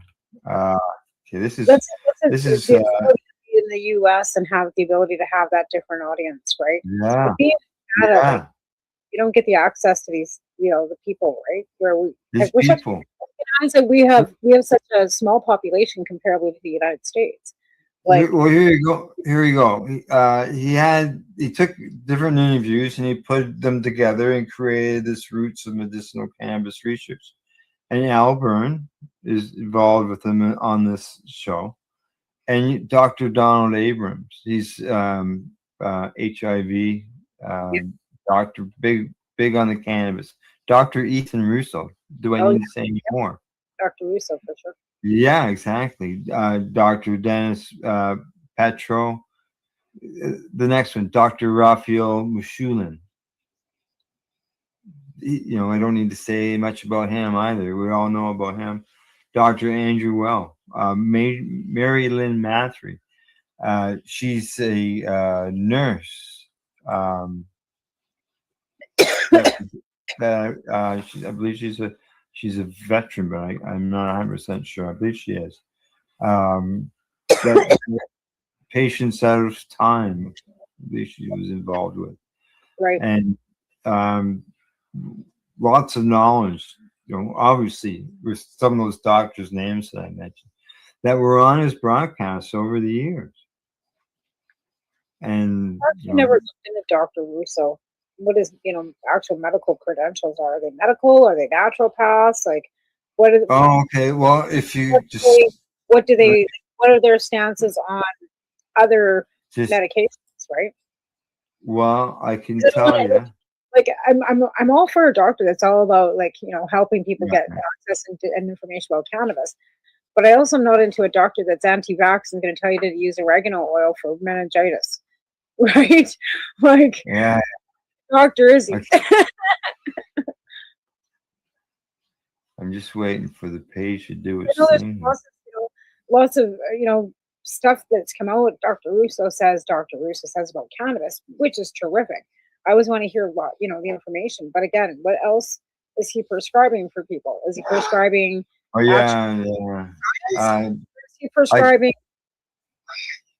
Yeah, unfortunately, StreamYard is taking its time on my computer right now. That's right. I can't bring it up. I have to. I've never otherwise- actually looked at that. And just because of the whole thing with vaccinations and all these people that are not willing to vaccinate their kids and meningitis and all these and measles and all these other regular diseases are coming back. Oh, I lost him. I don't know what the stance is on that. Oh, Al went away. I don't know what happened to Al. Good grief. Obviously his internet must have went down, which sometimes happens for him out in Ontario because he's out in the rural areas. So yeah, we were talking about Dr. Ethan Russo and I was kind of looking through stuff. This is not Ethan Russo, permanent girl, Dr. Ethan MD. So it looks like he's a medical doctor, certified by a medical doctor. This is not Ethan Russo that I know. Oh, maybe. He looks way younger than I thought. Interesting. We'll have to bring that up. I thought Dr. Ethan Russo was old. This guy doesn't look old. Prague, Czechoslovakia, Czech Republic. Medical director. Oh, there you are. I thought, yeah, you must have disappeared. There you are. I'm back. I figured your internet must have went down. Now I found Dr. Ethan Russo online here, but it doesn't look like the same Ethan Russo that we would be talking to. Oh, okay. Well, This guy's on rich. on my website, okay, on the at pace-online.ca, which is if you went to paceradio.net and clicked on the menu, you would see the homepage for pace-online.ca. And within the menu, on the drop-down menu, you'll see a tab that says Cannabis Researchers. And if you go in there, it has a bunch of researchers like Dr. Robert Mellman. Oh, I know, like that, yeah, that's great. I know that all that, but I mean, I want to find out like what his credentials are. Like I said, well, I'm thinking that might help you here. Yeah, well, I'm Google, and Google's showing me some young dude that's not. Okay, well here you can see right here it says Dr. Ethan Russo, full-time consultant with GW Pharma. This was when I spoke to you. I don't know how update. This information might be a little bit off. Yeah, well, that's what I'm looking at too, right? Yeah. But I thought that Dr. Ethan Russo that was advising us on, remember the old list, was a lot older than this. No, I don't know. Maybe I was just misconception. I thought he was Yeah. some old dude, and he's not some old dude. Yeah. Well, he worked with for pain linked to MS and cancer, but he has a neurology practice for 20 years. Well, then there's a medical doctor. He believes in And science. has previously published studies examining the history of cannabis. So to learn more about him, I've got a Google and a YouTube link right there. All you have to do is just click on them. All right, I see them now. All right. He's talking about hypermesis syndrome, cannabinoid hypermesis syndrome. I don't know what he's talked about lately or today or anything like that, but that's some information on him. I know. Okay. Is what but I got all kinds of doctors listed on here. Even Dr. William Brooke O'Shaughnessy. You know what he discovered? No. He discovered.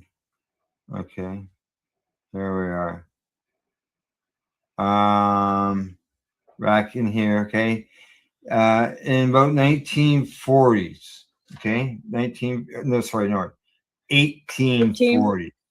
1840s. So like 185 years ago or 183 years ago. Okay. It says right here. It's just O'Shaughnessy established his reputation by successfully relieving the pain of rheumatism and stilling the convulsions of an infant with cannabis. The convulsions of an infant. Right. I look at that as like this guy knew back then that there was a benefit to cannabis. They say the old LDS Mormons out here at Bountiful, the polygamists, they all have, and I've used CBD oils and tinctures and stuff with cannabis for decades. For menopause, menstrual pain, for I've been told that, but do divorce too, apparently. Okay, there we go. Well, there we go. We talked about the microwave weed. That's still just ridiculous to me. We discussed some old 420s. And there are events happening in Toronto. There is the Canna Crawl that's going on in Hamilton. But yeah, there's no organized that I'm aware of. Yonge and Dundas Square or Nathan Phillips Square is in the past. I don't know of anything that's organized. Some people might just show up, see what's going on, right? Yeah, I don't know. I haven't heard anything. Let's set the Global Marijuana March. That's why you see me doing some promos, trying to let people know what's still going on out there, because just because legalization and COVID doesn't mean that cannabis law reform needs to come to an end.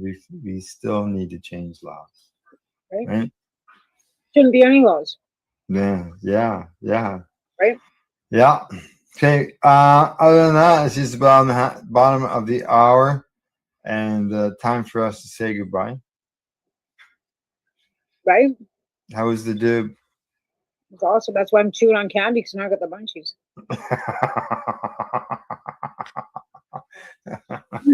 Good. All right. Munchies and you're chewing on stuff because it was lovely. Like I said, I'm quite. Okay. Yeah. All right. She says hi. Hi, Gail.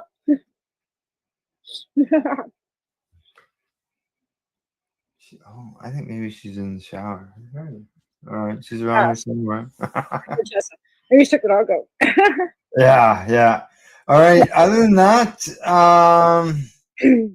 we're done. We're heading home, and we'll be back next week. See everybody on Monday. Huh? Monday, Coffee with Marijuana. I'll see everybody then.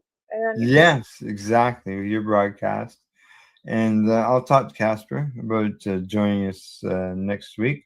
That'd be terrific. And other than that, thanks to our sponsors, Legacy420.com, Camelford Lifestyle Shop, and Limestone City Hydroponics.ca, who are a sponsor of the Toronto Global Marijuana March. Yay.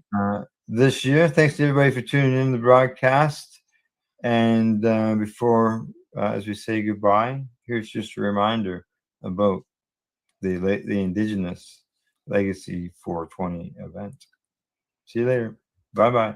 Hey, what are you doing this 420? Whatever you're doing, make sure to stop into Legacy 420, because the Indigenous owned and operated organic medical cannabis company is having an Indigenous themed 420 celebration.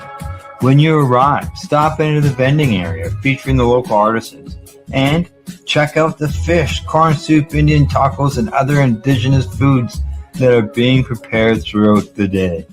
Whatever you do, Also, make sure to bring your pets, as they have their own area to bounce around in.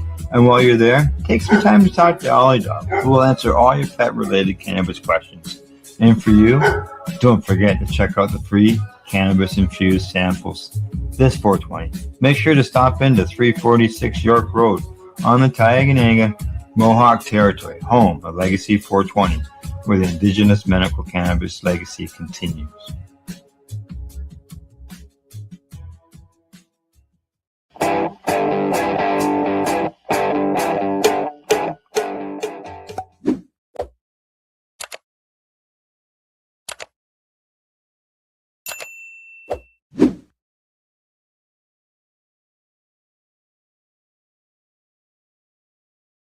Let's share PACE everywhere. That way it can help create peace.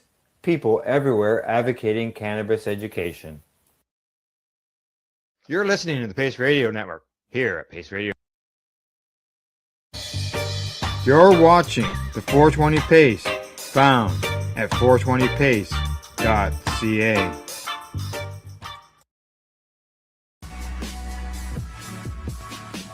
Tune in Fridays at 7 p.m. Eastern Time on 420radio.ca.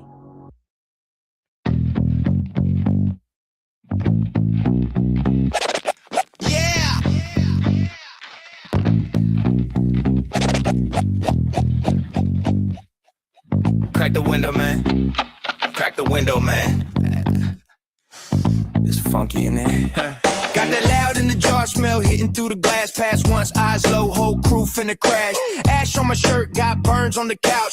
Neighbor at the door like, what's that about? Sticky on my fingers when I break that nug. Whole block know when we spark that thug. That funk in the room, got the paint all wavy. Head so hazy, talking slow, move lazy. Yeah, stanky weed in the air, yeah. Funk so thick you can taste that flavor. Roll it up, pass that share. We don't rush nothing, we just tilt that bread. Stanky weed in the air, yeah. Whoa, whole place jump when the smell get there. We just flow, don't care. Stanky, stanky, stanky in the air. Back porch vibes, old boombox knocking. 2 puffs in, whole crew start rocking. Cousin in the corner trying to freestyle sloppy. Laugh so hard that the ash hit the lobby. Grease on the pan, cooking snacks at 2. Munchie run wild when the pack came through. Eyes like slits, but the grin real wide. Got funk in my lungs, got love in my stride. Stanky weed in the air. Yeah. Funk so thick you could taste that flavor. Roll it up, pass that share. We don't rush nothing, we just tilt that prayer. Stanky weed in the air. Whoa, whole place jump when the smell get there. We just flow, don't care. Stanky, stanky, stanky in the air. Got me sinking in the sofa, mind on you, homie, talking about life like a old kung fu. Hit that. Room smell rich like $100 bill stack. Room smell rich like $100 bill stack. Stanky weed in the air. Yeah. Funk so thick you can taste that flavor. Roll it up, pass that share. We don't rush nothing, we just tilt that prayer. Stanky weed in the air. Whoa, whole place jump when the smell get there. We just flow, don't care. Stanky, stanky, stanky in the air.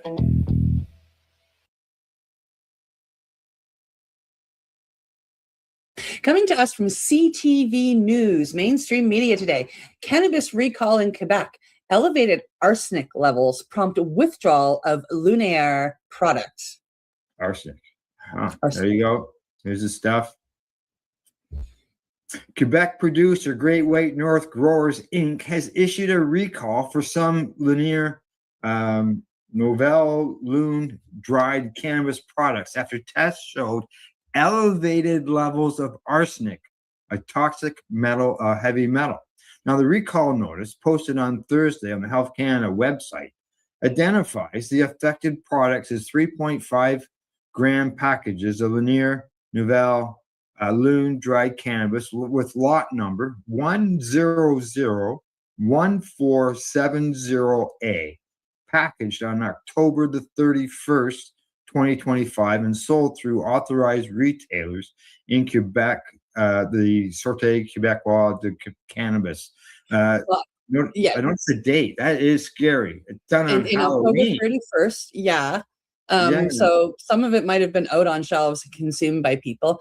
I'm also Yes. curious because they say that it identifies the affected products as the 3.5 gram packages. Does it only come in 3.5 grams? Does it come in singles? Yeah. Does it come in pre-rolls? Does it come in bigger packages? Because that Good tells me that question. it might be the packaging. Good question. Yeah. Yeah. Arsenic is a naturally occurring element that can be harmful to human health if ingested at elevated levels. Prolonged exposure has been linked to an increased risk of cancer and potential damage to the skin, lungs, heart, brain, kidneys, and reproductive system, the notice says. It may also pose risks during pregnancy and breastfeeding. Now, officials say the recall was triggered after Great White North growers conducted a non-routine additional testing on the lot, which revealed the contamination.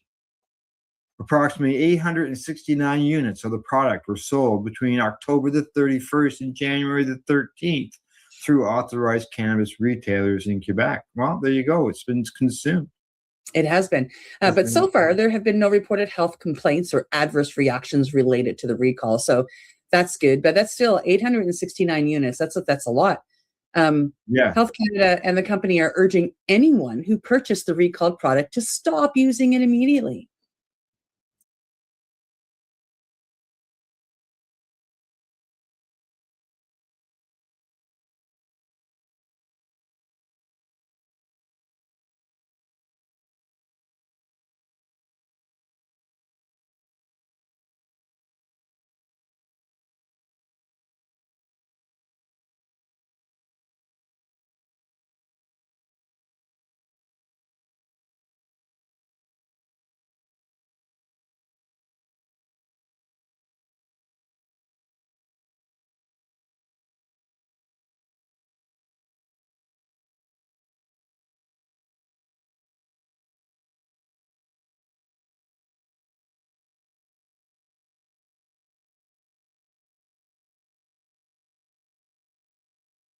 The opinions of the individuals during this broadcast are their own and may not be the opinions of their group or other organizations they may be involved with.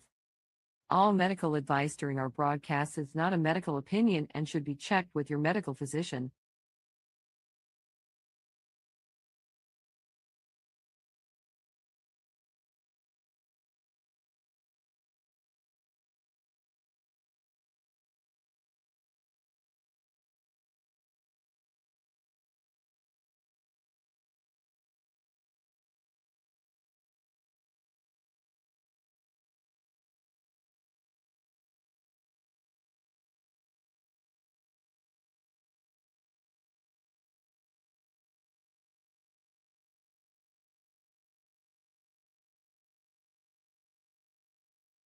Where we We toke cannabis talk. from both sides. Is that even possible?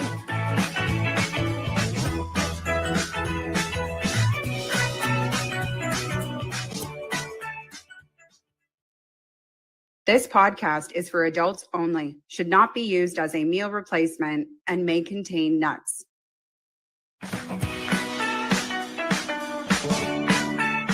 Hey, everybody, and welcome back to another episode of The Newbie and the Doobie. My name is Timmy, and I am the newbie.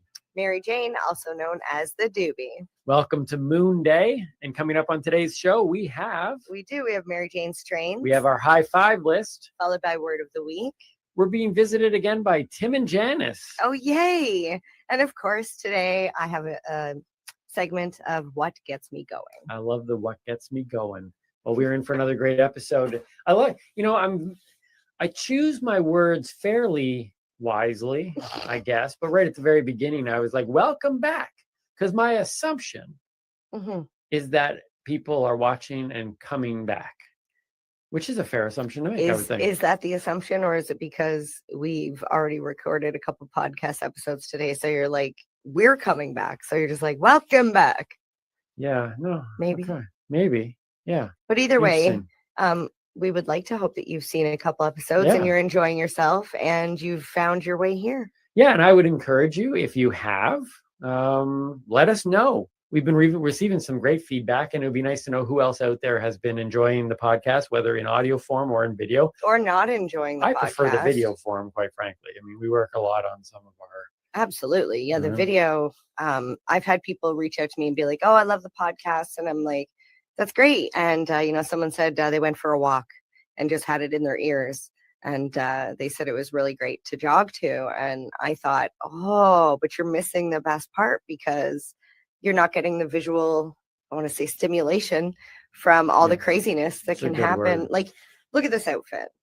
Forget the outfits. Just look at us. Well, that's true. Right? But Screenshot, I'm do it wearing now. I am wearing a surf style. That's, jacket. yeah, you look. You actually.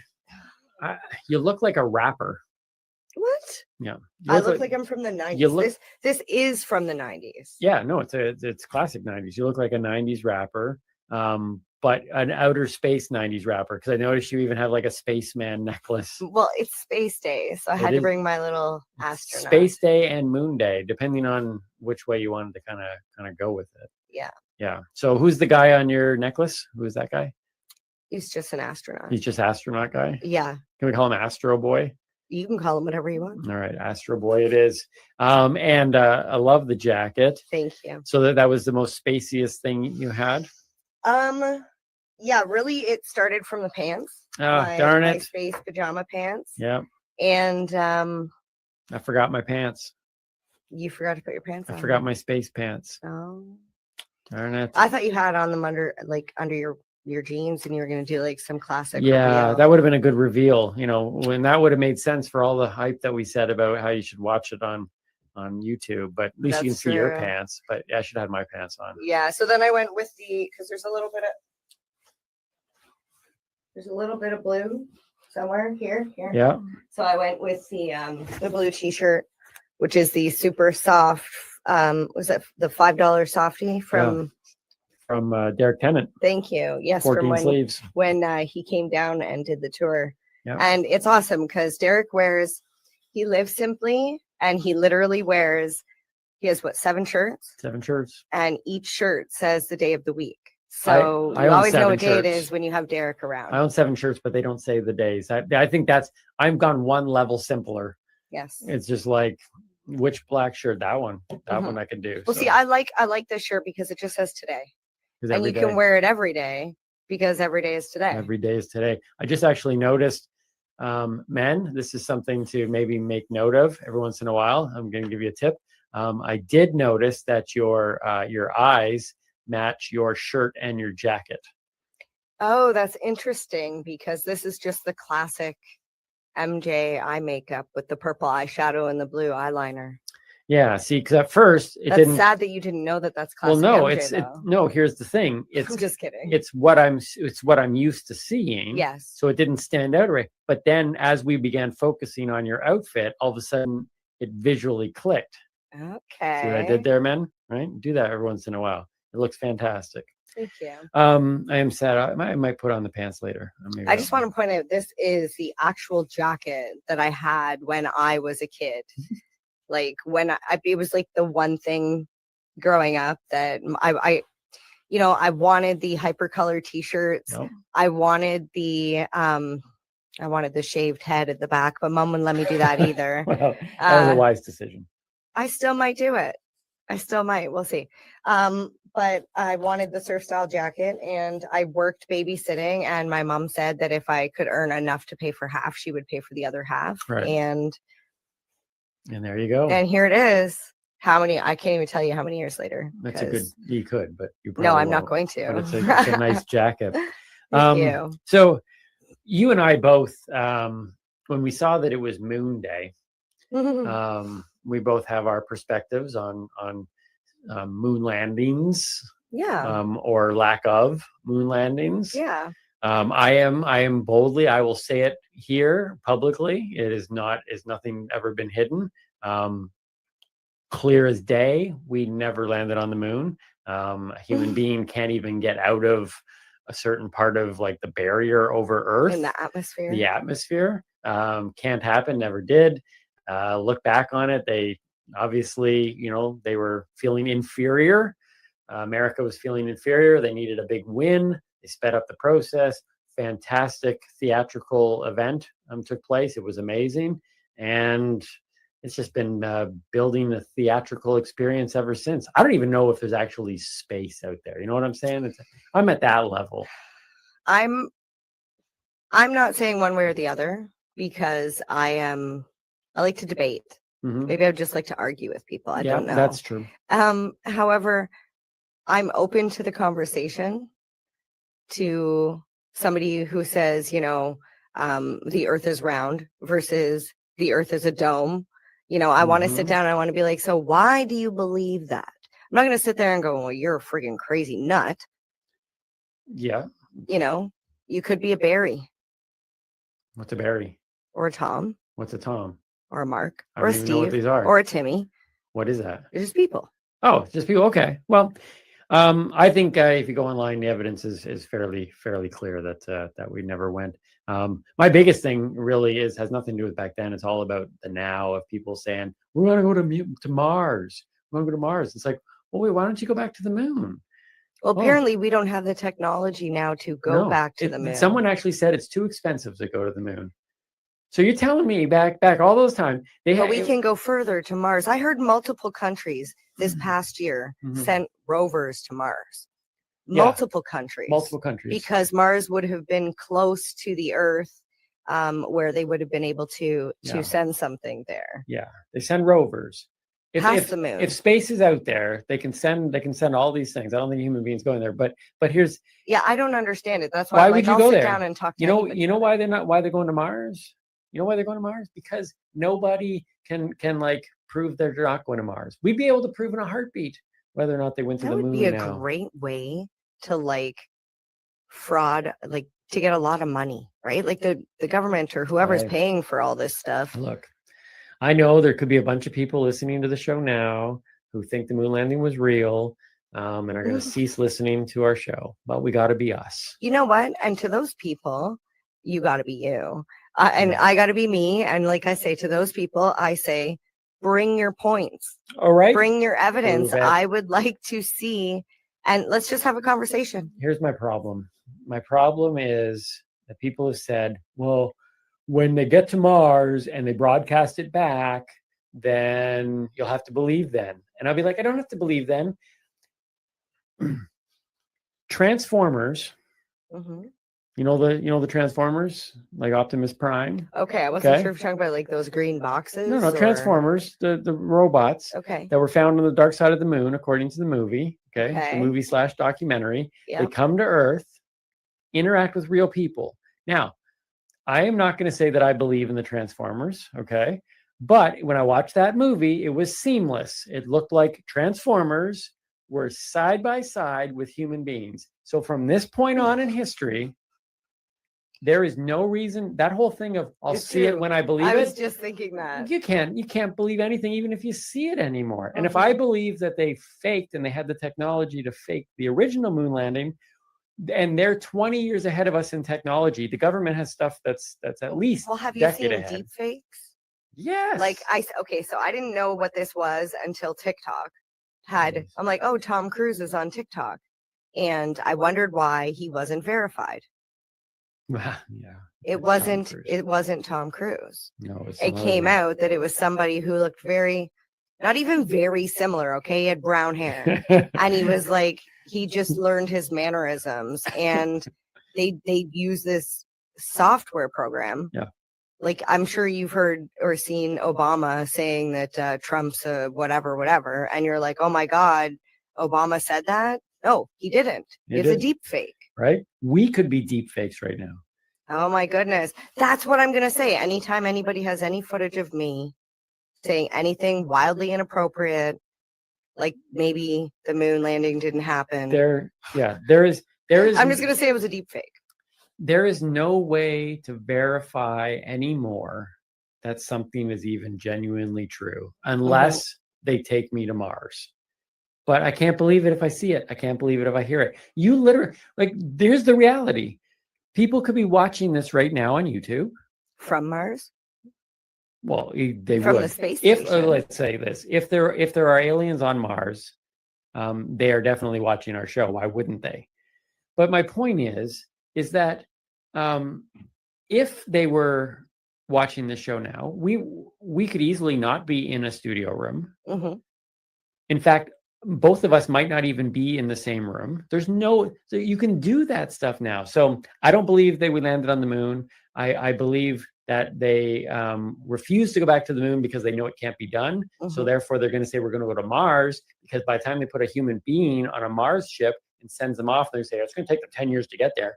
By the time they get there, they're going to have technology so good that they'll be able to fake a Mars landing that's going to blow our minds. I don't know. I'm really confused with what's going on space-wise, because I've heard a couple different stories that concern me. One is that they were looking for like 100 people to Mhm. go up to Mars and like live for and like repopulate or whatever. And like you were Yeah. going to be like lucky if you got chosen. And then there's this other thing where they're going to allow, I think it's like 20 just people, regular citizens, fly a spaceship with no crew. I'm like, if that's true, we're literally sending these people up into space to die. Yeah. Because astronauts go through school, they go through training, they go through, like, it's not like, hey, I'm going to hop on a plane and go to If anyone some can be other an country. astronaut, why not? Is it going to get to the point where people are going to be able to pay to board a spaceship, to go up to the space station and stay in like a hotel? Maybe. Now, I would go to that. That would, that would change a lot. Well, I can honestly say that at this point in our podcast, we have already now definitely alienated people. Alienated. High Oh, five! and with that, no, it's not high five No. yet.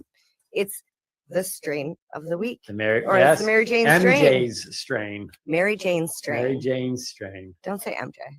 No. I'm just kidding. Okay, so Mary Jane's, I'm not really. She didn't want to come across as being truly threatening at that point. MJ is not threatening. No, MJ's not.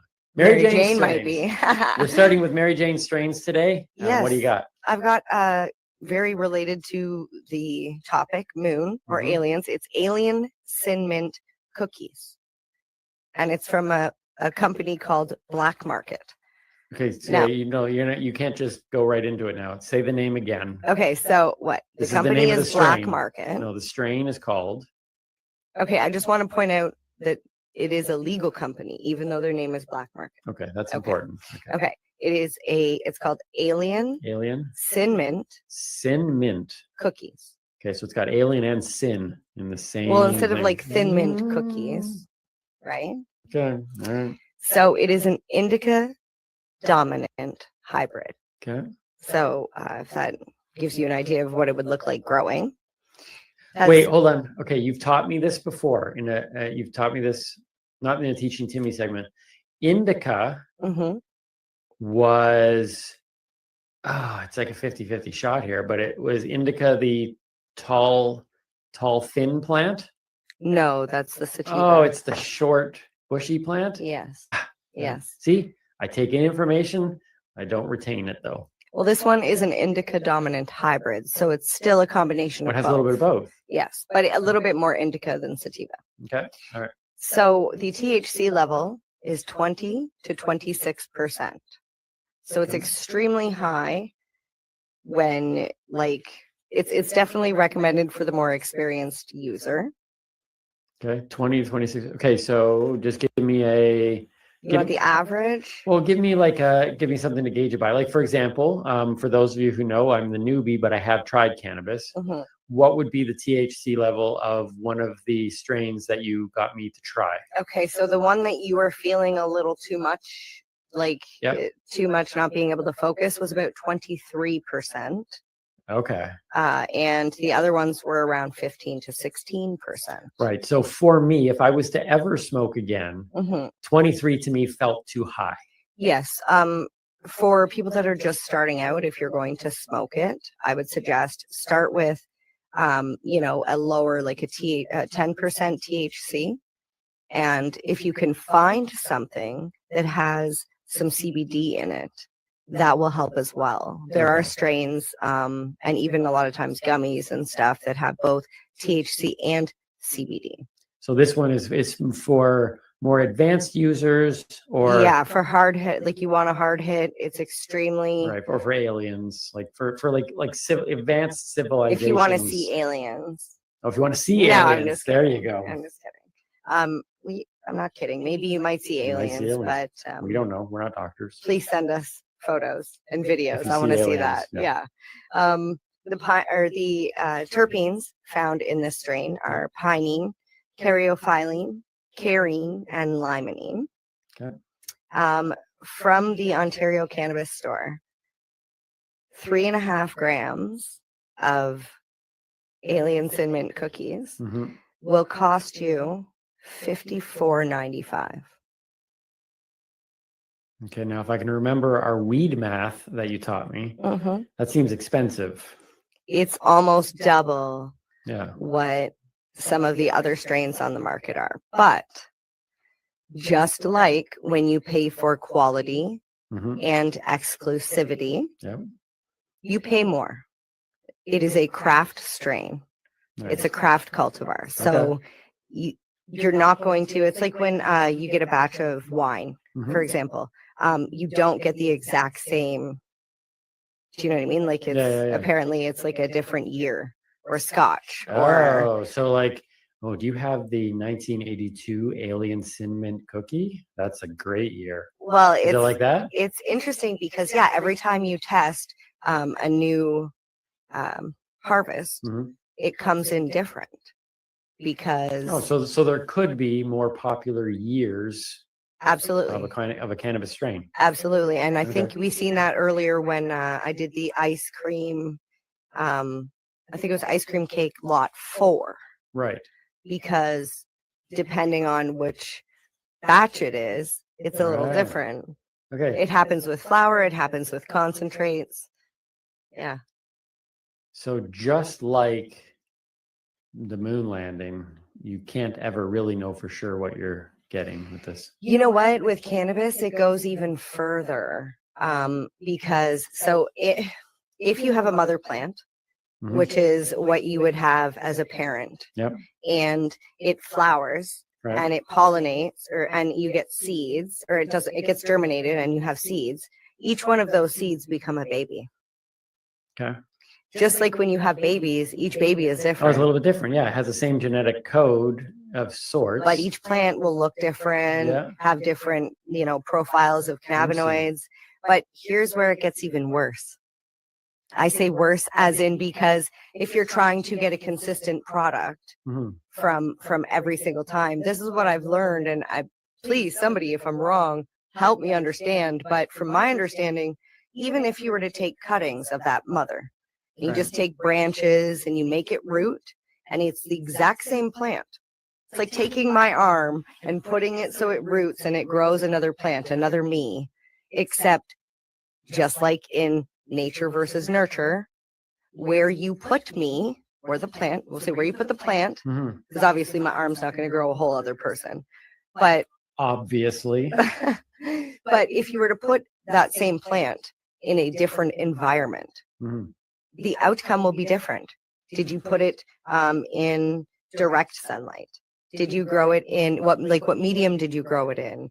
The humidity in the room, what type of light you used. Like, just like in life, you take two twins and separate them, See, everything changes. every single episode we do where you throw it, and by the way, just so you know, like you mentioned words in that description that Mhm. even though I don't fully remember what those words are, Yes. you've mentioned them, and so I'm slowly learning and going, oh, that's a familiar word now. But the more we're doing this show, the more I am getting a very simple concept, and that is weed does not equal weed. It's not as simple as, oh, that's weed.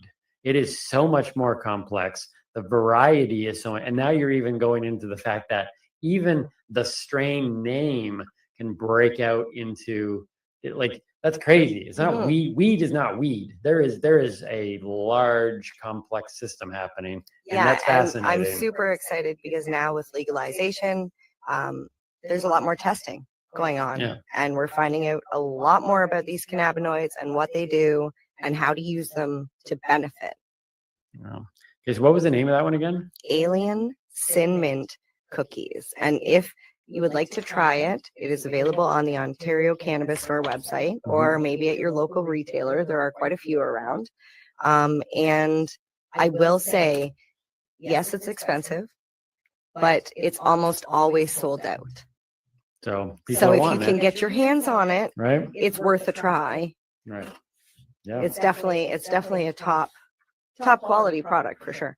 Cool. It's got a great name. That's one of my favorite strain names that I've ever heard. Right? And I think that's good marketing too.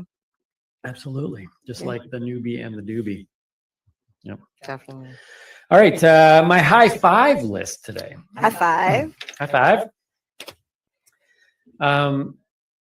Just so you know, for our listeners, it's not just Moon Day today, Space Day, but when this episode airs tomorrow, Mm-hmm. if you watch this on the day that it launches, tomorrow is my birthday. That's right. Tomorrow's It my is. birthday. It is. And it was like, oh, maybe we should just launch it on my birthday. But we've been really sticking. So if you've been listening to us for some time now, this is episode, I believe we are episode 14. We come out Tuesday mornings on YouTube and in podcast form. And we've kind of stuck to that. So it didn't quite land on my birthday, but my birthday is tomorrow. You know, I was going to bring a present today Could to have like give a you. cake. I thought about it, and I was like, with the wait time was rushed, and Yeah. the donuts got squished, and I didn't want to squish a cake. That's true too. We did but a I was problem like, with if I donuts. get you a present now, then I'm gonna have to get you a present later, and it's hard enough to try and figure out what to get you for your birthday because I feel like you have everything. I do have everything. I literally do. Now you may say, well, Tim, you don't have Lamborghini. Well, I don't care, nor do I want a Lamborghini.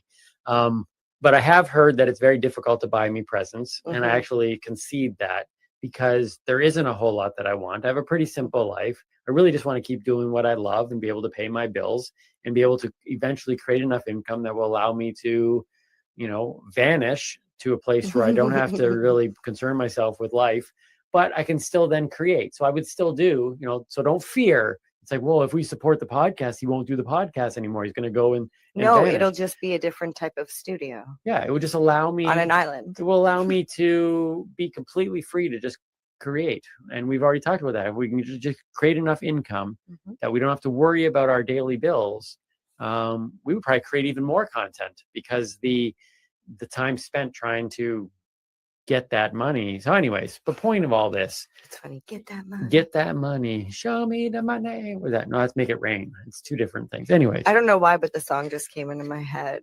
Once upon a time, not long ago, I was a hoe, and I'm admitting it. Don't take it back, because I did the shit. I was a hoe. see, you don't look, let's just be honest. You don't get that on every podcast. I just okay? realized how many swear words I said there. Oh. Sorry, Mom. Yeah, and you probably got us demonetized because now we're gonna have to pay them money for that. Oh, well, if they picked up that song from me singing that little bit, then You nailed it. It was pretty much. The I exact- had to have nailed it. Yeah, we'll wait for the cease and desist on that one. Okay. Very well done, by the way. Thank you. Yeah. So today's Timmy's high five list is connected to my birthday. And nice. Yeah. So this is 5 things that I want and could use. For your birthday? Yeah. Oh, good. I need to know this. Right? So, and everybody does, quite frankly. And listen, I am not opposed. If it's not on this list, I'm not opposed ever to receiving gifts. You want to send me a gift? I love the 80s. So anything 80s related, Just send us a message. send We've us a got an message. address. Yeah, so do that. But here are 5 things. These would be the top 5 things currently on my list, not including things like give me $1 million. To me, that's like, it's like, Who doesn't want $1 million? right, everybody wants that. So here we go. So number 5 on my list of gifts that Timmy wants. So it's gifts to give somebody who has everything. Okay. Number 5. Give to Timmy. Yeah, is an avocado tree. I love my avocados. Oh, I have that's actually a avocados good in my one. breakfast. If I could have an avocado tree, if someone could send me an avocado tree that I Okay. could plant and then harvest my own avocados. Ever since I became a vegan, I'm not a vegan now, long story. Maybe we talk about that in a different episode. But if I had my own avocado tree to be able to harvest my own avocados, that to me, it's one of the best. I love chopping my avocado up in the mornings, putting it in my breakfast. Fun fact about an avocado Mhm. is it actually does not start to ripen until picked from the tree.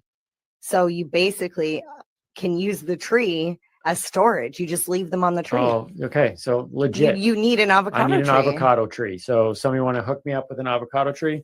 That would be awesome. Number 4 on my list is sorry, I switched one just recently.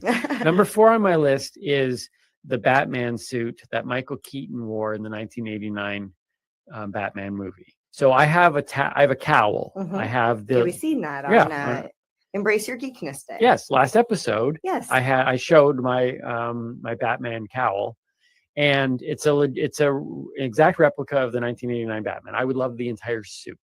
That would be a gift that I would really appreciate. So if anybody can find I feel bad that I did see that online, but it was like maybe $4,000. Yeah, it was expensive. So if we want to start a fund, that's what I would get. Number 3 on my list would be access, keeping in line with Space Day, Moon Day, access to Area 40. 49? 40. No, what is it? It's 51. Area 51. Area 4180. What? I want to go in and just see. Like, if there is nothing there, if all this, alien stuff and moon landings, if moon landings happened and aliens aren't real and blah, blah, just let me in the door. Let me go in. That's all I'm at for a birthday gift. I think that's a fair birthday gift.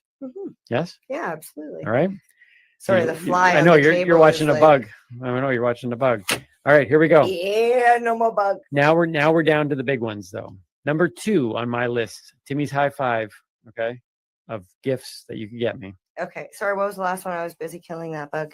Area 51. I want access to Area 51. So we can just storm avocado tree, Batman suit, Area 51. Okay. Okay. And number 2 is I would love to just an evening, a dinner, a afternoon hangout with Alyssa Milano. Okay. If someone can arrange that. Can I be there? You could be there. Okay. I wrote a book and I autographed it for Alyssa Milano, and I met her once and I gave her the book and she smiled. And so I know that she read it. Okay. But we haven't been able to connect ever since then. I don't know if that's. Yeah, that's the way But she it works. smiled when you gave it to her? Yes. So I know that she probably read it at that point, but you can check online. I have pictures of that, but I would like to actually spend time with her. So if anybody knows her and can reach out and just say, hey, the star of Newbie and Doobie, one of the stars. I heard it. Look at that. I already said it. Let's just say it. No. If you say it enough times, maybe it'll become reality. That's awkward. So Alyssa Milano, and number 1 on my list of gifts to give Timmy, I would love somebody to come over to my house and just take however long it needs to be done and to dust off my entire G.I. Joe collection. I have a huge G.I. Joe collection, and I took it out of the boxes a few years ago because I finally have space to display it all. It had been in boxes since like 1993, and now they're all out, but they're all covered in dust.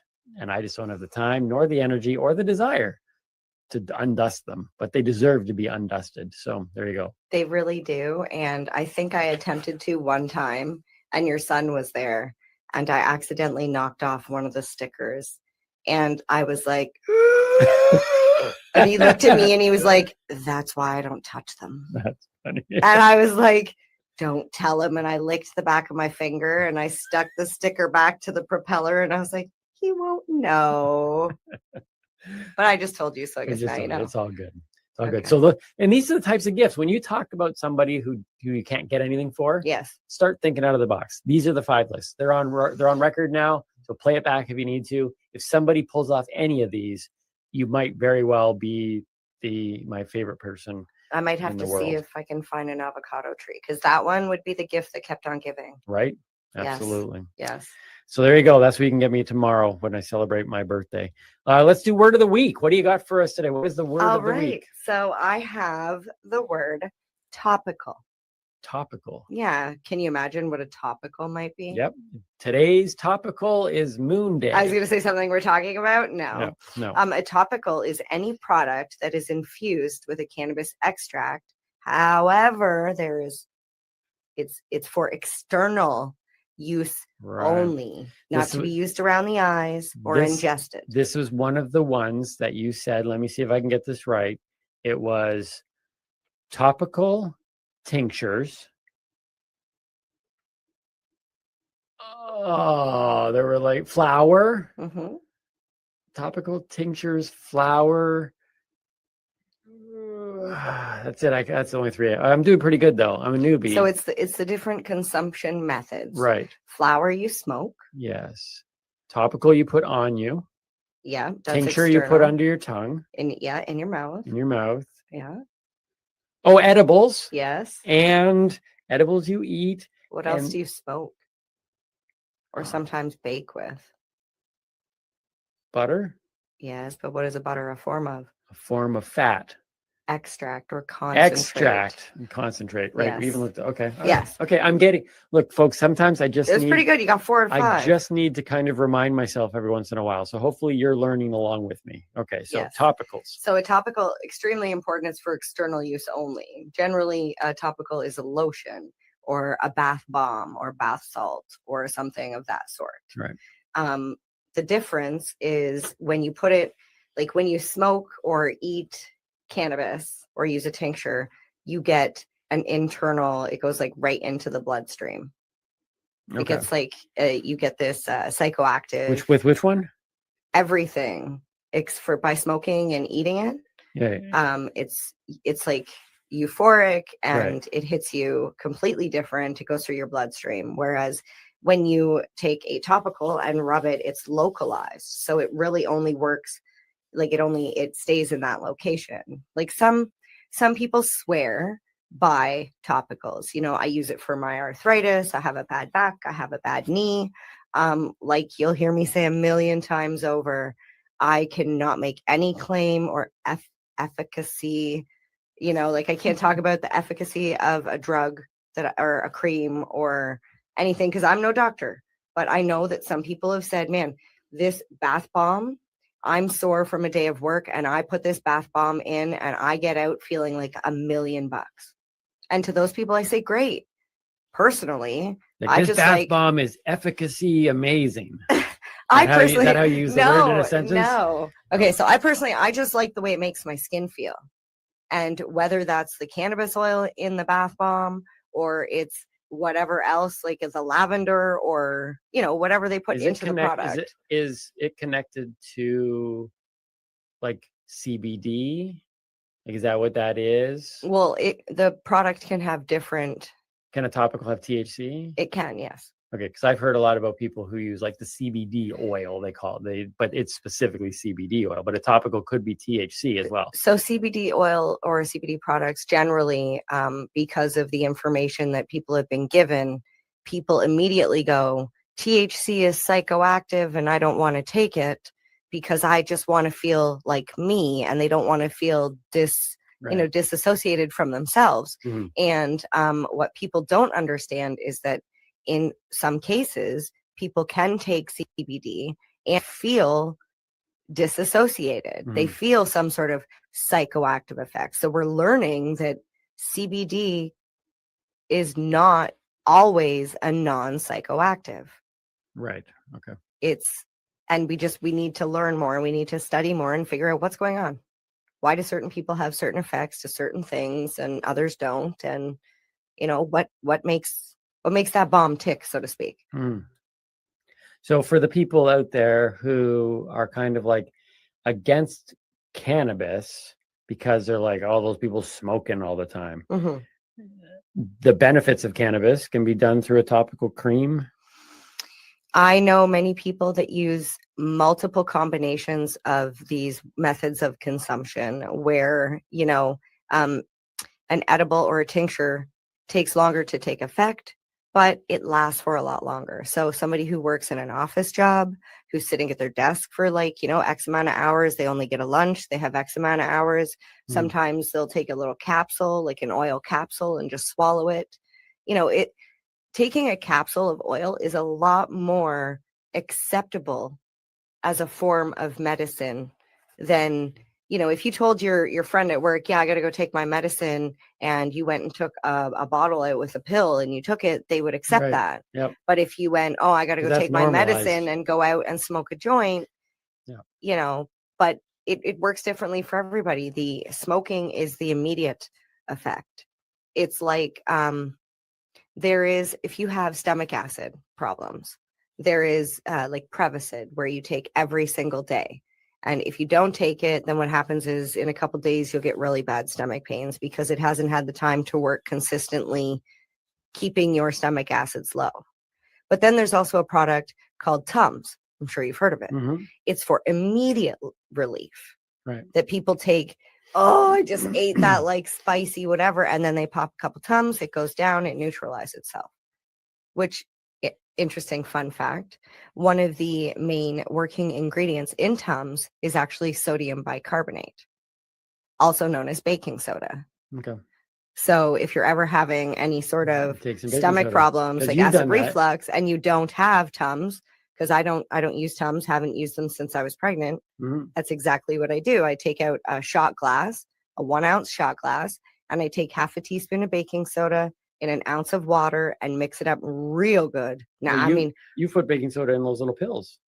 okay, so let me finish this. So I tried that, but because I had like I almost died on pharmaceuticals Mhm. because of the prescriptions and all that stuff. And I have a mental problem. As soon as I put that baking soda into the pill and put the pill in my mouth, even though I know it's baking soda, I have trouble swallowing it. Right. So I've been doing the shot glass method, and it's disgusting. It's super salty, and that's why I say you really got to mix it up good. Like I'm stirring this as I'm getting ready to take it like a shot, and I shoot it back like you would like a vodka shot. And then instead of chasing it with pop, I would chase it with water. And what that does is it pushes the baking soda stuff down into my stomach, which immediately starts like going to work and neutralizing all the acid, and a lot of like gas comes up, and I feel better. Cool. So on the topical thing, I know that's a lot of information there. no, it's all good. I'm sure there's people out there that are struggling with that same sort of thing. Can you get high with a topical? Absolutely not. I mean, you could eat it, but you probably get really sick. Yeah, you probably wouldn't want to eat it. There's No. a warning label on that. No, you don't. Don't eat. Like a Tide Pod. Yeah, don't Not eat. for consumption. I'm surprised they don't have that on like a chainsaw. Do not eat. Well, it's funny because right here it says external use only. And then that's the bold letters. Yeah, That's bold funny. letters. All right. I'm sorry, I gotta take this off. I'm like sweating. I don't know if you can see the beads dripping down my mustache. You thought I was gonna say forehead. No? Yeah. Okay, once again, man. Or you it's a can see trap. it. Trap. It's a trap. It's a It's a trap. It's a trap. Run! It's a trap. It's funny. Trap. Okay. So topicals. Yeah. So let me try to run through this one more time here, and then we're going to bring in our friends Tim and Janice. Oh yay. So topicals, tinctures, flour, edibles, and why it's that last one that I can't get. Is it because I gave you 2 words? Extracts. Extracts Ah, or concentrates. There you go. That's all you needed. Sweet. Good job. I'm getting this thing. Soon I won't even be a newbie at that point. I know. You'll Just be like- teaching. It'll be like the doobie and the non-consuming doobie. You know what we need to do? That doesn't flow as well, though. We need to bring on another newbie and have you teach them what you know. Oh, newbie versus newbie. That would be a nice segment. Bring on a newbie and have their- so for those of you who did not see the episode a little while ago where we introduced you to Tim and Janice. Yes. I'm sorry. Yeah, it's too bad. You should go back and see that episode. It was their first time attempting to chat about cannabis. I know, it's funny. I'm like, here's the topic of the show. If you could just do something around that. They're like, yeah, we got it. We got it. We got it. They So always let's got it, hope. though. Let's hope. Yeah. We gave them the topic of space. That's right. Because today we told them today was Space Day. Well, it's moon. Wait, did we say Moon Day or Space Day? I think we said Space Day. Oh no! I hope this didn't cause any confusion. All right. Well, the last thing that Tim and Janice need is confusing messages, but that's true. Let's see what Tim and Janice have for us today on one more episode of Tim and Janice. Hi, I'm Tim. And I'm Janice. Today, we are going to be talking about space. So without further ado, take it away, Tim. Fun fact, an organized kitchen is the #1 step to an organized life. I like to go big spoon, little spoon, big fork, little fork. Tim. Yes, Janice? Not inner space, outer space. Fun fact, a coordinated and well-groomed lawn is the 2nd step to an organized life. I like to go blue gnome, yellow gnome, then blue gnome, yellow gnome, blue gnome, yellow gnome, blue gnome, yellow gnome, blue gnome. Should we have said Moon Day? I don't even know. I have no words. We should have said Moon Day. I think that might. I think it. Yeah, I wondered that because I was like, we said space, and then I was a little. Yeah. Tim and Janice, the couple that you keeps hate on to giving. love. That's how you describe it. The hate to love. Yeah, the couple you hate to love. Hashtag Team Blue and Yellow. If you want to see more of Tim and Janice, you can go on to TikTok as their primary home, or the TikTok as they would say. Yes. And it's Tim_and_Janice. Yeah, spelled the boring way, because she's nice. Janice with a C. Yeah, Jan nice. Jan nice. Oh, Jan nice. Oh, very nice. Yeah. Very nice. Yes. So Tim and Janice on TikTok, check them out, and we give. We're always excited. We'll bring them back on for some other things. We'll just be a little more clear in what we want them to talk about. Yes. Although it is funny. I don't know. Maybe we should tell them nothing. To say, bring us some information. Oh, that's a good idea. Right. Maybe Next time we we should bring tell them them to on- just be like, give us a fun fact. Yeah, just give us a fun fact. We don't even care. That's what we'll do next time. That's So awesome. this now brings us Oh, yes. to what gets me going. Not get what gets me going. What gets It's what me gets going. you going. Which is so funny because I don't know if I've said this before, but you said, MJ, let's do this segment called What Gets Me Going. And I'm like, no, I got nothing. And it's very apparent that a lot of stuff gets me going because I sit down and I'm like, oh, you know what gets me going? And I think I've already got my next one picked out. No, I was because of what I do know about you. Mhm. It wasn't difficult when I said we should do this segment called What Gets Me Going. Mhm. And I knew full well you could find I have info. very strong opinions, You do. one way or the other. And it's good. And I will voice those opinions. Yep. However, I also believe that I am the kind of person that will listen to other people's opinions because I'm open to discussion. So, that being said, I'm going to jump right into it. What gets you going? Okay, so today I'm going to talk about, I don't know how to word this exactly, but there is differences in the regulations and rules around cannabis and alcohol in Canada, specifically Ontario, because we're in Ontario and that's what I focused on. So we have the AGCO. Okay. The Alcohol and Gaming Commission of Ontario. They control alcohol, gaming, right, in Ontario. They're the and commission cannabis, which of is funny alcohol. because you figured it would be alcohol, gaming, and cannabis in Ontario.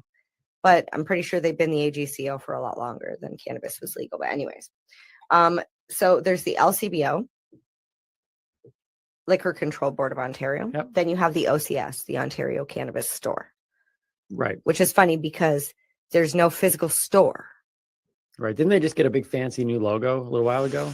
When they first came out, The yeah, you fan- had to bring that up. Oh, wait, eh? wait, that 'Cause could I be showed- another what gets me going. Maybe we shouldn't go there. It really, yeah. So they The spent fancy way logo. too much money on this logo, and any child could have done this. I'm sorry. I know they wanted to keep it simple, but a circle with the letters OCS in the middle for thousands of dollars is a little ridiculous. It is a really nice circle. I am going to stand It's on a their side perfect on this circle. one. It's perfect not an circle. oval. Yeah. I had a science teacher, But it's not a Mr. sphere. Vorvis. Mr. Vorvis would walk up and he would draw a circle with chalk on the wall. And it was or on perfect. the chalkboard. It was perfect. Like, I swear to you, it was like how You know what? How he did it? He spent every day for like 4 hours after school standing there at the board just doing circles after circle after circle and be like, I'm going to impress these students. Right? No, No. not right. He just had a gift. The gift, yeah, the gift that baffled. Like there was a time. So when I was a human, like stuff like that, I'd be like, that doesn't make any sense to me. But I've seen stuff now, right? So you can't put that genie back in the bottle, as they say. But I was amazed at the time. I was like, that's outstanding. I can't get over how long your hair is getting. All right, isn't it crazy? This is literally COVID hair. It's going to be cut very, very soon. Yes. Yeah. Sorry, sidetrack, derail there. Yeah. The perfect circle, but not sphere. It's like the Okay, world. right. Okay. So back to the main point. I'm sorry. Okay, shouldn't have jumped in there. So the Ontario Cannabis Store is 100% online sales. Whereas with like retail stores that sell cannabis, right now there is 628 stores in Ontario that are open. Right. They have their windows covered, and they are not allowed to have children in the store at all. Right. You're like, well, yeah, MJ, why should they allow children in the store? It's a weed shop. Okay.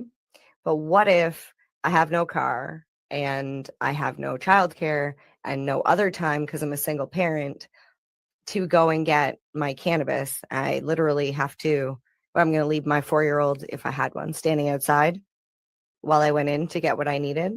Now, fortunately, a lot of these ones are now doing curbside pickup. So that is, a way to work around that. So things are changing and improving. That's like I'm saying, these regulations I'm like picking at. I feel like we need to talk about them so that way we can make change. And who knows, on the backside, they might actually be working to change all of these things already. Right. Right. But these are the things that I'm Or saying that don't they're make change sense it after this. That's well, how it would be nice if, I could be a voice, but that's why I'm trying to like educate people. Like, Right. yes, it just doesn't, it leaves me scratching my head and wondering, why is it different? So you can bring a kid into an LCBO? So, and see, this is the thing. Since 1920, when prohibition ended in Ontario, the LCBO has over 670 retail stores with an online portal. You're like, yeah, okay, so it's about even 628, Yep. 670. But they also have 400 outlets, which are independent local retailers that are in communities where access may not be so convenient. Okay. Now, let's keep in mind we're talking about alcohol, which is technically, it's a poison. If we drink too much of it, it's a poison. Right. That's why we have to make sure that we stay within our certain levels. From what I understand, nobody has actually died from cannabis consumption.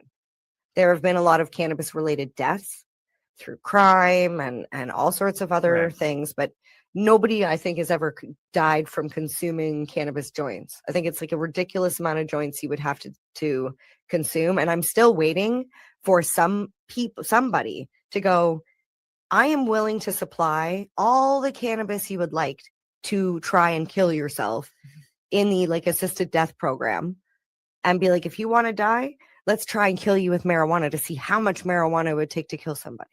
Like, I know that's a really morbid thing to even sit here and say, but I feel like we need to do a test, and we're not going to do a test on some random person that doesn't want to die.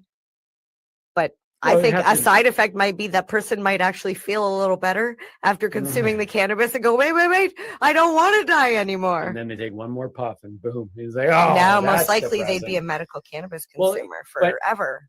But that's like that in itself though reveals something, doesn't it? That in your scenario you would be saying, I need to find somebody who wants to leave the world. So we can pump them up with enough cannabis to see if it works.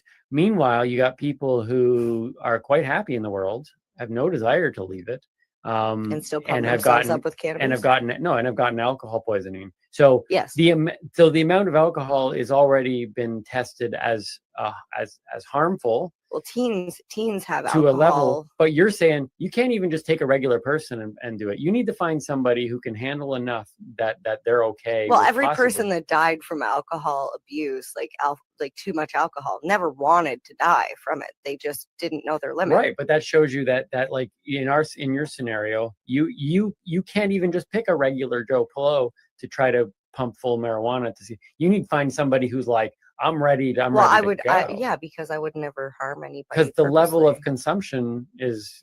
Oh, it's massive. Yeah, it's massive for sure.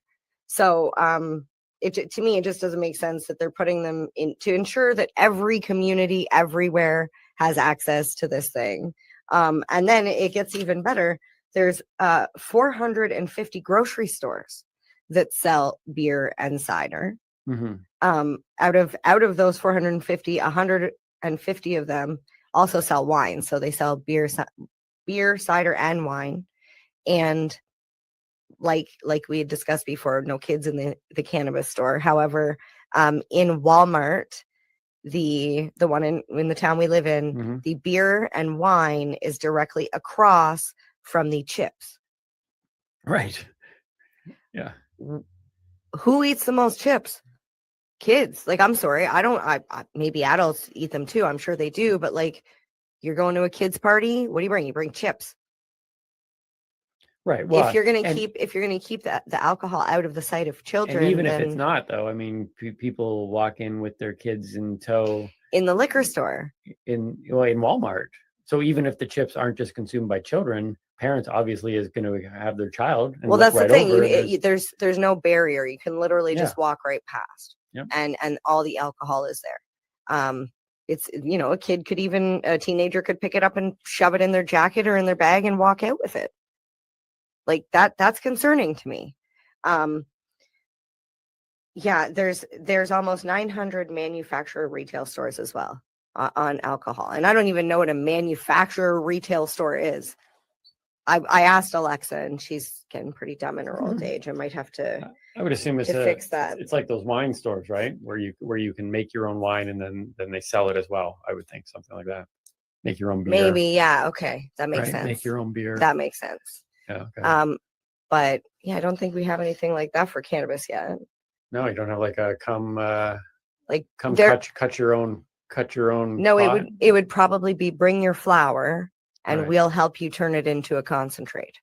Okay, we'll yeah, help you make yeah, it yeah. into a butter or an oil. Yeah, okay. So Yeah. there's nothing like that. So you're saying there's a discrepancy, and so it looks good on the first surface of how many retail shops there are currently. Yeah. But in terms of But then when you how delve those are into accessed it, and yeah. how other options And like I said, the Ontario Cannabis Store is done strictly online. So it's done through a mail model system. Not like I'm a mail mail model. models, but like, the mail, like through the mail, old school mail. If I wanted to be a model, I could have been, but I chose not to. Want to win the comedy. I say old school mail, but like a guy shows up at your house and he like checks your ID. Mhm. And you get a like email or a text message that says your like courier will arrive from this time to this time. And like it's definitely more convenient than back in the day when you had to call Buddy, Yeah, buddy. because this guy's actually reliable. Right. However, let's talk minors. Let's jump into minors Okay. because we were talking about kids in the store. Yeah. So in Ontario, this is something I didn't know. I knew you had to be 19 to drink. However, I did not know that if you're a minor, but you're at home and you're in the care of your parent or guardian, and they say it's allowable, you are allowed by law to have a drink. However, you cannot, as a child, you cannot you cannot open it or mix it or pour it. Right. Your parent has to literally hand you the cup, bottle, whatever, opened, and you can drink it. Now that I was like, okay, I've heard of like maybe sometimes parents give their kids wine at, dinner. Most of the time you don't like it. It's wine or champagne and it tastes like crap. But at a restaurant, you are the same thing from 16 to 19. You're allowed to drink legally. I could take my kid to a restaurant and order a beer and hand it to him, and he can sit there and drink it. Now, the minimum fine for buying or giving a child, a minor, alcohol, doesn't even matter if they're 18 and you know this kid, whatever, $500 if it's not your own child. Yeah, fair enough. Okay.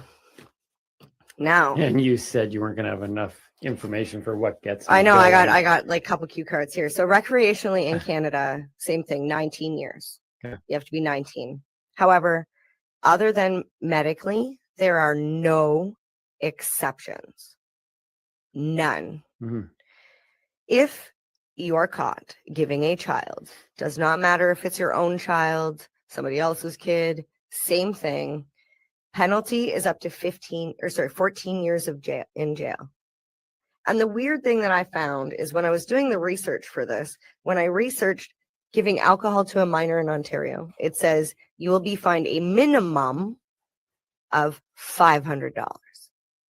And when you search cannabis, it says you will receive up to a maximum of 14 years.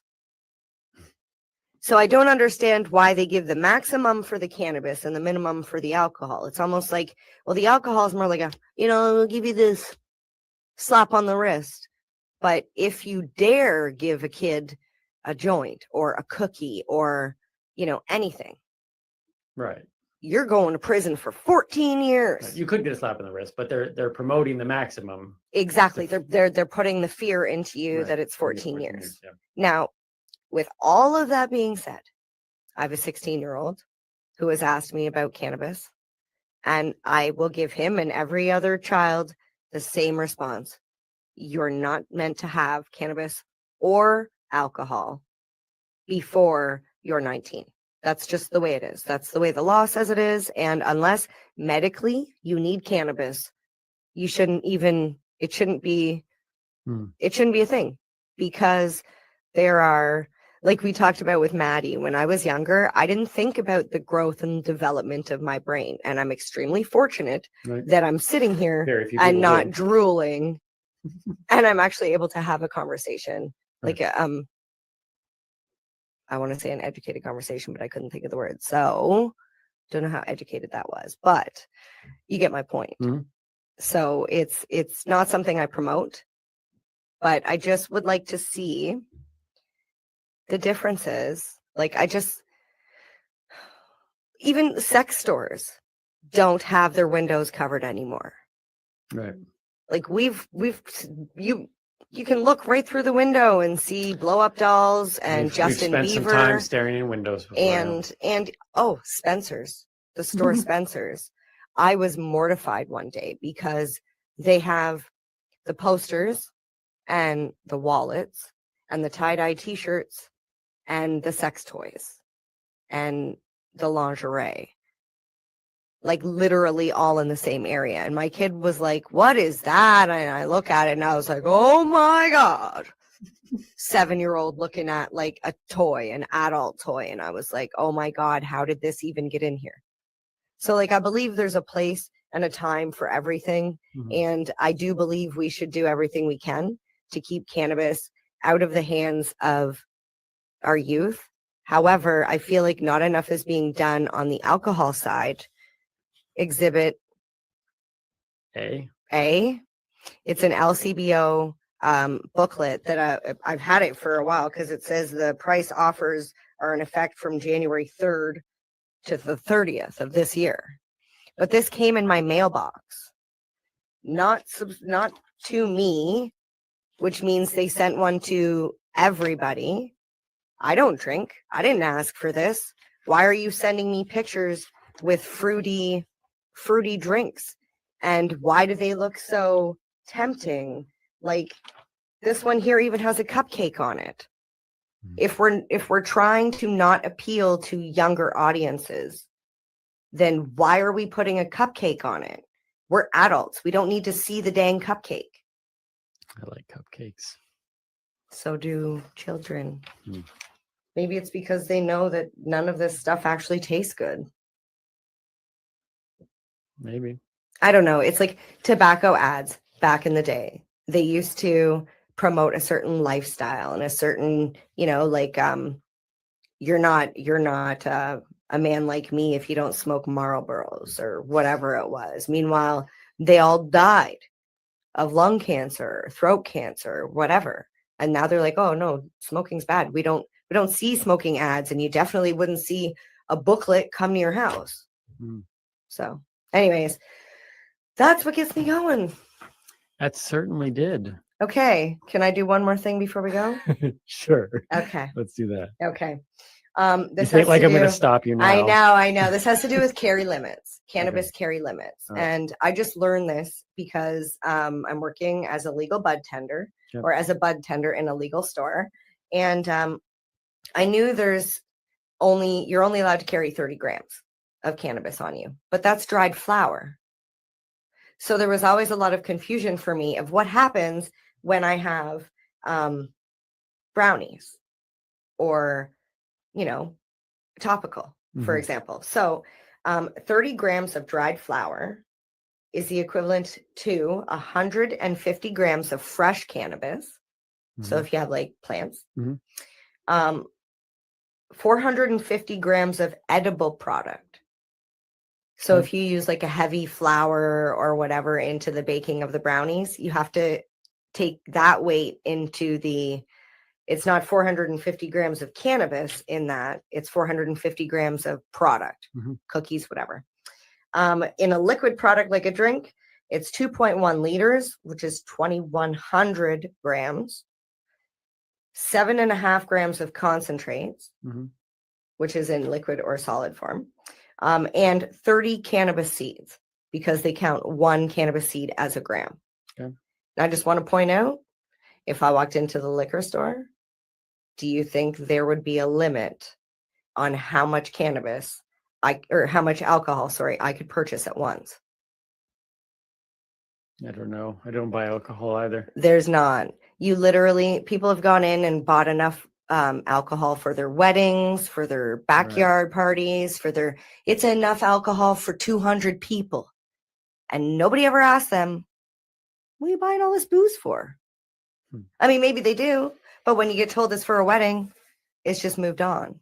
Right. And the thing that I was thinking about the other day, and I think I mentioned this to you, as a salesperson, I like to upsell. If somebody comes in and they're talking about, oh, they love a bath bomb or whatever, they want to try a bath bomb. If they've already picked up their, 28 grams or their ounce of weed, I can't really sell them anything else. I have to walk that customer up to the till and check them out. And that's not really good from a business standpoint. If I was my employer, I'd be like, how am I going to sell more stuff? Right? So there's a lot of regulations that need work. And like I said, I hope they're working on the back end to change some of these things. Right. Okay. So it basically comes down to there's a discrepancy between two products that should be handled more similar, is what you're saying. In a short. Here's the thing. I don't think they should be handled more similar because I Okay. think they are different. However, I feel like they're being all loosey-goosey with alcohol, and they're being all, Right. tight with cannabis, when if you're going to compare alcohol to cannabis and say that they have very similar rules and they're run by the same people, Mhm. then have the same rules. Right. Like I don't know. Well, it clearly got you going. It did get So me there's going. another episode of what gets me going right there. It was awesome. I'm glad you can get that off. Was your my chest. face red from like, You looked a little intense. At one point there, I was it going. is warm. I was going. No, she's looking a little intense here. But that's how we want to end it, right? We want to end it on that note. Thank you for spending another hour or so with us. Check out all our other videos. It was a good moon day, space day, and Yes, I'm looking and it's going to forward. be a great birthday tomorrow. I'm going to be celebrating my birthday tomorrow. So send those gifts if you can. Send me an avocado tree. Contact us. We'll give you a mailing list. That would be amazing. Or a maid. Oh, a maid would be good too. That's insured, because I tell you, if you knock another sticker off Timmy's helicopter. Yeah, there are cameras. I'm Timmy Boyle. I'm Mary Jane Baker. Stay lifted. And keep on laughing.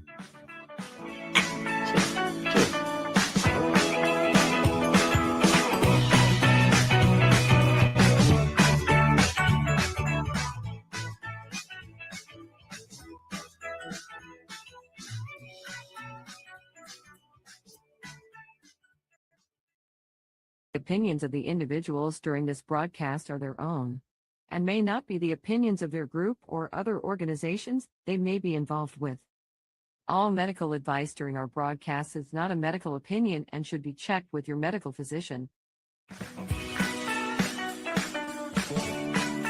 Hi, I'm Timmy. And I'm Mary Jane. He's the newbie. She's the doobie, and this is the show where we toke cannabis. Talk. From both sides. Is that even possible?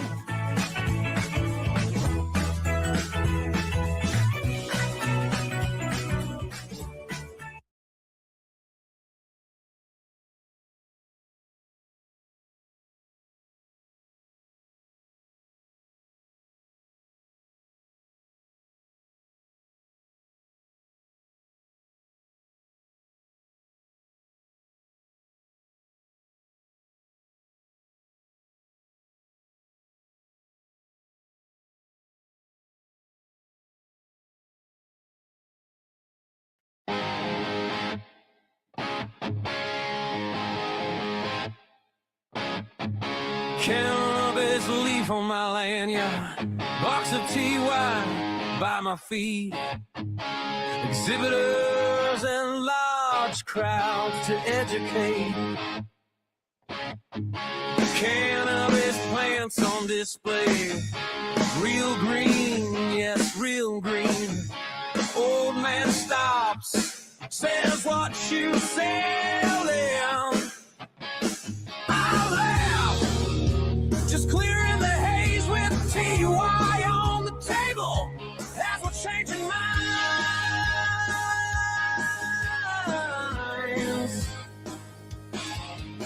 Cannabis plants at the Home and Garden Show. TY pages in your hand. Take it home. Learn about natural medicine. Watch your knowledge grow. Yeah. We bring the truth and patient stories where they never thought it would ever go. Cannabis plants at the Home and Garden Show.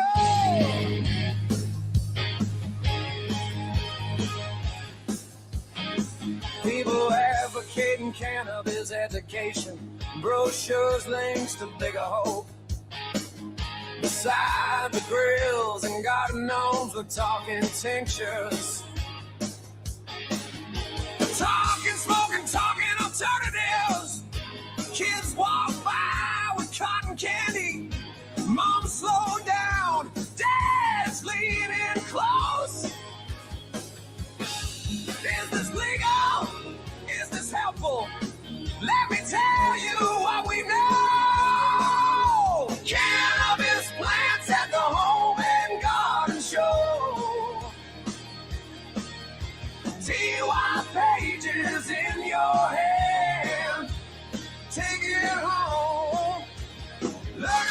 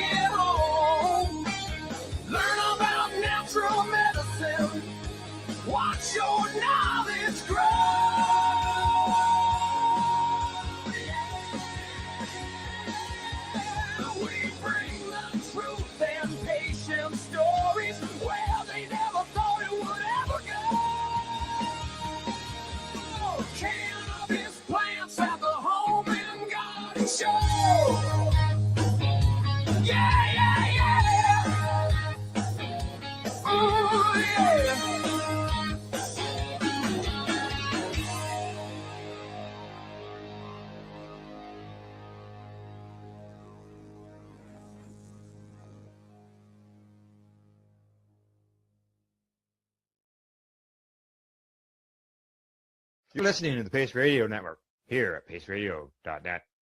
The views expressed by the individuals during this broadcast are their own opinions, and they may not be the same as those of their group or other organizations they may be involved with. All medical advice during our broadcast is not a medical opinion and should be checked with your medical physician.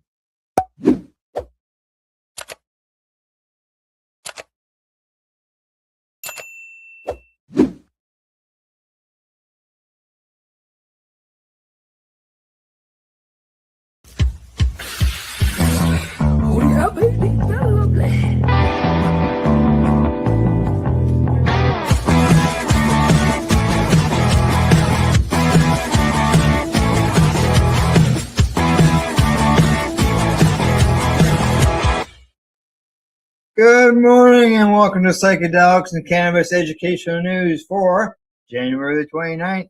We're live here at paceradio.net and 420pace.ca. Good morning, Rev Cindy. How you doing? Good morning, Al. Oh my God, January 29th. We are already at the end of January. Yes, yeah, exactly. We're already 1/12 done of 2026. That's insane. Wow. Oh, I know. People used to always tell me when you get older, the time goes by faster. Now that I am older, I have to agree. You're right. Crazy. Crazy. Oh, I know. It is. It is crazy. And so is the snow that just keeps coming down. My only hope is we have like some pretty major snow happening, and I'm kind of hoping it goes into Groundhog Day. So there's no sun and no way in hell that groundhog can see its shadow. And that means it's going to end early. Let's keep our fingers crossed. Yeah, I can tell you around here, there's too much snow. Yeah. He wouldn't find his way out of the hole. All right, what do you say we get on with the news? We might as well. All right, first story of the day comes to us from CBC News. Mi'kmaq bans drafting own law amid province's cannabis outlet crackdown. Exactly right. First Nations chiefs in Nova Scotia are developing their own law and regulations on the retail sale of cannabis on reserves in defiance of a provincial crackdown on unlicensed outlets. Member 2 Chief Terry Paul, who speaks for the Assembly of Nova Scotia Mi'kmaq chiefs on the subject, said the First Nations are opposed to provincial regulations of cannabis sales and are exercising their right to self-government. They say we can establish regulations ourselves, of course, in concert with the provincial and federal governments to make sure that the laws are compatible, but we have a right to do that, he says. Now, it goes on to say that the Member 2 has been developing its own cannabis law since 2021, and other bans have been as well, according to Paul. It goes on to say that there are some that are working on them too. But we've met lately as an assembly of chiefs, and we have been discussing having a common cannabis law throughout the province. Now, many are on reserve land, and some Mi'kmaq feel that they are being targeted, although the province denies them. Now, earlier this month, Justice Minister Scott Armstrong said that the province intends to continue enforcing the Cannabis Control Act. Armstrong said that under provincial law, First Nations can sell cannabis products under the same rules as the Nova Scotia Liquor Corporation and keep the proceeds. Now, Paul says that Wagamatuk First Nation was considering that, but has since agreed with the other bands that that model is unacceptable. He says, we need to be able to exercise our right of self-government. It's the principle of it, that we have the right to do that, Paul says. Now, in an email statement, Houston's office says that the status quo is not working, and the province simply wants to treat cannabis the same way that it treats alcohol. There you go, Cindy. I knew there'd be a follow-up to the stories lately, and I was wondering what was going on there. Yeah. Yeah. The government, the Nova Scotia government. Oh my God. I'm excited that the Mi'kma'ki are banding together. Like all of their nations are banding together, and they're doing this, and they're going to continue to do it. I can't wait for it to end up in some sort of courtroom. I can't wait for the battle to go down, because there will be a court battle. And I am, I'm very secure in my feeling that the treaties will win, and the Mi'kma'ki will be allowed to create this. It's not like they're trying to create something crazy. They're like they said, they're trying to work with the government laws and rules on both provincial and federal federal levels. And I feel that they are trying to work hard in doing this. And so I'm excited to follow this story. I was very excited when I saw that you found that earlier. So it's just fingers crossed. I look forward to the outcome that will come eventually. Yes, exactly. We have, as some people say, high hopes that will go in their favor, and I can just see if there is a loss, probably on either side, it'll keep going up the courts. Yep. Yeah, and it'll be something that becomes a precedent for the rest of Canada and the rest of the Indigenous nations. Yeah. Yep. Exactly. Yeah. Go Mi'kma'kis. Exactly. All right. On to the next story we go.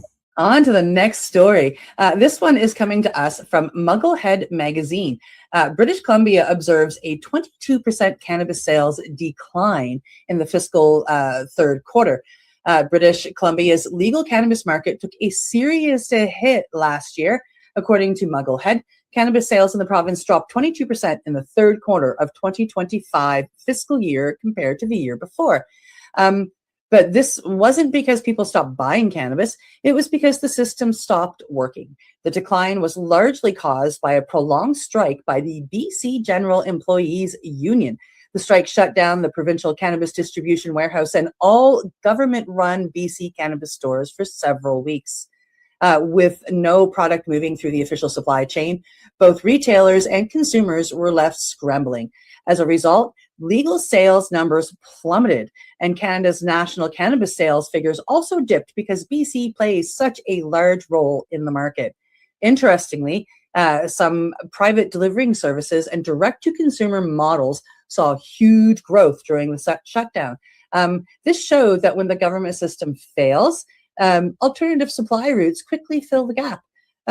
This story highlights how fragile the centralized cannabis distribution can be, and how resilient consumers are when access is disrupted. It also raises important questions about whether provinces should rely so heavily on a single system for legal cannabis.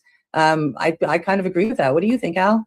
Yes. As you can see, the numbers, sales went down. A lot of businesses, I'm sure, suffered from that, not having a good supply. Some of them, constantly running out of stuff and nothing on the shelves to be able to sell to anybody. And I know that they have the direct system as well, which helped, but it obviously wasn't the answer to everything, right? Yeah. So, and that's, strikes are going to happen, unfortunately. They are. Some people, right? So, yeah, something to think about. That's right.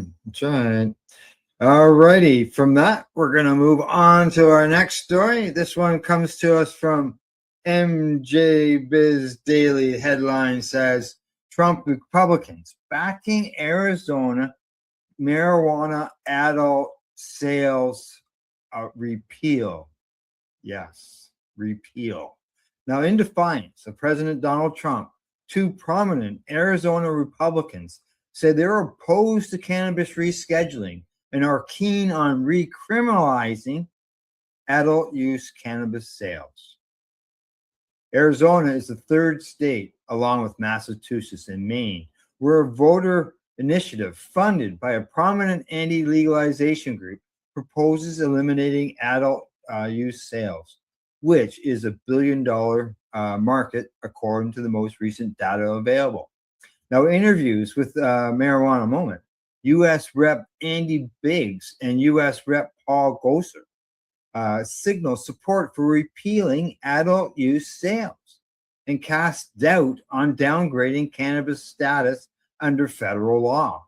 Now, Gosar backed the sales repeal bill and told Marijuana Moment that he hopes to ask the president to reconsider cannabis rescheduling. Now, on top of that, Gosar explained or claimed that an unruly cannabis industry has disobeyed the rules and resisted every which way with the regulations. Now, Attorney General Pam Bondi has yet to act on the executive order, which directed her to reclassify cannabis in the most expeditious way. Now, Biggs, who told Marijuana Moment that he's inclined to support the repeal bill, added that he opposes rescheduling because cannabis users are more likely to need welfare benefits. The repeal effort would need to collect nearly 256,000 signatures by July of 2026 to qualify for the November 2026 ballot. Cindy, the stigmatization continues. Wow. I'm just cannabis users are people on welfare. Like, some people will never learn.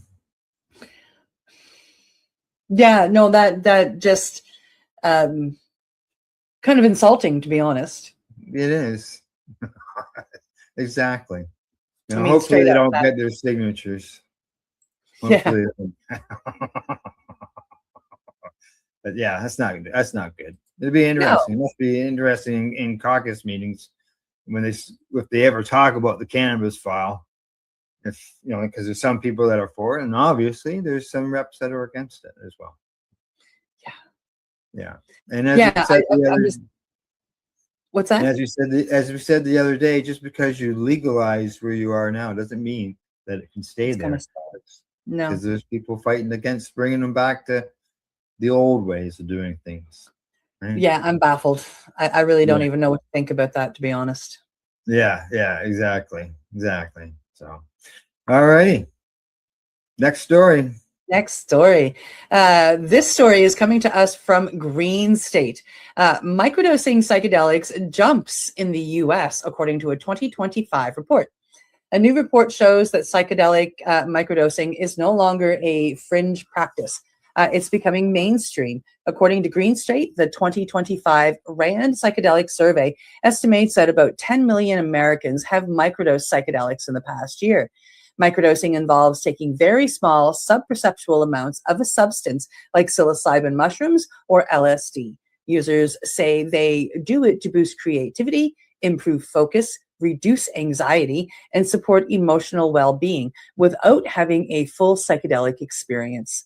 The report found that psilocybin is now the most commonly used psychedelic in the US, and its popularity continues to rise. Researchers believe the numbers are increasing not only because more people are using psychedelics, but because stigma is decreasing and people are more willing to admit it. The surge comes alongside growing legalization and decriminalization efforts across cities and states. As public awareness expands and clinical research continues, psychedelics are being discussed more openly as mental health tools rather than taboo substances. For policymakers, the takeaway is clear. Millions of people are already engaging with psychedelics, often without legal frameworks, medical guidance, or regulation. This raises urgent questions about safety, access, education, and how society should responsibly integrate these medicines.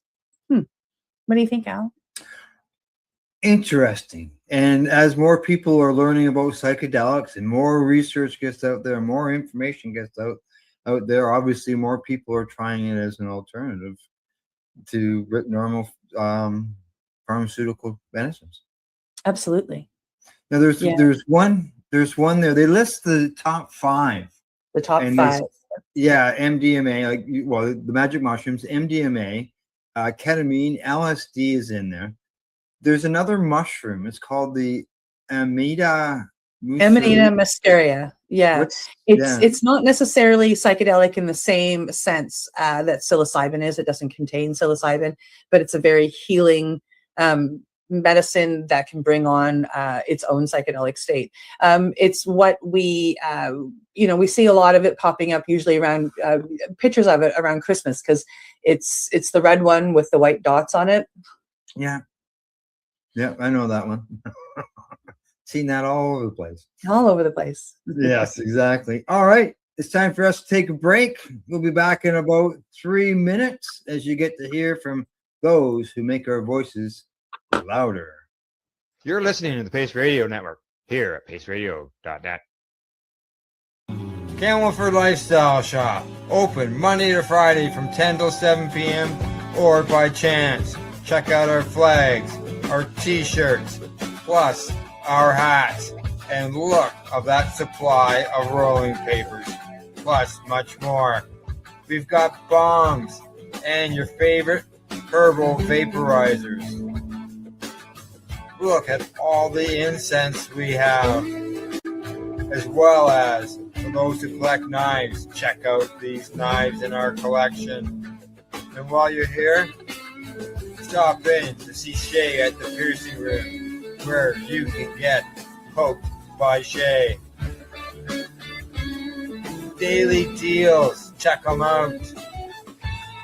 Camelford Lifestyle Shop, 17 Bridge Street West, Camelford, Ontario.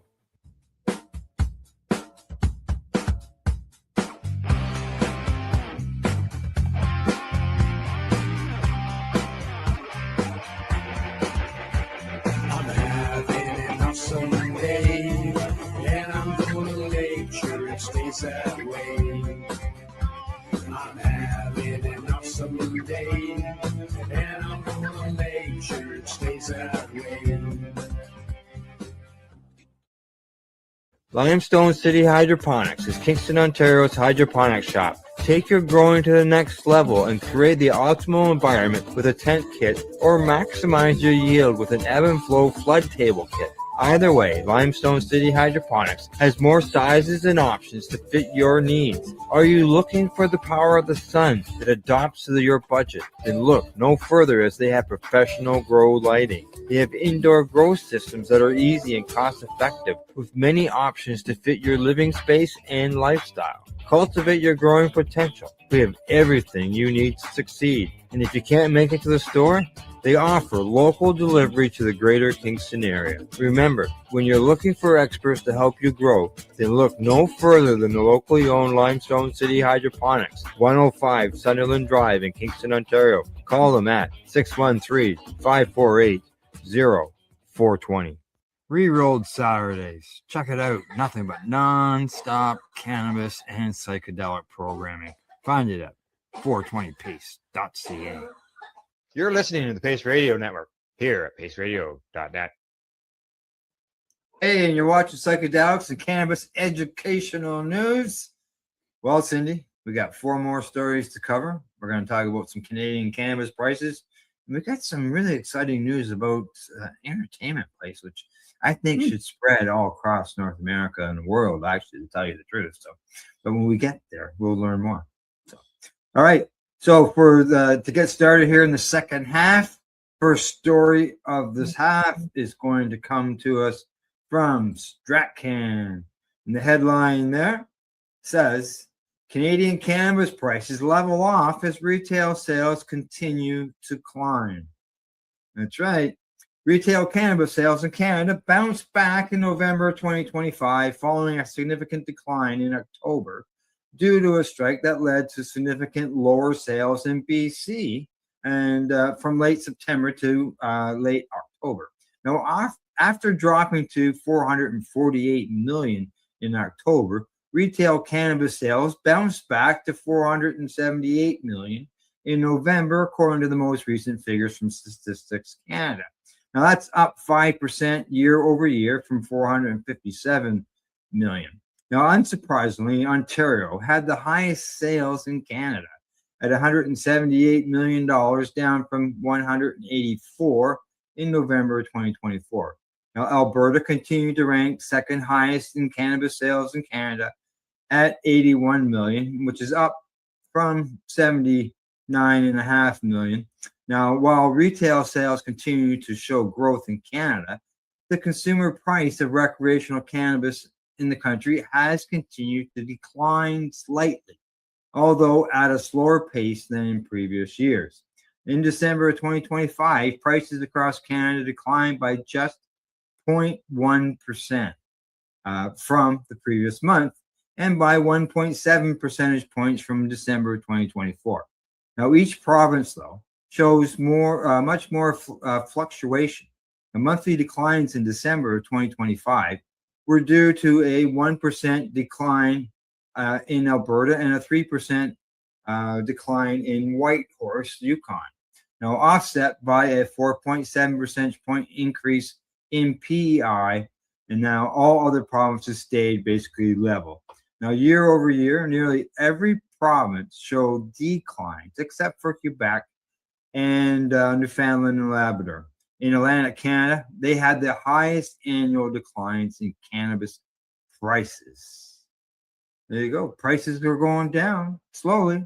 They're going down still. Yes. Yes. I was just, continuing to read for like 5 seconds and see that Nova Scotia showed the largest year-over-year decline at 9.7 percentage points, almost 10%. Almost per 10%. year for Nova Scotia. That's really amazing. And, honestly, I've seen it. I'm a 50-50 shopper. I get some from the legal stores, some from the Indigenous stores. And I've noticed a decline in prices in the legal stores. And it's been really nice to see, and one was quite like, there was a 0.5 gram joint that was selling for $5.95 at one point in time, and it's down to $3.97 now. That's huge. Yeah. No. Yeah. That's a big jump, right? Yeah. Now, mind you, it was years, and it was probably about a year and a half in between buying that joint that I did that. But I mean, to see that jump happen in about a year to a year and a half that's. And if you had wasn't that big gap in between it was just a slow decline, it might not have been so dramatic. So noticeable all to me, at once. Yeah. Yeah. It was just one of the ones that I was, and it was actually not very long ago. I was heading into a store in Halifax, and there were a couple of panhandlers out front. And the only thing I had on me was plastic, and I said, "I'm sorry, I don't have any cash. I'll buy you a joint." And they're like, "Yeah, that'd be awesome." So I went in and I bought them each a joint. And I remembered that this one was very inexpensive, so I specifically asked for it, and I couldn't get over it how it was like over $1 cheaper. It was, almost $2 cheaper. It was, I'm like, well, that's amazing. So I went out and gave them each a joint, and they were so freaking happy, right? For like $6 I spent. Well, sorry, $8 I spent. That was, it was a really good $8 spend for me to see, people so happy about medicine, right? Put a smile on someone's face. Put a smile on someone's without face. Even smoking, without even smoking it, they put a smile on someone's face. Exactly. Yeah, for sure. All right. All right. On to the next story. On to the next story. You're up. On to the next story. Coming to us from MJ Biz Daily. Oh, look, I hate it when they put these things up there. I wonder if I can close that out. No, it's not going to let me. Sorry. Coming to us from MJ Biz Daily. Massive winter storm sends cannabis sales soaring in 4 states. For legal cannabis retailers, the record-breaking snowfall blanketing much of the northeastern U.S. meant a record-breaking surge in sales. Ahead of the winter storm that arrived in force on Sunday, cannabis sellers in New York, New Jersey, Maryland, and Massachusetts rang up Green Wednesday level sales over the weekend, according to the cannabis industry data analytics platform Lit Alerts. Along with the April 20th sales rush, Green Wednesday, the day before Thanksgiving, is one of the cannabis retailers' strongest days of the year. The sales success shows that cannabis has become a staple for many adults on the prepping list with bread, milk, and eggs, a spokesperson for Alert said in a statement. In New York, where snow falls in excess of a foot contributed to Governor Kelly Hochul declaring a state of emergency, cannabis retailers saw a rush of customers stocking up on cannabis alongside essentials like the breads, the eggs, and milk, of course, according to New York Post. Chris Cullen, who is the co-founder of Stoops NYC, a cannabis store in Manhattan's Flirtation district, said his shop recorded an $8,000 increase in sales compared to the same week last year. Wow. It's eggs, bread, milk, and cannabis, he told the Post. Cannabis has become the new staple at the cannabis place, a retailer with locations in Queens and Jersey City, New Jersey. Sales doubled with cannabis-infused chocolates nearly selling out, CEO Osbert told the Post. It's 100% because of the storm, he said, and continued to say, we doubled our staff to meet the demand. Since its adult use cannabis sales launched in December of 2022, 578 cannabis retailers opened across the state, including 245 in New York City alone. They're still not coming close to Toronto yet, though. Legal cannabis sales in New York topped $1.5 billion in 2025. And again, I say, Al, that they have yet to come close to Toronto, Canada. No, not when it comes to numbers of stores, that's for sure. But they've still got good numbers, even though every once in a while something bad comes up out of New York. The Cannabis Control Board situation that they got set up there. Someone's getting fired or something's going on. It's always in the news. But those numbers are look good to me. No, they speak volumes, and it's just going to grow from here. Like, I mean, New York is a very busy city, and if they start offering cannabis tourism, people like me, once I know it's safe for Canadians to go there, I'm already thinking like, oh, someday, like, I'd love to go down there and do a tour of some of the first cannabis dispensaries that opened up when it all changed. Yeah, and this was all because of the storm. People were anticipating being snowed in now we could celebrate the sales and all that stuff, but there might be other people on the other side of the spectrum saying, well, if it's in with the milk and the bread, then and it's a staple, does that mean they're addicted to cannabis? Somebody's going to come out saying that eventually. Yeah. There's a group that comes to mind. So yeah, see what happens down the road as things go on. Hopefully, things get even better than what those numbers are. Oh, well, fingers crossed, right? Like, I mean, you see all this happening down in the States, as you've read earlier. Trump put this forward to reschedule cannabis, and people are arguing, and it's made some people so mad that they're pushing for their states to recriminalize the plant again. Yeah. So it's nice to see this coming out of New York versus the recriminalization. But the people who want it recriminalized are right across the country, and I'm sure we have those in our country as well. And it's for some reason it gave them a louder voice, or made them want to get louder. And it's being heard, obviously, in some places. And it's kind of crazy. I mean, with all of the research that's being done, that's out there, that's showing people how beautiful this plant is and what it can do. I'm just still baffled that this is going on, especially in North America. Right? I think if one of the three states recriminalizes, I think it's going to be a bit of a wake up call to the cannabis community in the U.S. That, hey, oh yeah, they got to get louder again. Yep. Correct. All right, time for us to move on to the next story, and I look forward to going through this one, I'll tell you. All right, this one's coming to us from Marijuana Moment, and the headline there says that entertainment arena and U.S. partners with cannabis businesses to sell THC drinks at concerts and live events. How awesome. Now, the largest entertainment arena in the U.S. is entering into a historic partnership with 2 cannabis drink brands with plans to provide adult guests with a selection of hemp-derived THC beverages to enjoy. The brands, Senorita and Rhythm, announced the year's long partnership with the United Center in Chicago on Tuesday.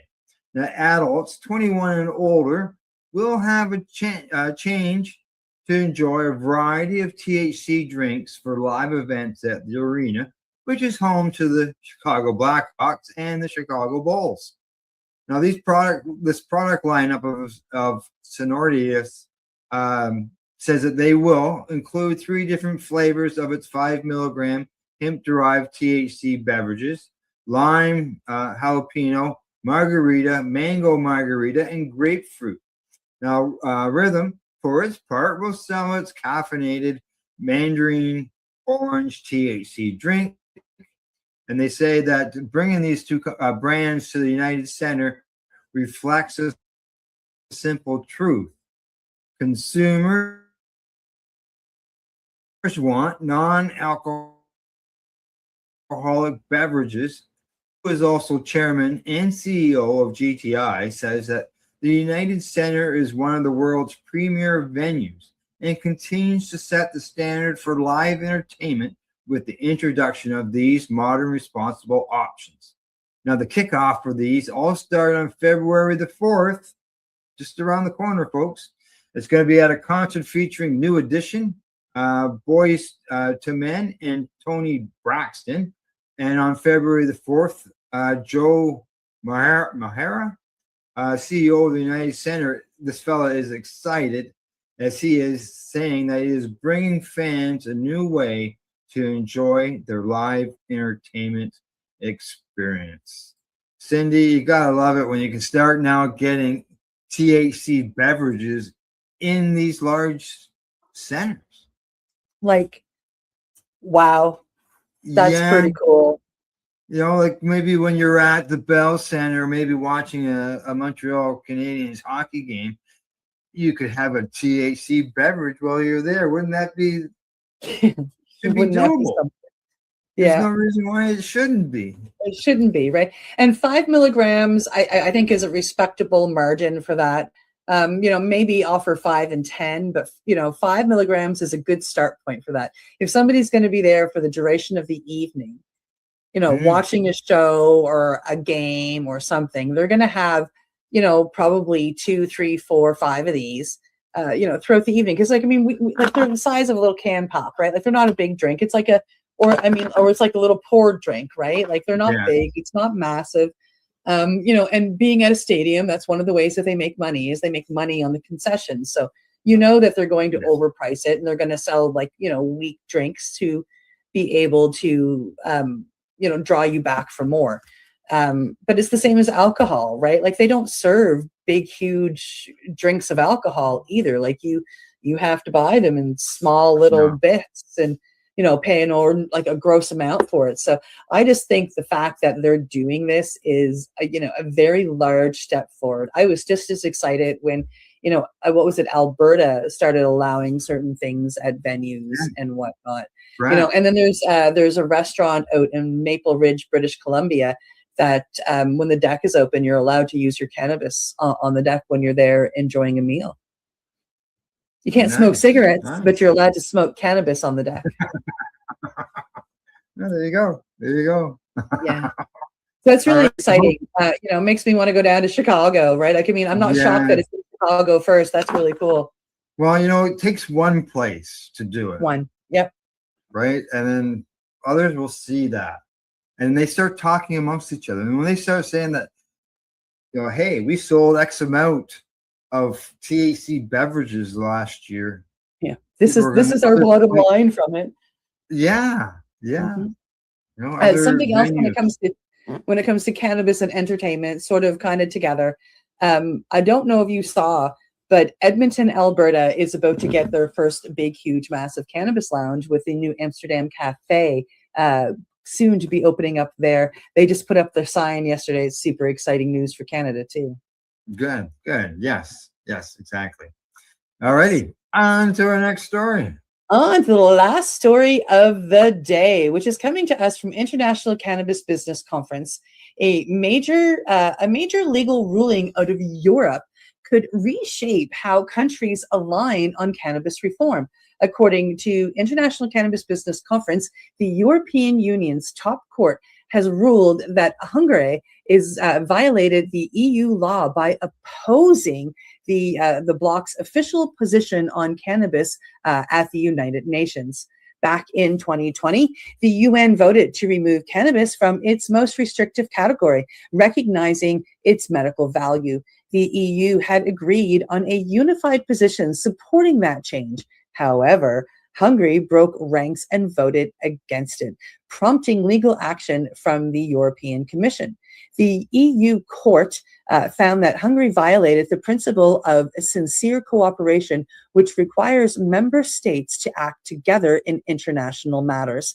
The ruling says Hungary had no right to undermine the EU's agreed stance, and as a result, Hungary must now pay the legal costs. This decision strengthens the EU's authority when it comes to drug policy and international representation. It also sends a message. Individual countries can't block scientific or medical progress of the plant just because of ideological resistance. For Cannabis Reform Act advocates, this is significant. It signals growing institutional support for recognizing cannabis as medicine, and it may accelerate research, regulatory shifts, and cross-border cooperation on cannabis policy throughout Europe. I don't know about you, Al, but I think that's pretty exciting. Yes. Anytime that a medical wins is a win. Yeah, I find it. I just found it a little shocking that they brought legalities against the country for not going along with it. Yeah, because you think they would have, a vote. Everybody has a vote. They did, and the vote won 27 to 25 with one country abstaining. So everybody agreed that it passed, and everybody stepped into it except for Hungary. And yeah, and taking medicine away from patients is never good. No. So I am excited to see that the EU has decided to stand up, and I know that what they're doing is they're standing up for their policies, but it feels like they're standing up for cannabis. And it's really it's nice to see. And, I truly do believe that as things go forward, that will be a loud voice. Yeah, especially in the past, it's always been against it, had a position against it. And, they changed that. Right. So, all righty. Anything else before I sign us off? I don't think so. I think that's about it. Yeah, same here. I agree. That's about it. That's it for today, folks. Thanks to everybody for tuning in to the broadcast, and as well to our sponsors, Limestone City Hydroponics.ca, the Campbellford Lifestyle Shop, as well as at ease.ca. And we will see you Monday. Yeah, I know. I think what day of the week it is. Even February. Yeah, we'll see you. We'll see you next month. As always, don't forget to educate, medicate, and do not incarcerate. You're listening to the Pace Radio Network here at paceradio.net. The opinions of the individuals during this broadcast are their own, and may not be the opinions of their group or other organizations they may be involved with. All medical advice during our broadcast is not a medical opinion and should be checked with your medical physician. Enjoy the buzz of legalization with Campbellford Lifestyle Shop. From lights to plant nutrients, books, consumption accessories, and more, we've got all your basics to grow or consume cannabis. Visit our info center or take a look at our piercing services and body jewelry, now available in-store through Campbellford Lifestyle Shop, 17 Bridge Street West, Campbellford. Limestone City Hydroponics is Kingston, Ontario's hydroponics shop. Take your growing to the next level and create the optimal environment with a tent kit or maximize your yield with an ebb and flow flood table kit. Either way, Limestone City Hydroponics has more sizes and options to fit your needs. Are you looking for the power of the sun that adapts to your budget? Then look no further, as they have professional grow lighting. They have indoor grow systems that are easy and cost effective with many options to fit your living space and lifestyle. Cultivate your growing potential. We have everything you need to succeed. And if you can't make it to the store, they offer local delivery to the greater Kingston area. Remember, when you're looking for experts to help you grow, then look no further than the locally owned Limestone City Hydroponics, 105 Sunderland Drive in Kingston, Ontario. Call them at 613-548-0420. We are people advocating cannabis education here at paceradio.net. You're watching the 420 Pace, found at 420pace.ca.